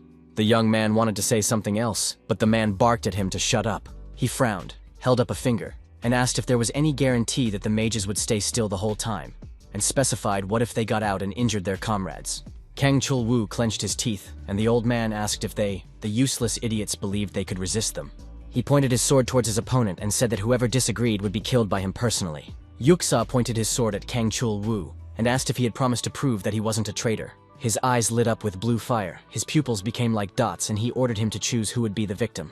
Kang Chul-woo frowned and looked at the old man in surprise as he again told him to choose a victim. The man clenched his teeth and mentally cursed. He thought about the fact that he had been preparing himself for death all his life. He knew very well that he wasn't ready to die about the greed of these scum, and thought that it was a miserable death. Kang Chul-woo closed his eyes. A sword was pointed at him. The man thought that it would be a miserable death. He couldn't understand if such a doom was beneath him. He said he couldn't choose, as he suddenly read someone's thoughts on whether to tell him how to survive. The young man looked around. Drops of sweat appeared on his face, and he wondered what that voice was. Suddenly, Kang Chul-woo saw our hero staring intently in front of him, a slight smile on his face. The man was thinking that if that guy was using telepathy, he didn't know how an ordinary player could use a martial technique. Yuksa smiled wryly and said that it was clear to him Kang Chul-woo couldn't choose someone from the guild, and then clarified if he had decided to choose someone else. The man began to stammer as a voice suddenly appeared in his head and demanded to do as he said.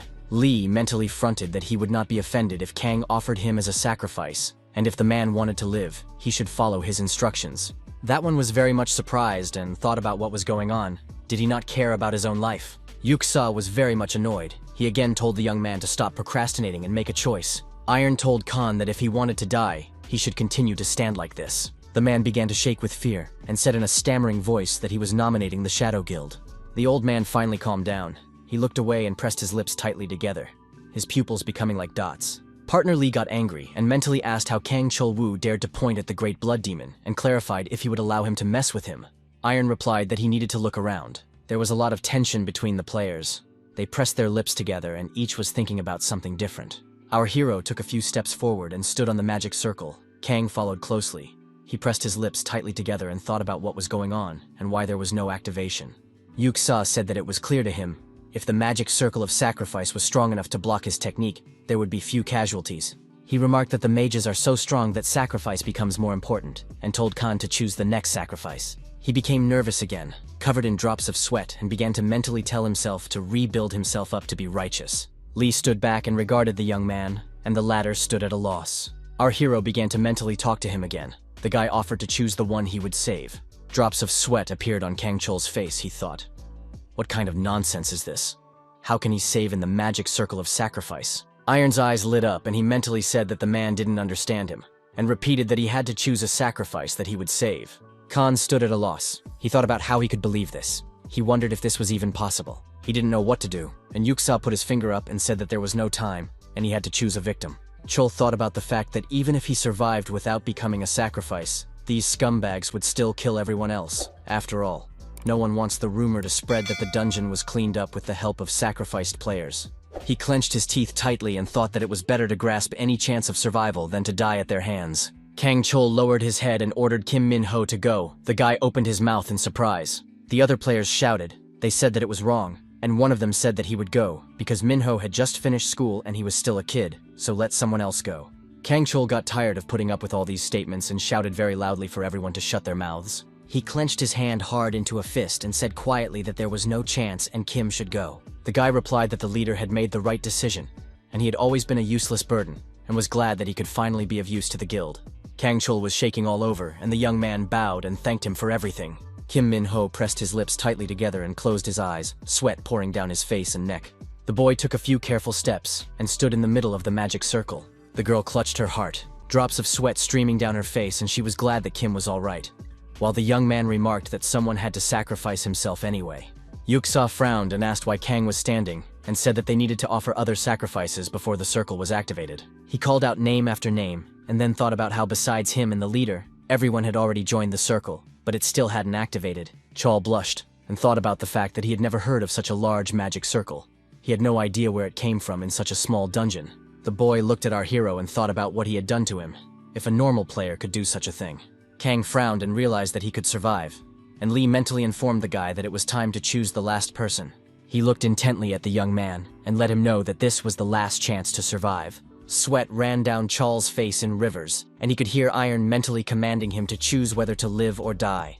The man thought about the fact that he would be lying if he said he didn't want to live and stood staring at the shadow. He realized that he had been flattering those nasty bastards all this time like a pathetic dog in order to survive. Kang frowned again and squeezed his eyes shut, for he knew he could not sacrifice others for himself. He bowed in front of leader Guiyan and informed him that he was sorry, but he would be the sacrifice. The man was not prepared for such a development and asked for Chol's understanding head. He smiled and said that he wanted to be the victim all along, but he wouldn't say his name. Kang was shaking, and Guiyan remarked that he was curious as to why he had taken care of his guild forever and was now making such a choice. He put a hand on his opponent's shoulder, laughed, and noted that the guy must have personal reasons. Chol thought about the fact that he would be remembered as a disgusting person for sacrificing his comrades for himself. He realized that it didn't matter, since everyone couldn't be saved anyway. He looked up and thought about the fact that even though he had lived his whole life like a dog to reach such heights, he would not die a miserable death. At this time, our hero stood across from Khan and scratched his beard, while the man looked at him questioningly. Lee folded his arms across his chest, smiled, and said that it seemed but there still weren't enough victims, and mentally asked Chul what choice he would make in the end. The man frowned and clenched his teeth. He was just pouring sweat and thinking about how the young man was scum. And Yuk-sa, who had been watching the whole time, noticed that it was finally Kang's turn. The eyes of his opponent and his players were very satisfied. The man put his hand on his chest and said that he would never forget these sacrifices. Chol had nothing left to do and went to the magic circle and told Yuk not to say anything stupid. The young man who was standing near Sa grabbed his sword and called Kang a bastard, but the man laughed and pointed out that Cholu was finished anyway, and the man stopped near the magic circle and looked at Iron, who smiled and started cheering the guy up. He covered himself with drops of sweat again and asked if the young man was sure that everyone here would survive. Our hero covered his eyes, lowered his head, and calmly said that soon they would see everything. Kang had no other choice, and stood on the magic circle. Everything became red in color.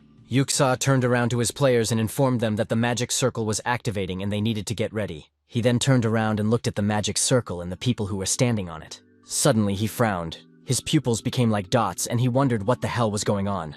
There was a huge explosion. Shards of concrete flew in all directions, and Chul started screaming.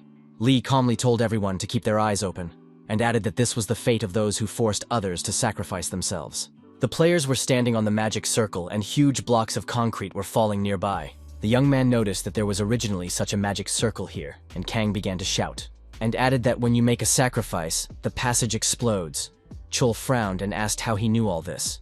The guy replied that he knew a lot of things in general. Kang looked in front of him and said that it was a good thing that the number of victims matched the number of players. Otherwise, they could have ended up in the same place. Our hero calmly informed his opponent that only one victim was needed. The same frowned, his pupils becoming like dots, and shouted what the young man meant. Lee replied that he couldn't destroy the old magic circle or create a new one yet, but it was quite easy to modify it. Kang thought, how could an ordinary player modify a magic circle with an aura? He looked at the young man from under his eyebrows and wondered how such a thing was possible. As Yuksa suddenly appeared and clutched his weapon heavily in his hands, he was already ready to strike. The man became very angry. He frowned and clenched his teeth. He shouted to Lee, who was he? He used his skills and a stream of water rushed from him a few meters forward. Lee pressed his lips tightly together, put his hands in his pockets and calmly watched what was happening. The brunette with long hair bare his sword and clenched it very tightly in his hands. He was ready to fight. He shouted that Yuksa was an unscrupulous rascal and asked how dare he interfere with the internal energy. The man stared intently in front of him. His pupils narrowed greatly and he interrogated the guy. He called the players jerks and then wondered if they were martial artists. Yuk pointed his sword at them and remarked that they had hidden their identity and infiltrated the squad to hurt them, and asked if they thought they could survive becoming their enemies. Our hero listened to what the enemy was saying and began to scrutinize their weapons. The young man realized that it was thanks to the sword that everyone around Yuksagul had survived. And because those players who were on the sidelines had died, they were completely unlucky. Iron stretched his hand forward and thought about whether or not they would be able to resist the battle any further. A guy with long hair approached our hero and asked if he could rely on him. He turned his head and started to ask Yuksa how dare they, and wanted to inform that there was a blood demon in front of them. But Lee stopped him halfway through his words and mentally asked the guy if he had decided to reveal his identity at all. The guy frowned, his pupils became like dots, and sweat ran down his face in rivulets from worry. The guy told Lee that the opponents dared to touch his essence, and he couldn't just stand by. Iron stood and watched as Yuksa and his players approached them. He told the lad that he felt that those young men approaching them were suitable opponents. The young man thanked our hero. He frowned, pressed his lips tightly together and began to think about something. He remembered that on the day the blood demon appeared, he had committed a terrible sin by not recognizing the true bloodlord, and extended his sword against him. The guy realized that he could now atone for his sin, and told his players that they would get rid of their guild members' enemies, and added that those would not be able to show dishonor any further, and then ordered the young men to go on the attack. Yuksa clenched his teeth and shouted if they were suitable opponents, and asked if they had forgotten who he was. He held his sword strongly in his hands, and shouted that he was the elder of the great guild of Hanem. And then the fight began. The brunette with long hair fending off the attack, he was very collected and serious. His opponent looked questioningly in front of him. His pupils became like dots. He frowned. The guy with long hair told him that his soul would be washed in blood, and the man clenched his teeth. The young men who came to the dungeon with the young man clenched the weapons in their hands harder. They threw themselves into the attack. The opponents were also not timid. They shouted to each other to help the elder. Our hero was off to the side. He crouched right on the floor and watched carefully. Kang Chul, who was at his back, asked if they should help those players, a question that surprised Lee. He raised his head, rolled his eyes, and then calmly asked who they should help. The man frowned, began to pour drops of sweat, and mumbled something unintelligible. Meanwhile, the opponents were fighting each other. They were collected and focused. Kang opened his mouth in surprise. He was watching the players carefully and thought that the warriors of Hanem would be dealt with very soon. The man was very much surprised as the guy with long hair was fighting back Yuksagul himself, and the man frowned, covered in drops of sweat, and thought about how his opponent was simply amazing at wielding a sword. Lee said that he needed experience points. Kang Chul was very surprised and asked him again. Our hero stared intently in front of him, and minting every word said that it was time for them to realize what a modern martial art was. The guy with long hair was very tense. He was thinking about something that was somehow disturbing. Gul frowned, and realized that the young man was obviously weaker. But what surprised him was that there was such calmness in the air for some reason. After a while, he asked his opponent if he was from the Wanderer sect. Then he added that the guy was weak, so he hadn't practiced much at all and repulsed his attack. The guy with long hair didn't respond to this lunge, and Gul raised his sword up and said that it was time to show the real sword art to the Hanes. The young man clenched his sword harder in his hands and thought that the expression on his opponent's face had changed. Indeed, Yuksa's face had become distorted and very scary. The young man understood very well that the man wanted to end everything. The guy didn't think for a long time and immediately delivered a strong blow to his opponent right in the neck. He frowned. His pupils became like dots, and he thought about the fact that he was definitely aiming at an open area. Gul only said a single word. He applied a skill to increase his speed. The guy clutched his sword tightly in his hands. He was wary, but he didn't even hear his opponent behind his back. When he turned his head and saw the weapon aimed at him, he didn't have time to be frightened. Only after a while he realized what had happened and thought about the fact that the opponent had great speed. Gul, on the other hand, frowned, his eyes glowing with blue fire, and he decided to increase his strength as well. The man immediately began to attack his opponent again, but he managed to fend off the attacks. And the fight began, each of them trying to act recklessly, for each wanted to win. The young man was not easy. He frowned and clenched his teeth, and sweat ran down his face in streams. When his strength was running out, Gul attacked him with all his might, and the boy could not repel the attack. The man with long hair coughed, his mouth bleeding, wondering what his opponent had done as his strength and speed increased. Gul, on the other hand, raised the hand that had the sword in it upwards and said that he would use internal force. He was very pleased, and from all sides at the same time, stones, cobblestones, and dust flew. The man began to run with all his might towards the young man who was standing to the side and holding his sword with all his might. The young man was very angry. He frowned, clenched his teeth, and began to roar like a wild beast. But his opponent did not think of retreating, and this time he used not his sword, but his skills. There was a very strong explosion, and again rocks of different sizes flew in different directions. The young man was shaking, and he heard his opponent tell him that he didn't understand what was happening, because it was natural that just a minute ago, he was a head stronger. Gul clenched his sword more tightly in his hands and remarked that he should personally check such a fool, and added that this was the power of the divine weapon. The young man clenched his teeth. Drops of sweat ran down his face, and he thought about the fact that this was a huge humiliation in front of the blood demon. The young man began to slowly rise. He mentally told his opponent that he would finish him off, and he looked at the guy with burning eyes and asked if he was sad and wondered what he should do now. Gul at this time used a skill that was supposed to increase his rage in battle. The young man clenched his hands into fists as an opponent appeared behind his back. Yuksa noticed that rage was an emotion that was beyond the control of weaklings, and smiled. The young man stared intently in front of him. He frowned as he realized he couldn't dodge, and there was a sword pointed at him. The lad stood staring at it. He had the feeling that he was bewitched and couldn't move. He frowned, pressed his lips tightly together. Drops of sweat ran down his face, and he thought that his body was not yielding to him. Suddenly Lee came up to them and remarked that the difference between him and the other warriors was now clear. Iron said that this old man was nothing, because in Henem there were 100 warriors much stronger and with more powerful equipment. His eyes lit up, and he said that now he could see the price he would have to pay if he continued to believe that warriors should not rely on their weapons. The young man frowned, sweat dripping down his face, and whispered that he understood. Gul was shaking all over, and he thought that everything was as the great blood demon would say, and frowned. The man felt an eerie aura. He had no idea if it was demonic energy. The young man noticed that he suppressed his lust for killing. He said he had to thank Iron and thought he realized the burden of his sins thanks to him. His pupils narrowed greatly. The brunette with long hair walked forward, his eyes glowing with hatred. He clutched his sword harder in his hand. He threw himself forward, the wind fluttering his hair, and shouted for all his might that this was his payback. Yuksa was covered in drops of sweat, frowned and shouted with all his might for the young man to stop. But the man frowned, looked from under his eyebrows, and stamping every word said that it wouldn't hurt. The players stood aside and watched everything that was happening and opened their mouths in surprise. The young man shouted with all his might. He ordered the bloody squad to get rid of the opponents.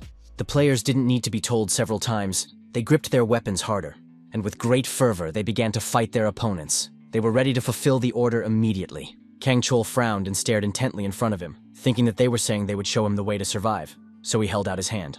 He looked at Iron and his surroundings and wondered if they were the main threat. Khan blushed and pressed his lips tightly together. His pupils became like dots, and he thought he had an entire squad of demons in front of him. The young men stood in front of him. The long-haired one clutched a sword in his hand, and Lee stomped his foot. Chol fell to his knees, frowned, sweat dripping down his face, and begged for mercy. Iron looked at him and began to walk forward calmly while the man continued to kneel. Our hero turned his head after a while and asked Khan why he was lying there and not walking. The man began to look around. He was very neat, and the guy with long hair noted that he was coming away from the shock.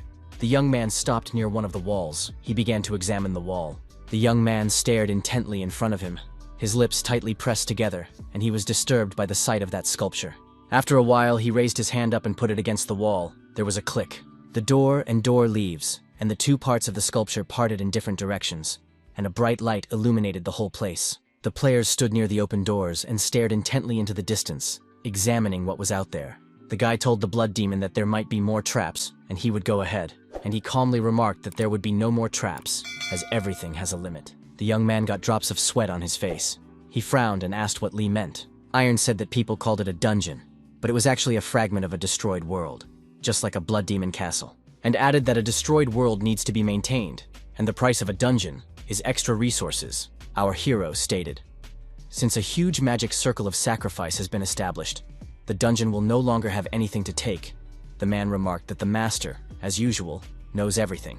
Lee looked carefully in front of him and said that he was once the head of the guild. The lad said that, as it was not monsters and traps that lay ahead of them, but the other inhabitants of this world. He was the first to step forward and announce that it was time to go forward, and everyone went along with him. Our hero still that he saw himself from the outside and thought about how it was some other feeling. Iron stood and looked carefully in front of him.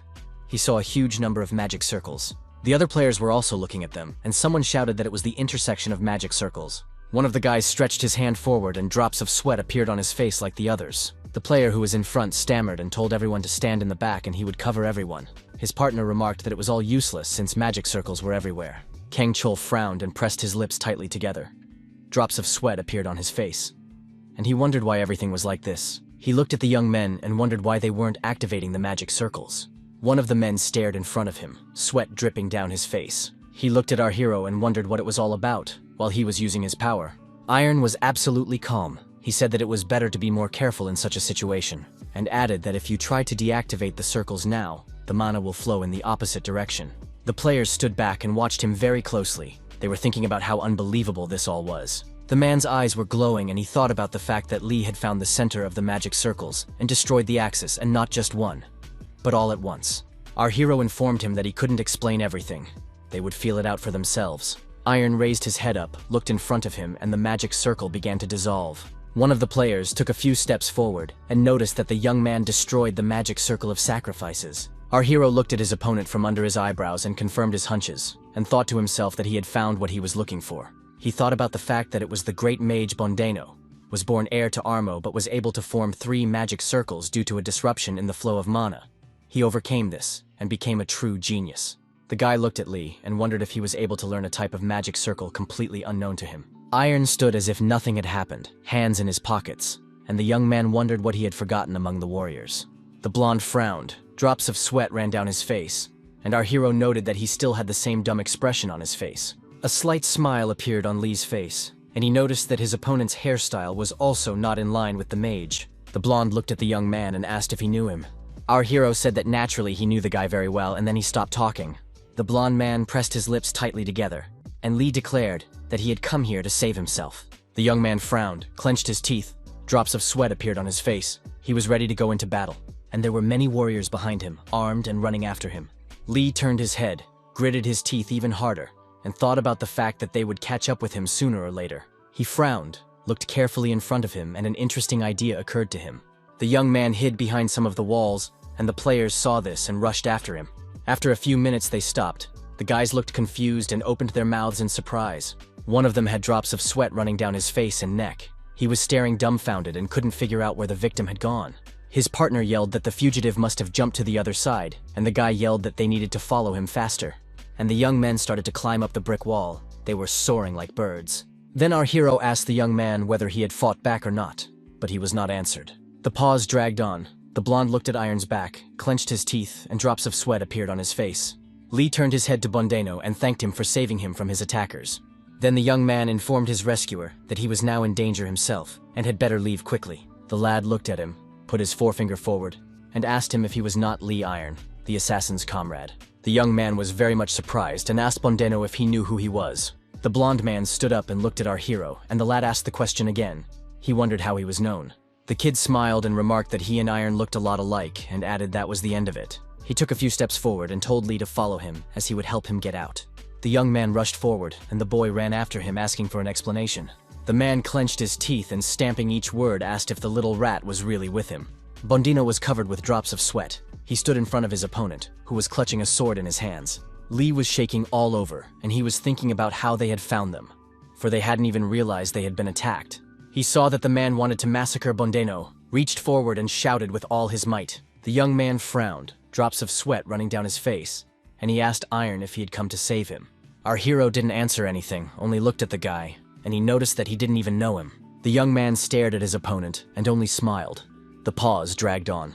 After a few minutes, Lee said that he and Bondino looked very much alike, and the latter opened his mouth in surprise. The young man walked over to Iron, looked at him, smiled, and added that that was the end of it. The boy frowned, sweat dripping down his face, and stammered that it couldn't be. Lee smiled at Bondino and remarked that it had been a long time since they had seen each other. And then the young man began to remember something.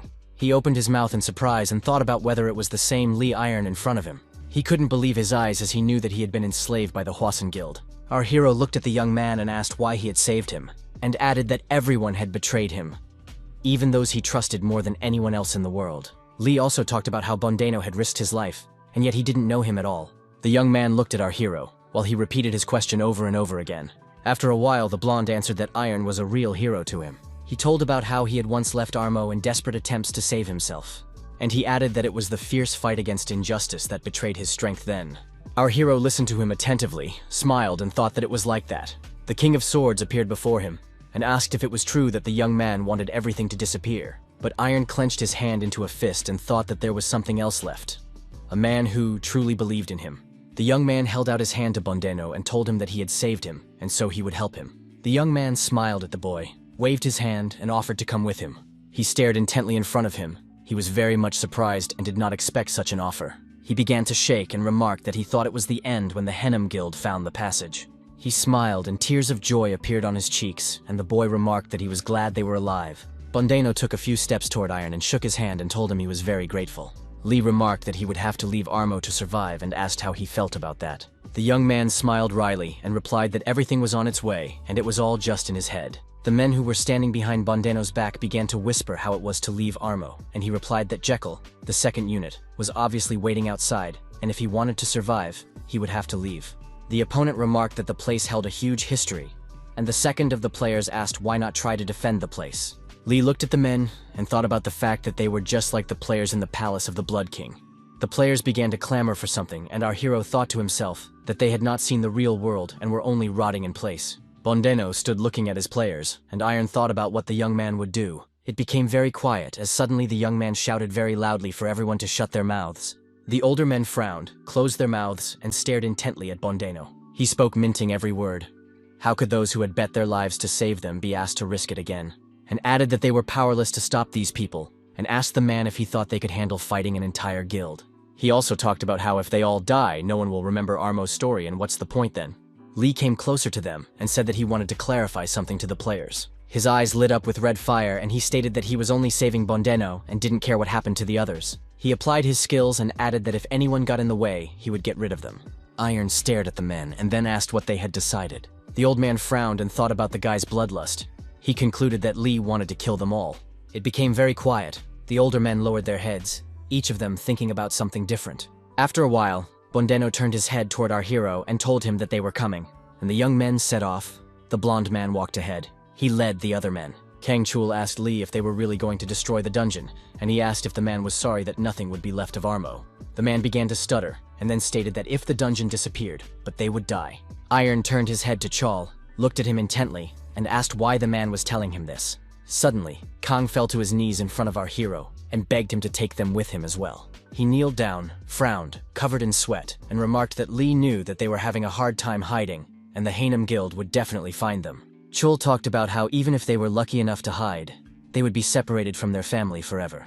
He looked up and asked our hero if he was the one who said he would show them how to survive, and added that they would do their best. The young man replied that he would take Kana with him, but asked him to promise something. Lee frowned and told the man to never kneel again, adding that he was getting sick of it. Chul raised his head and looked at Iron and realized that the man was originally going to take them.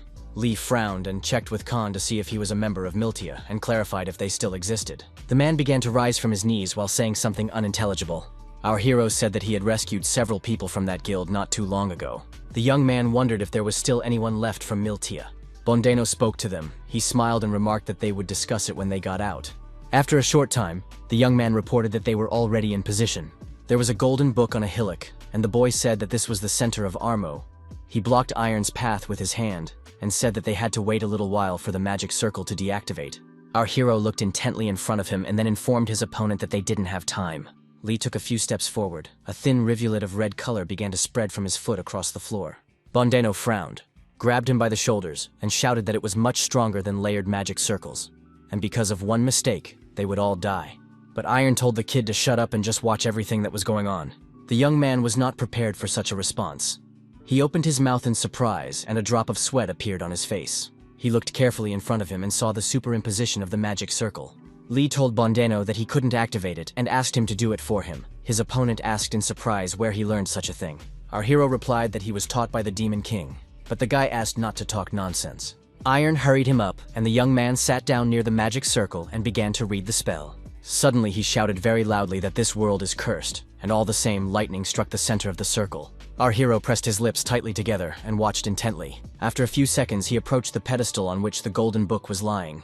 The young man did not think for a long time, but immediately put his hand on the book, and warmth came from it. Aaron's pupils narrowed. He frowned and looked intently in front of him, and was very much surprised. A system message appeared in front of him that the Einhart fragment had been contacted and could register Armo as the owner. The center of the system is the power that the Awakened One actually receives. Our hero knew that. He thought that he had lost the center, as he hadn't seen the system windows for a long time.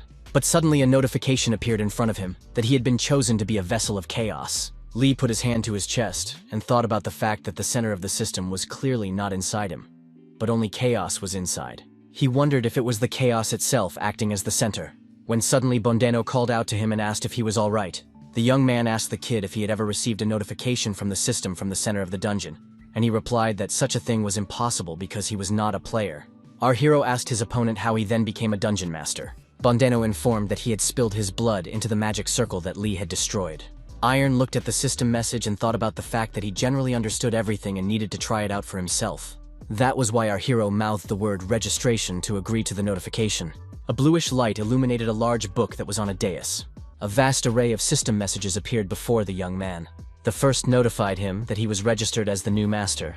The second that he was worthy of the title of master of the castle. A new notification appeared, which clarified to the guy if he was ready to accept the position of the Blood King's castle master. Lee wondered why it was suddenly about the castle. After all, he had already established a connection with its center. He looked carefully in front of him and thought, noodles before this? He had not fulfilled all the conditions. There were a lot of system messages in front of him, and he said again that he agreed with the registration. He frowned and looked intently in front of him, but the system notifications did not disappear anywhere. Bondeno suddenly appeared in front of our hero, and he frowned and stared intently at Lee. And the latter stated that there was no need to get rid of Armo. A smile appeared on his face.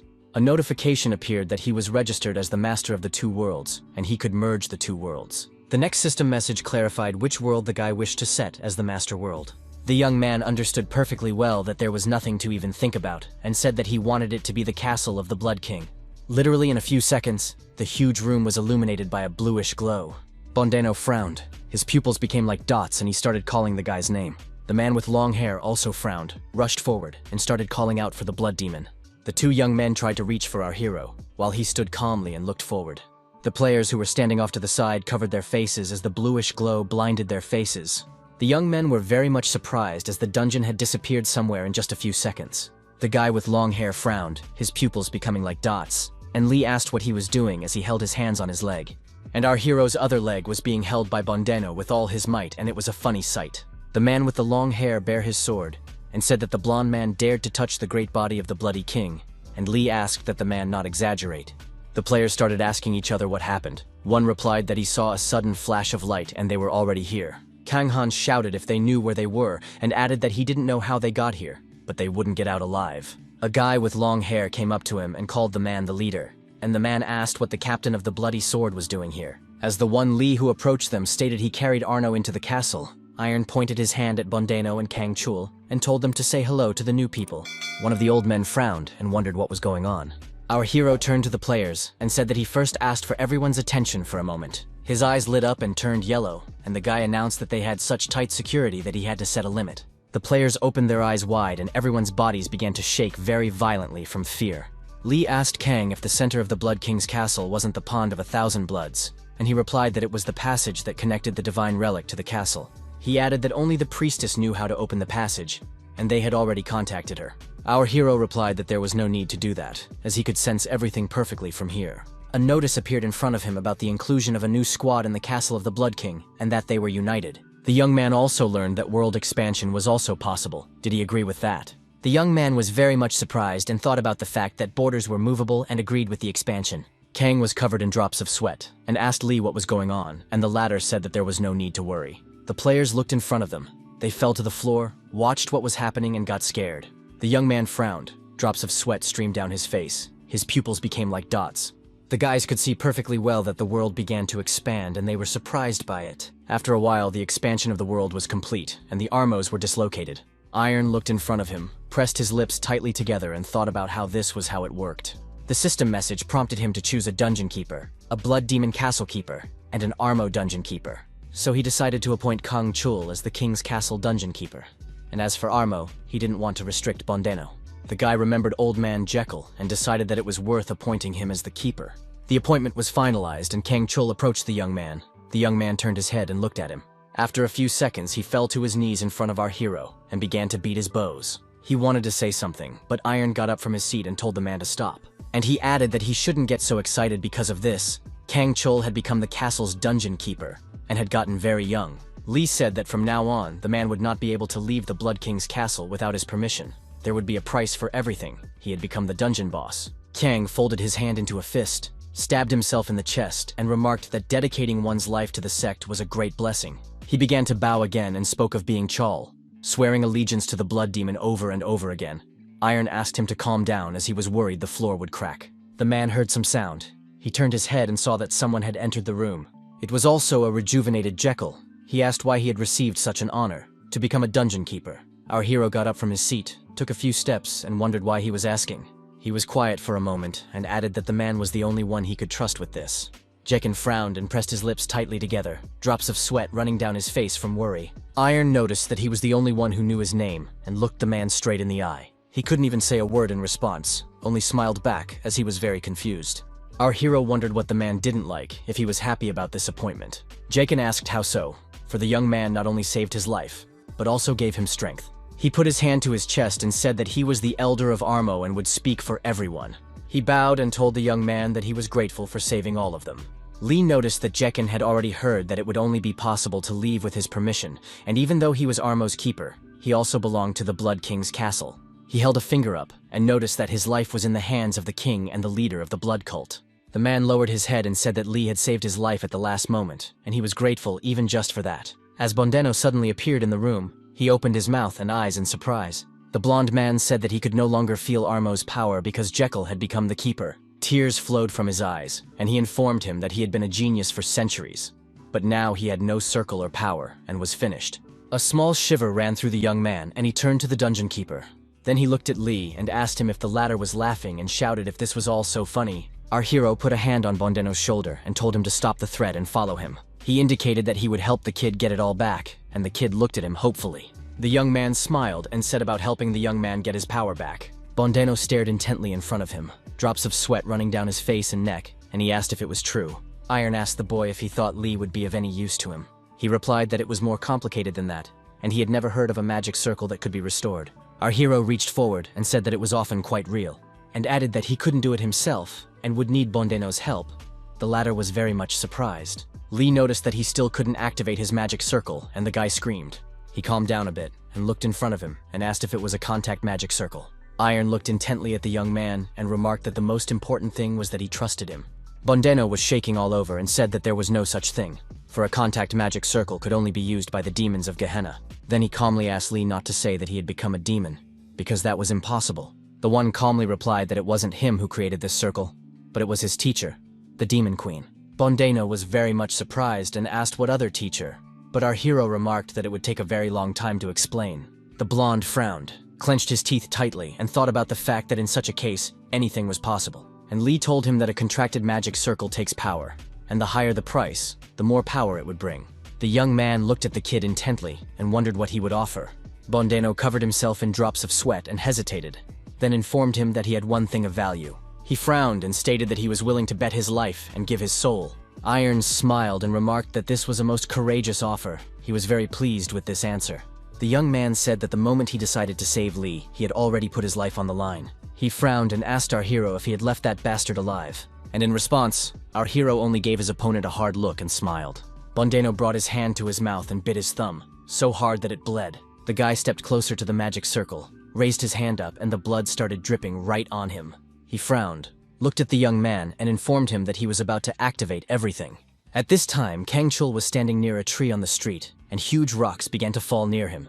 He turned to the guys and told them that there should be enough materials to restore them, and they thanked the cult leader. One of the players started calling for help. He was talking about how he couldn't do it himself.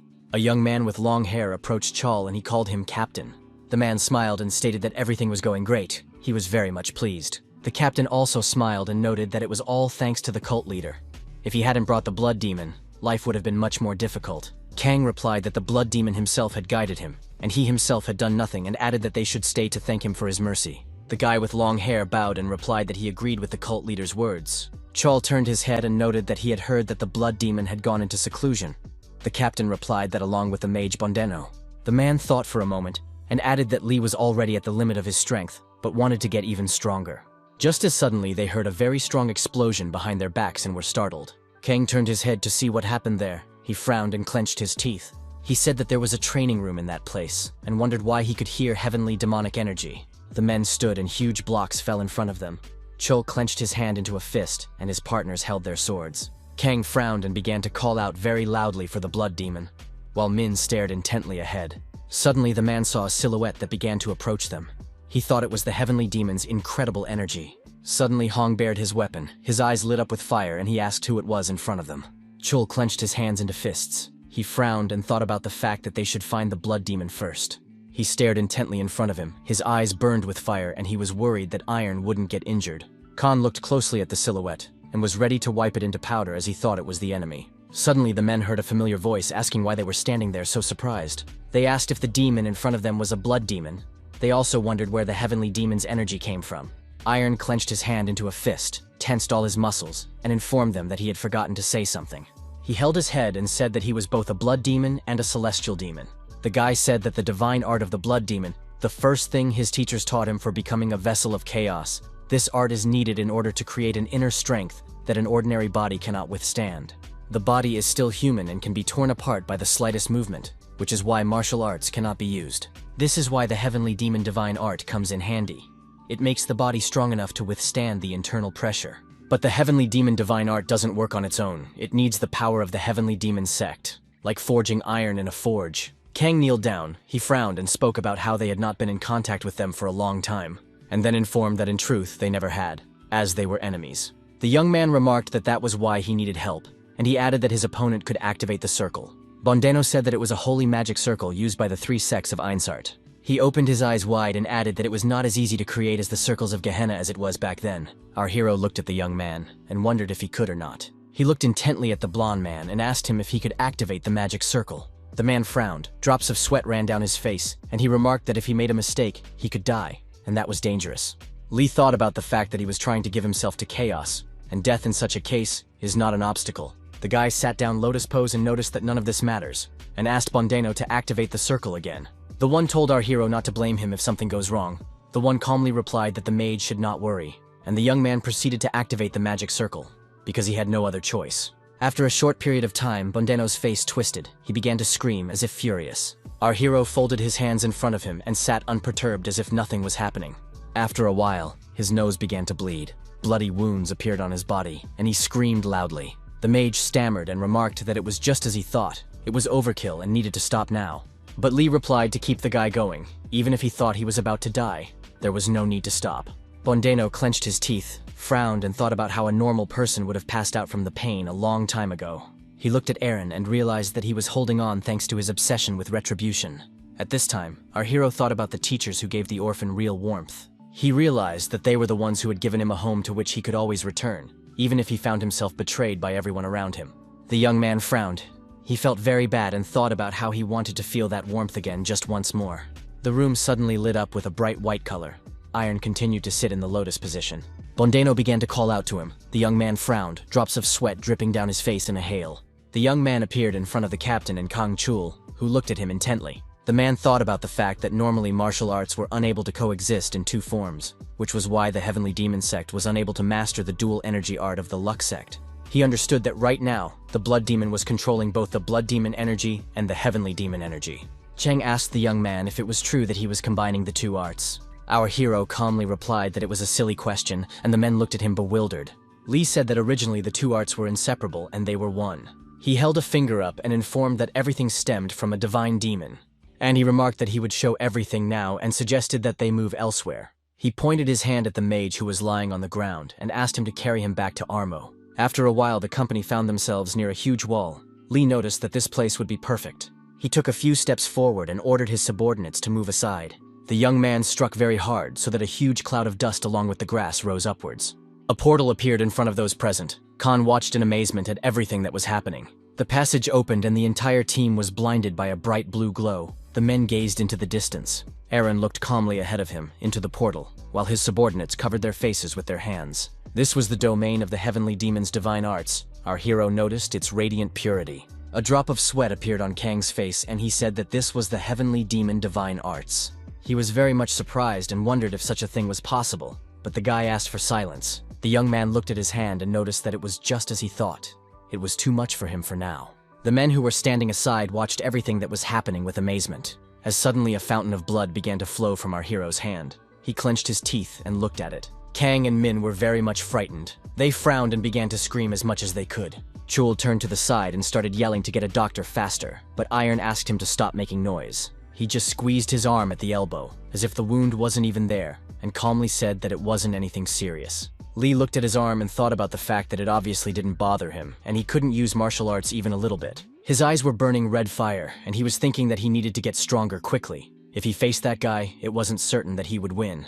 Iron called out to the leader of the blood cult. He frowned and prepared to listen to his master. Our hero stated to Chol to tell him that he needed to urgently change his image. Near the B-Rang portal, which was located in Namyangju, the young men gathered. Ha informed the players that there would be a new member in the guild from today and looked at them intently. The young men stood in front of her, their lips tightly pressed together and drops of sweat streaming down their faces. The girl remarked that that man didn't like to stand out, so no need to talk too much. And the man behind her back asked what they were standing up for. Everyone very quickly fell to their knees and began to beat bows, and the guy asked if that was too strange a greeting. Iron ordered the men up and noticed he had said something about why he had come to the guild. He informed that he needed to train in real combat, so he would go on raids with them. Ha replied that in such a situation, she should immediately hand over the position of guild leader. The guy asked if he had said he wanted to be a guild leader. He thanked the girl for her hard work, and noticed that the guild's reputation had risen a bit, and word of mouth was running. He added that it would be very strange if Ha suddenly left his post, and noted that his name would draw unnecessary attention to the Vulcan Guild. A young man entered the room and said that he was very interested in this as well. He noted if one wanted to forge a new identity, why cling to an old name? Li noted that it's just a name, and they won't check the name of everyone in the guild. Besides, the guild leader is in charge of all guild affairs, so no one can replace him. Our hero wondered if his teacher was still alive, if he could find him. A bluish glow appeared in front of the young man, blinding him with its light. Suddenly, blood began to pour out of the young man's hand like a fountain. But it did not frighten him. His opponent told him that they had only gone on a few raids. But it was already difficult to track his presence. The guy held his hand up and asked if Iron had any player strength left, drops of sweat appearing on his face. The guy turned his head, looked at his opponent and asked if he noticed at once and added that he had no system poison. Our hero scrutinized the young man and informed him that he was very ocular. They stopped near the huge paw of some animal, and Li asked the fellow what purpose he was pursuing. He replied that the Henham Guild suspected that an unknown faction was involved in what had happened, and even if it was just reconnaissance, the worry was justified. Iron replied that they didn't know Bondeno would be there, and if they had, they wouldn't have sent such a squad. His opponent smiled and said that the top brass in Hainam were aware and looked at the young man. Our hero stood back and looked at his hands that were bleeding and asked why he would know. He put his hand on his chest, smiled, and stated that he had sold them the information himself. Li remarked that in such a situation, the Hainam Guild had deliberately sent people to certain death. His opponent said that he felt like they were planning to use that as an excuse. Iron glanced at the man and asked if he was talking about the Iron Sword Alliance. The man smiled, gave our hero a hard look, and said that he was correct. He added that after the Haenim had absorbed the territory of Incheon and Ganghwa a couple years ago, they had their eyes on Gyeonggi Province, which belonged to the Iron Sword Alliance. Guy noticed that they were going to say that the Iron Sword Alliance interfered in the raid, and even killed their elder. Lee said that in such a situation, it came out that they were planning to start a war, and added that he wondered how the alliance would react. His opponent said that those had already started to act, and the young man looked at him questioningly. The man struck with such force that splinters of different sizes began to fly in different directions. He was shaking with anger and told his opponent that it was all because of the bastards from Haenim. The leader of the Iron Sword Alliance, Chul Chong-hui, was clenching his teeth and frowning as he didn't like the rules of the competition. When he calmed down a bit, he asked the guy who was standing next to him what the others were saying. Dakondo Guild leader Jong-hu frowned and replied that they weren't saying anything, but were silent. Chul Yong-hui frowned. His eyes became like dots, and he asked if the Haenim were going to start a war. He stood up from his seat and said that they should prepare to fight back, and ordered all the guilds to gather in their territory as they needed support. Du Jong-hu frowned and wondered what they would do if anyone refused. Chul Yong-hui shouted that the Iron Sword Alliance stands for justice, and any unholy guild is a pawn in the hands of the devil, and ordered to bring them in for justice. Our hero entered the room and stopped. He looked carefully in front of him. The woman first wondered who was there, but then she saw the lord and calmed down a bit. She reported that a guest from the Dochon Guild had arrived. Our hero was very much surprised. The guy turned to the Ambal and informed them to think things over and contact them as soon as possible. Just as suddenly, he saw our hero and asked if he was a member of the Galaxy Guild. Lee hesitated, and the guy stated that it was disrespectful, and then asked if the young man hadn't heard who was visiting here today, and said that he was Do Sang-mook, son of Do Jong-ho, Lord of Gyeonggi Province and vice leader of the Dochon Guild. The young man continued to stand and stare at his opponent like that, and then asked, "And so what if he had so many titles?" And the young man was confused by such insolence.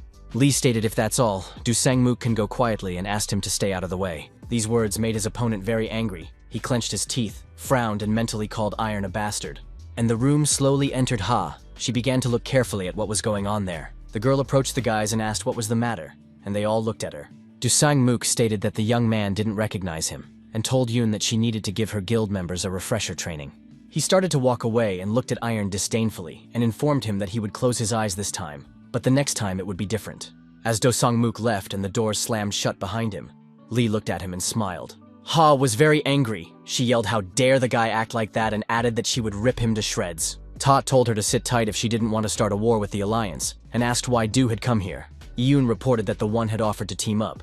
The guy asked if it was with the Iron Sword Alliance. The girl clenched her teeth and reported that he had offered to join Doshon's guild. She remarked that she had immediately declined. But Do said they should think it over again. Iron asked that if they put aside their pride and looked at the facts, what would be best for them. The girl had drops of sweat on her face and remarked that everything needed to be thought through. She added that they wouldn't be able to take everything away from the Alliance. She thought that the Haenim themselves would target some of the territory and offer a truce. Yoon noted that the Iron Sword Alliance would never give up Gyeonggi Province, which meant Namyangju, where the Blood King's fortress was located, would be safe. The girl said if they helped the Dochon Guild win, they could gain more influence in Namyangju. Yoon looked at the guy and asked what he thought about it. He replied that she can act however she wants, since he trusted her to handle all matters, so she has to think for herself. Lee said if there was a problem, he would handle it, and asked the girl not to worry and offered to break for a cup of coffee, advising Ha to change into something comfortable and go out. Ha smiled back. She liked the suggestion and agreed. A short while later, the young men were sitting in the guild cafe that was located in Namyangju. Iron looked at the bartender and waitress, and noticed that they were already getting used to life outside of the battlefield. He sipped his coffee and reported that the guild members' energy had gotten stronger, and Ha added that they had started hunting monsters. Lee said that they still had a lot to learn, and added that they needed to be trained if they wanted to still be useful. He added that some Armo mages would join the guild once the defenses in the Blood Demon Fortress were erected, and asked Yoon to take care of them. She lowered her head and said she would do everything. She stood up from the table and asked the Blood Demon if she could step back for a moment. The Blood Demon asked her to stay and added that he would still come over. She only sighed heavily as she saw people starting to approach their table. It was Do Sang-mook again. He turned to the girl and noticed that they had met again. She asked what brought them here and clarified if they didn't have time to discuss everything. The one smiled and replied that Namyangju was originally a territory belonging to the Dochon Guild, and he could go in wherever he wanted. Suddenly his expression changed. He frowned and looked away. The guy saw our hero and was puzzled as to what he was doing here. Iron extended his hand in a cup in the direction of his opponent and calmly said that he was drinking coffee. Du Sang-mook got very angry and shouted, "Didn't he say to watch his behavior?"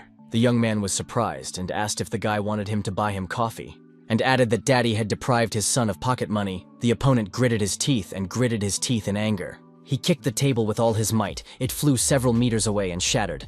Lee looked at everything nonchalantly. Du Sang-mook grabbed his sword, and with a marching voice ordered the young man to draw his weapon. His guards began to bare their swords as well, and the boy said that he was turning a blind eye because he was counting on the support of the guild. But Iron had gone too far. He frowned, his pupils becoming like dots, and he added that he would show the rules of behavior in the martial arts world. Ha, who had been standing to the side all this time watching, also began to bare her sword. Suddenly she opened her eyes wide, drops of sweat appeared on her face, and she mentally told herself to stop. Du Sang-mook lowered his weapon and noticed that the lady had given her consent. At least it seemed so to him. He informed her that he was the vice leader of the Dokkan Guild, the deputy leader of one of the guild's squads. The guy folded his hand into a fist, threw a punch, and said that he would give him a chance to land the first 3 blows. Otherwise it would be too much for Lee to handle. He didn't have time to finish the sentence before he screamed very loudly from the intense pain. Our hero didn't stop, started throwing leg kicks, and thanked for the concession. A few seconds later, he hit his opponent with such force that he flew to the very back of the establishment. The guards could not do anything. They opened their eyes and mouths wide in surprise. Suddenly, one of them came to his senses and told the others to protect the leader and asked where he had gone. The young man held his opponent by the neck and said that there was 1 blow left, and if it was critical, Du Sang-mook would die. The guard frowned, droplets of sweat running down his face, and he shouted with all his might who the guy was. Lee turned his head slightly and noticed that now was not the time to ask such questions. Suddenly, incredible things began to happen to the guard.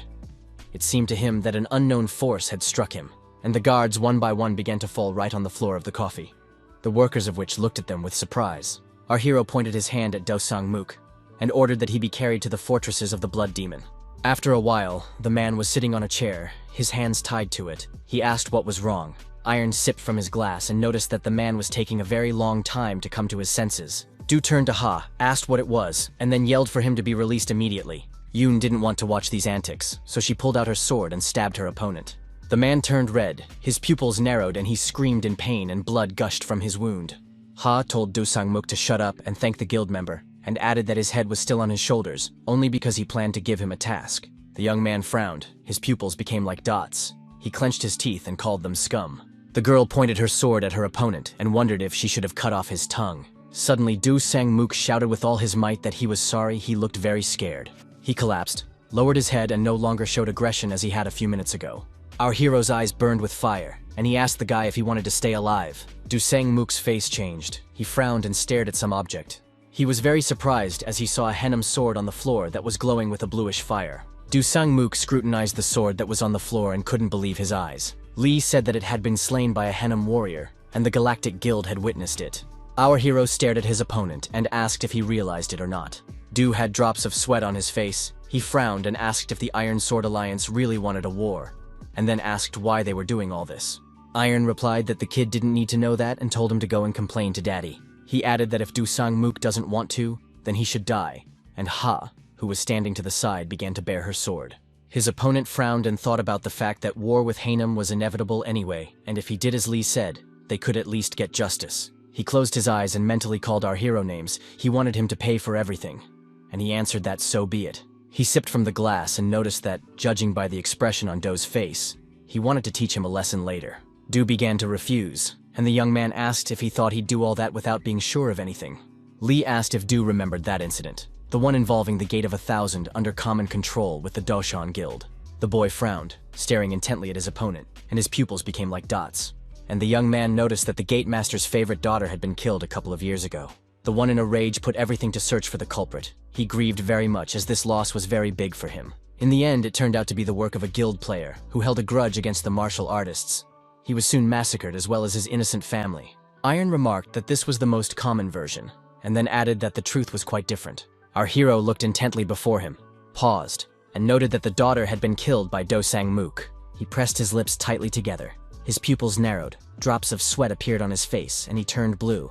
Lee noted that he must be curious how he knew that, because everyone who knew anything about what had happened had been killed or imprisoned. He told Du Sang-mook to be careful, because if they found out he was behind all this, his daddy, no matter how much he loved him, would just have to cut off his head. His opponent was covered with drops of sweat. He was shaking with fear and hatred. He frowned and looked carefully in front of him. Our hero, together with Yoon Ha, stood on the balcony and looked into the distance. The pause dragged on.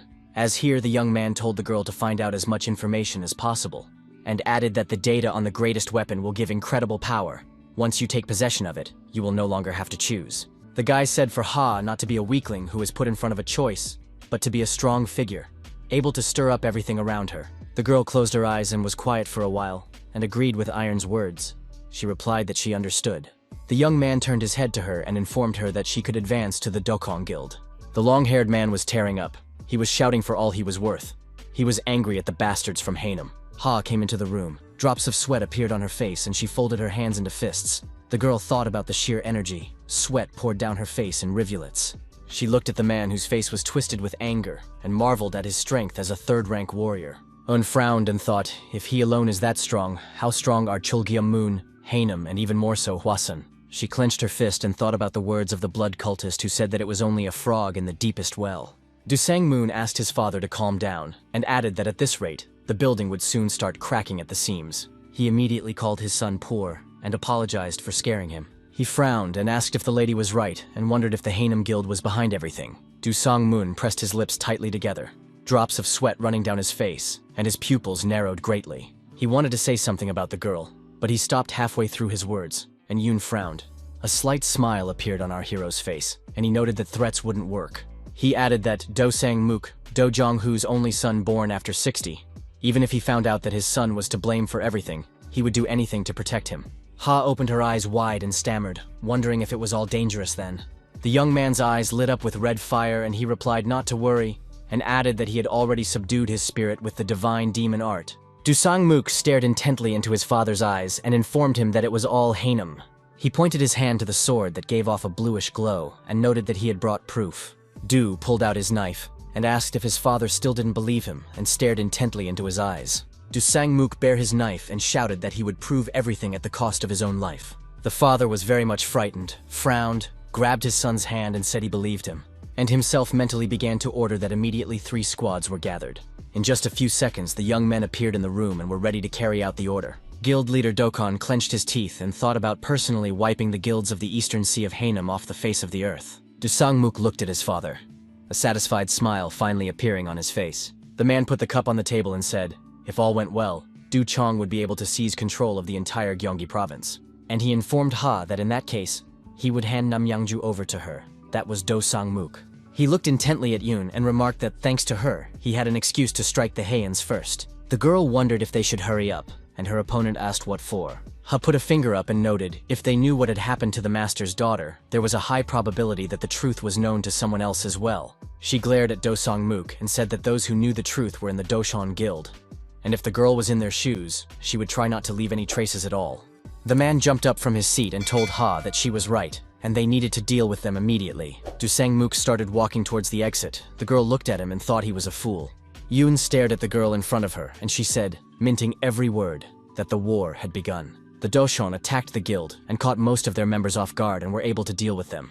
Because of this, most of Gyeonggi-do's gates were empty, and the Dokon handed over the right to raid to them. Ha also said that they had managed to exceed the guild's membership limit and recruit lead warriors into their ranks. Lee asked the girl what about the task he received. She replied that she had already gathered everyone in the Blood King's castle. Iron covered his eyes and spoke about the fact that they needed to move out there as soon as possible. The thing was that they needed to meet with Ronan. This was something our hero had been thinking about for a long time. Ronan was a person who wandered around without much purpose, however. The meaning had changed somewhat now. The Silver World has fallen apart, and now Ronin are warriors who have lost their patronage. Some of them have lost their world, and so are left all alone and forced to wander. Some, on the other hand, were abandoned or rejected by their players and had no other choice. Or someone had committed a crime and been banished, so they wandered to keep out of sight. The man frowned, drops of sweat appearing on his face, and wondered what it all meant. He noticed that they were at a banquet with the Silver Guild, and wondered what they were doing here. His opponent frowned, covered in sweat, and replied that he didn't know himself, but he was sure that they had definitely been tricked. The man laughed in response, and noted that it seemed that those who had driven them here knew how to stand up for justice. A young man approached the guild members and asked if they were enjoying the banquet. It was our hero. He looked at the men, his hands in his pockets, and called them losers. Those got very angry at such an insult. One of them asked what the young man had said to them. Lee looked at them calmly, and remarked that he was not surprised that he had been outsmarted. The man only clenched his teeth, frowned, and his pupils became like dots. It looked like he was about to cry. He clenched his sword in his hand and said that not only had they been tricked, but the young man was talking nonsense. Our hero's eyes lit up with fire, and he asked the man if he wanted to test him. Suddenly, the stranger knelt down in front of the young man and began to beat bows. After a while, he frowned and thought to himself that this was the bloodlust, that he couldn't move. One of the men behind him shouted out what it was and remarked, "Lee may be a Ronin, but they're actually real warriors." This retort surprised Iron. He wondered how they even dared to call themselves that, and added that a warrior is someone who sacrificed everything for the martial arts, and asked who they were. Lee noted that they had lost their world, were banished, and then added that they were useless trash. Suddenly, an older man said it was worth saying all this. The young warrior looked at him askance. It was an older man. He pressed his lips tightly together and frowned. The others called him master. One of the players wondered if they were gathered from all of them to taunt him. The eldest among the men turned to Lee. He remarked that this was his world, and added that he thought they were gathered for an entirely different reason. Our hero looked closely at his opponent and noted that he seemed more useful than the others. He put his hand up and indicated that all of the man's words were true, and he had something he wanted to ask. The young man asked the old man why he had lost his world. The man pressed his lips tightly together, frowned, and drops of sweat ran down his face. There was no answer. The players lowered their heads, and our hero asked the man if he had been poisoned. Iron asked the question again. This time he was concerned about why the old man was banished for a crime he didn't even commit. The man replied that they had no power. He frowned and said with bitterness in his voice that they had lost their home and were abandoned and also accused of crimes. Our hero listened attentively to the man, hesitated a bit, and remarked that the man was quite bright. The old man raised his head and looked at the lad with surprise, and Lee replied that he would give them. The young man was silent for only a few seconds, and then added that he would give them power and strength. One of the men frowned and stammered and asked if the guy would take them back to his place. Lee asked in surprise if they wouldn't, then remarked that they had no reason to refuse. The men frowned, lips pressed tightly together, drops of sweat running down their faces, each thinking about something different. He had never heard of the Yoon Guild before, nor had he seen a place like this, which meant that there was a good chance he was facing Muram's greatest enemy. The man frowned, looked at the young man from under his eyebrows and asked if they had a choice. Our hero looked at them intently and remarked that only the chosen ones get that chance. The opponent covered himself with drops of sweat and said that in the end, they would have to either accept or die. He thought for a bit, and added that it wouldn't be that easy with Iron after all. The young man looked at him in surprise. The man added that he had a friend on the council who reported to him whenever a contract was made, and if he didn't come back, the guild would know about the place. The hero smiled back and wondered if his opponent was threatening him. The young man put his hands in his pockets and began to scrutinize the men. He then asked if they thought he had called the place the Star of the Blood King without preparing himself. The opponents frowned, covered in droplets of sweat, and one of the men thought about it being a blood cult. The young man calmly told them not to be afraid of him, then added that he wasn't going to kill them. The men stood staring intently in front of them. They were very tense. They were cowardly with fear. After a while, our hero called Wang Yel's name. Everyone fell silent. No one said a word. The man who heard his name stared intently in front of him. His pupils became like dots. Iron noticed that Wang Yel, once the head of the Wang clan, after the conflict with Hengnam, he lost his family and lost his disciples. The guy gave the name Cho So-jin, and said that he was a descendant of 7 Hwasun disciples. After the conflict with the guild, he was banished and presumed dead, and then asked if the information he gave was correct. The young man was shaking with fear. He changed his face and stammered, and asked how Lee knew everything. He continued, talking about Yu Pei-san, who had been declared a criminal for something he hadn't even done. Our hero raised his hand up and said that he had told them that he would give them strength and power, and remarked that they should judge for themselves, as they might live their whole lives as losers. He turned around and started to leave the clearing, and added that there was also a second option, which was to get the power of real warriors. The men pressed their lips tightly together, each thinking something different. The pause lengthened. Ha announced that everyone they had recruited had decided to become part of the Blood Sect. Iron folded his arms across his chest, and noted that he had called only the most worthy. He wanted to add something else, but he stared intently in front of him and fell silent. The young man looked at Yoon and the man who was standing beside her and noticed that everything was pretty well played out. The old man frowned and stated that he had done them a favor when he took them all in. He remembered our hero talking about how he would give strength to take revenge on the Haines. Then the young man held out his hands and wondered if the man would go with him or not. Iron folded his arms across his chest, looked down, and said that the Blood Sect would become the home of the hopeless. The man bowed before the young man, and the man added to recruit more Ronin, for that was his task, and he agreed. Our hero looked carefully in front of him and said whether it seemed to him, but the people in front of him were too calm. Behind the iron bars were young men. They looked at Lee from under their eyebrows but said nothing. The man frowned, drops of sweat running down his face, and he told Iron that he wouldn't get anything from them. The man looked at his opponent calmly and noticed that he was very much mistaken. He noticed that he was not here for information and he already knew everything. Our hero looked in front of him and began to talk about the passage to Dogon, which is in Goyang. The men looked at the young man in surprise. They frowned and clenched their teeth. Iron noticed that he wanted to give them a chance, or else he felt really bad for the young men. His eyes burned red fire, and he announced that the Dokkan Guild would be wiped out and become one with them. The men looked at him from under their eyebrows, and Lee said that the unification would happen anyway, so it was better to facilitate it at once. Our hero began to leave the room, stopped, turned his head and told his opponents to think hard. The young man was screaming very hard, he rolled his eyes, and blood was pouring out of his mouth in a fountain. The man who had struck him was holding a sword of blood and looking at his opponent, who had fallen to the ground. He turned to the bald man and asked what about the other regions, and the man replied that everything had been cleared, and the entire area and the Eastern Sea was now under their control. The man with the scar on his face looked up and said proudly that they had done it. He raised his sword up and shouted that Gangwon-do now belongs to the Sword Alliance, and his men also raised their weapons up. Kang Han-chul said that all those who chose to leave the territories made it to the Blood King's castle and were given sanctuary. Lee looked at the clipboard and replied that was fine and asked that the man watch to make sure there was no infringement there. He raised his eyes and looked in front of him, and Khan said something was bothering him. Iron asked what it was. The man replied that given the size of the Galactic Guild, there was too much money flowing into the Blood King's castle. He added that thanks to the help of the black market, it hadn't attracted too much attention yet. Kang said that once the war is over, the Galactic Guild will obviously start to become suspicious. The guy asked the man not to worry, and added that the guild was developing so that no one would pay attention to the money anymore. Our hero was silent for a while, and then told Chol to be ready for new members, and he agreed. Cho Yu-ran, the leader of the Baran Player Guild under the auspices of the Blood Cult, thanked everyone for gathering. In front of her, men sat at the table and looked at the girl very carefully.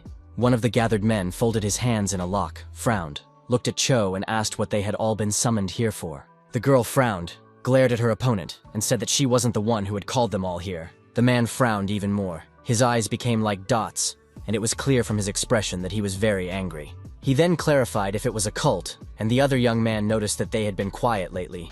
He wondered how much they would demand this time. The girl covered herself with drops of sweat and informed that it was better to listen carefully, and added that someone of high rank was coming. The men were very surprised by this news. Cho Yu-ran stared at the crowd and said that she didn't even know who it was. Suddenly she jumped up from her seat, slapped the class on the table, and yelled for everyone to stand up. She saw a group of people behind the glass doors and announced that they were already there. The doors opened and a team of people entered the room. The leader immediately noted that they hadn't seen each other in a while. There was a girl at the head of the group, and she immediately turned to Yu-ran, the leader of the Baran Player Guild. The latter immediately knelt down and said that they were paying their respects to the Divine Priestess. The men who were sitting at the table also jumped up from their seats. They also kneeled down and began to beat their bows. One of the men pressed his lips tightly together, sweat dripping down his face as he thought about the fact that the Divine Priestess had come to see them. He was also bowing and thinking about what had brought the Divine Priestess to them today. Suddenly, she also kneeled down and asked the people who came with her to show respect. Yu-ren and her guild members were very surprised and unprepared for this development. Cho opened her eyes wide, covered in drops of sweat, and thought of someone above the Divine Priestess coming. Indeed, our hero entered the room. He was completely relaxed and was in no hurry to go anywhere. The Divine Priestess lowered her head and greeted the Blood Demon. He stopped, tightly pressed his lips and looked around. Tension was in the air. Those present began wishing him long life, and then chanted his name. Lee punched the Divine Priestess with all his might and shouted that he had said not to do that. Cho Yu-ran, the leader of the Baran Player Guild, and her subordinate opened their eyes wide in surprise. The Divine Priestess took her head and replied that they had a meeting today and asked the Blood Demon to show his dignity, and he asked who said he wanted to flaunt it and waited for recognition. He turned his head to the girl and apologized and remarked that it sometimes got to the point of idiocy. Lee sat down at the table and told the people who were in the room to sit down, or he would be uncomfortable, and those agreed. The guy introduced himself. He informed them that he was the leader of a blood cult, and he was a blood demon. He then remarked that he had heard that they were all loyal to the blood cult. Those replied that it was their duty. Lee closed his eyes and asked if those who were simply brainwashed and left with no other choice could be considered loyal. Our hero noted that it was slavery, and added that the blood cult no longer needed slaves. The young man snapped his fingers, and an assistant came up to him with a suitcase in his hands. Iron opened the suitcase, and Cho Yu-ran, the leader of the Baran Players Guild, opened her mouth wide in surprise. She was so shocked that she had drops of sweat on her face and began to say something unintelligible. The girl looked at the huge number of jars and then said that it was a blood poison neutralizer. Lee remarked that he knew their loyalties held on blood poison, and noted that the antidote would help with that. Guy informed if they didn't want to, they could no longer serve the blood cult, and added that their memories would have to be erased. Yuren wondered why all of a sudden, and the young man replied that he wanted an adequate state of affairs. He looked at everyone gathered and remarked that the investment would be a real investment, not a tribute. The man frowned and thought that the blood demon was joking, for he had taken everything from them, and now he was talking about some real investments. He thought it was a test. After all, they were too docile and predictable, so they wanted to be tested and shouted that he wouldn't take the antidote. Iron reached forward and, stamping every word, asked who said they would have a choice. The jar of blood poison neutralizer ended up in the man's mouth. Those present were shocked at what was happening. A guild member approached Iron and asked if it was true that he was counting on their input. The man replied in the affirmative, but remarked that he wanted to see their sincere investment and faith in the blood sect. Given enough time and money, the scriptures could be fully deciphered with the help of modern science and Einhart magic. The young man thought about the fact that, in other words, it was all just useless right now. Suddenly, one of the men present addressed the blood demon. He was silent for a while, and then said that our hero is completely different from what he imagined him to be. Iron asked why, and wondered if the old man thought he was some kind of horned devil. But the man remarked that not all monsters in this world have horns. The man remarked that there are those who ruthlessly steal innocent lives and trample on the livelihood of others. The young man smiled and remarked that he was favored to be a horned monster. The man informed the young man that there was a problem. The blood priestess, as soon as she heard the word, got all shook up. She frowned and her eyes lit up with red fire, and she asked what the problem was. Then she shouted, "How dare some simpleton from a weak sect doubt the blood demon's words?" These words very much angered our hero. He minted every word and asked the girl to be quiet. She covered her eyes and stammered to apologize, and Lee told her if she interrupted him one more time, she was finished. He told the man to keep talking, for he had just come to listen. The old man asked the blood demon if he wanted their guild to become more active. The young man answered in the affirmative, while his opponent remarked that that was the problem. He pointed out that if the player guild became more powerful due to the power of the blood demon, it would attract a lot of unnecessary attention. Lee realized what the man meant and asked, then wondered who would stand up for the guild. The opponent remarked that he had heard that the blood sect was an enemy of Murim, and added that if the association found out about it, it would be the end of everyone. The man asked our hero if he knew how to stop them, if he knew what power to restrain them. The old man had drops of sweat on his face and asked the guy if he could defeat the Hwasun, and added that contribution, it's not just about getting, you have to keep in mind the possible losses as well. The man informed if Lee can't fully control Murim, then it's better to side with the association to survive. The room became very quiet, each person present thinking about something different. The man was covered in drops of sweat and was thinking that the old man had lost his mind, and if he decided to die, then let him die alone. Iron asked his opponent Lee An Jong-hyuk if he was An Min-hong's father. He answered in the affirmative. Our hero folded his hands in a lock, raised his head, and noticed that he was a typical major. The old man frowned, and the young man remarked that it was no surprise to him that the man was only interested in petty things. The man had sweat dripping down his face and told Lee to call him whatever names he wanted, and added that he was just concerned for his safety. He added that people like them have no power in this world. He was looked at askance. Iron asked if it was true that the man thought safety was possible here, and added that whatever he did, if the association wished, he would be finished off quickly, because that was the reality. He added that his son almost died in the portal and was saved by a priestess, and asked if An Jong-hyuk had forgotten about it. Our hero asked if it makes a difference what one dies because of, whether it's because of association with a blood sect, or because the association decided so. Iron said if they were destined to die anyway, wouldn't it be better to die under their protection? The young man noticed that the question had originally been posed incorrectly, and the men looked at him in surprise. An Jong-hyuk asked what was wrong with him, and the young man looked at him very carefully. An Jong-hyuk said that Murim had originally belonged to him. His opponent frowned, covered in drops of sweat. He was very much surprised. Lee folded his hand into a fist and informed him that it was just like that, and it was his world. He would probably need a little time, and eventually everything would be his. The guy said to let An Jong-hyuk judge for himself, but he wasn't going to convince him further. The man frowned and stared intently at our hero, droplets of sweat running down his face in rivulets. When Lee left, the man asked An Chong if he was thinking of joining, and the old man lowered his head and remarked that the boat had already sunk and that it should be recognized. The opponent asked why he didn't agree to the termination of the contract. He was very scared. An Jong-hyuk put his head on his hands folded in a lock and looked at the man carefully. He thought for a bit and replied that it could show their loyalty and asked why not. The old man frowned and thought about how anyone would call him a crank who believed such nonsense. He thought about our hero, and what bothered him the most was his gaze, so direct and intense. An Jong-hyuk saw that the iris of Iron's eyes was red in color, reflecting his face in it. The old man thought about how the boy's gaze was not clouded by arrogance or madness. It was as deep as the sea, and his eyes radiated truth. The man compared the young man to a strong and deep sea. The thoughts in his head kept him busy. He folded his hands into a fist in front of him and continued to pour sweat. He did not know what to do. The young man stood on the balcony, stared intently in front of him, and then declared that it was settled. He turned to the young man who was standing behind him and said that he would be in the Baran Guild. Iron then turned his head to the man, looked at him, and asked him if he liked it. The man closed his eyes, smiled, and replied that he was very pleased and promised that he would try harder. The young man said that was great and asked the boy to work hard, because anyone could become a guild leader. The young man bowed in response, and Iron covered his eyes and told him that he would wait. The guy left Lee alone as he suddenly inquired about his request. A man in a white suit began to approach our hero. He noticed that everything would be delivered in a week. He smiled, a drop of sweat appeared on his face, and asked if it was all too much. The guy asked if the one commonly referred to as the king of the black market was being too cautious. The guy replied that the blood sect wasn't ready to face it all yet. Lee asked not to test him and remarked that his opponent himself knew that the sect was ready. The black market king glared at Iron and said that he was talking about the consequences. The young men looked at each other, and Lee asked his opponent if he heard a strange sound. His eyes lit up with red fire, and he minted every word and said that Mural had heard it. In response, the king of the black market only lowered his head, but said nothing to Iron. He pulled out his cell phone, looked at the screen, and noticed that it was starting. The young man noted that from Henam had arrived. Several players had appeared. He continued to look at the cell phone screen and reported that Cholgemran had displaced Henam as a result.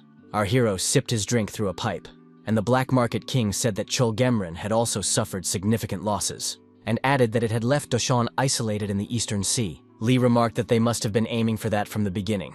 He couldn't just sit back with his arms crossed after losing the East Sea, and continued that for a long time, being the honorable of the three great powers. They probably thought they could overpower Hanam.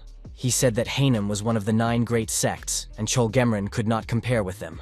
Our hero sipped his drink again and asked what Doshan's reaction was to what was happening. The black market king replied that they had requested reinforcements from Cholgemran.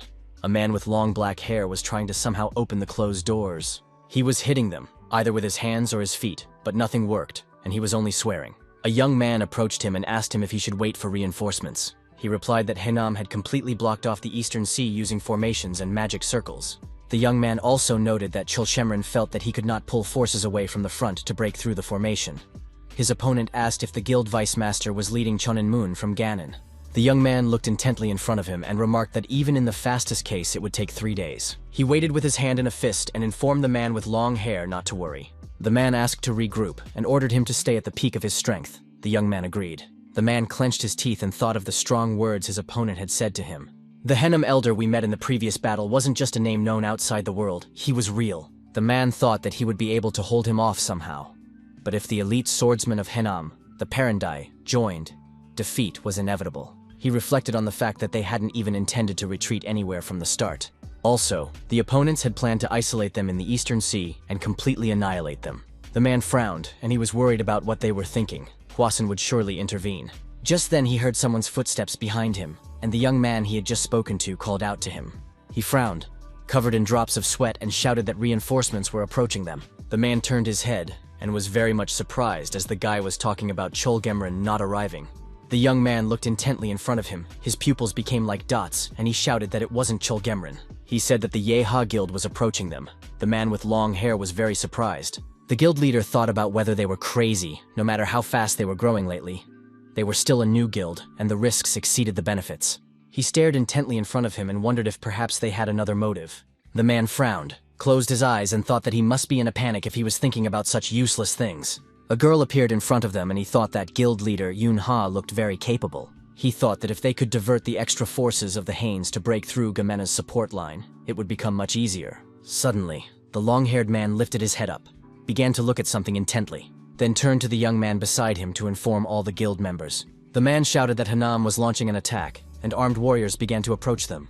Our hero watched from the sidelines and said that they could not afford to lose. Red lightning flashed from his eyes in different directions, and he said that he could still be useful. Yun Ha walked up to the young man, looked at him, and called the guy a blood demon lord. The girl wondered if she could ask why the man insisted on helping Dosen, but the young man didn't answer her question, only smiled, and Ha looked at him in bewilderment. Iron tilted his head, smiled, and told the girl to think about her own question. She didn't answer anything, and the guy asked what kind of picture she thought he was painting. The girl had drops of sweat on her face and replied that the mutual destruction of Dokon and the Celestials. Our hero looked at her slyly and remarked that wasn't enough. Yoon asked what it all meant then. Lee stomped his foot on the ground and replied that the girl must try it herself to understand. The warriors approached them. They were all armed and stopped on both sides. Iron looked at those gathered and stated that it was strictly forbidden to break the seal during this war. He added that under no circumstances should demonic energy be released. His eyes lit up with red fire, and the lad remarked that the warriors could show their superior strength instead. The young men shouted that the order would be obeyed and pounded their fists into the palm of their hands, their eyes also burning with red fire. A few seconds later, the opponents who no longer posed any danger were lying on the battlefield. Our hero was approached by a young man who reported that everything was clear. Iron turned his head, looked at him intently and asked if there were any casualties on their side. The man smiled and replied that there were none, and the warriors in the meantime were wiping their swords and stashing them in their scabbards. The young man looked at something in front of him and then said that they were moving out. Our hero did not even move, and a portal appeared in front of him, from which a marvelous view could be seen. Iron told his assistant that this was the reason why Doshon was in isolation, and the young men began to walk towards the portal. The first to enter it was Lee. He began to look around. After a while, he replied that it felt like they were on vacation. Behind the rocks were men who were mentally communicating with each other. One of them said that the enemy had entered the formation. The other remarked that they could buy some time. Lee placed his hand on the sand and noticed that they still didn't have any decent formation masters in their guild. Suddenly, everything around him lit up with a bright yellow light, but the guy was completely calm. The young men who were watching all of this became very frightened and jumped up from their seats. One of them had our hero behind his back. The man was frightened and shouted that he was laughing. Just a few blows, and there was nothing left of the opponents, and Iron stared intently in front of him. The young man lifted his head up and began to look at something there very carefully. He saw a magic circle in a purple glow and was surprised, as he was not prepared for such a development. The boy noticed that if he deactivated the magic circle, it would leave traces, and that would be a problem. The man turned to him and remarked that he knew that, which was why they had brought the Infi along with the mask. Lee looked at the man who began to bat his bows and asked how long it would take. The man frowned, rolled his eyes, and stamping each word remarked that it would take 10 seconds. Our hero stood to the side and watched carefully what the young man was doing. After a while, the man raised his head and stared intently in front of him. He continued to stare into the distance, and after a few minutes, Iron approached him, but said nothing. The young man stared ahead carefully, and then noticed that he was going to have to help the man a little. The man with long hair was holding onto a huge sword. With his help, he was trying to get up. The old man who was standing opposite him noticed that it was not applicable and it would not be enough. He clenched the sword in his hand and asked if they really thought they could resist Henam with this pitiful strength. It was the elder of the Henam guild, Gu Hyun-jin. The man only frowned in response. His pupils became like dots and he roared through his teeth. While the elderly man was communicating with Dogon, an invisible force began to disperse the warriors. The younger man continued to rest on his sword. He was shaking with fear and began to stutter.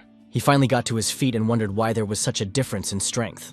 He pointed his sword at his opponent and shouted very loudly. But the Henam Guild elder, Gu Hyun-jin, was able to repel his opponent's sword a few centimeters away from his face. He frowned, looked his opponent straight in the eyes, and informed him that they were fake. Gu Hyun-jin made a swing with his sword hand, and Dogon fell to the ground and frowned. The man couldn't understand what was happening to him, and his opponent struck with his sword. Dogon frowned, his pupils became like dots, sweat dripped down his face, he clenched his teeth and groaned in pain. Guild Elder Henam took his sword arm aside and stared at the man intently. He then inquired about what the fat pigs that lived on the waste thrown by the sect might know. And then he asked his opponent if they thought that this time it would end with just one show of force. Gu Hyun-jin remarked that absolutely not, and if that was the case, he wouldn't have made such a move. Dogon listened to him intently, droplets of sweat running down his face, and the old man informed him that the Steel Sword Alliance would be destroyed. The man was shocked by this news and cried out that it couldn't be, and Jin wondered why he thought that. He was silent for a moment, and then asked why they believed in Hwasan. Dogon just looked at him. The old man raised his hand with his sword up and said that Hwasan's monopoly, it's an eyesore, and even though it's a small land, Hanam is there, and arrogance has a limit. The elder of the Hanam Guild, Gu Hyun-jin, remarked that they had stepped forward to teach Hwasan a lesson. He didn't think for long and wanted to strike Dogon's sword right on his head. The man was like he was in slow motion. The man watched the weapon coming towards his face, drenched in sweat and screaming.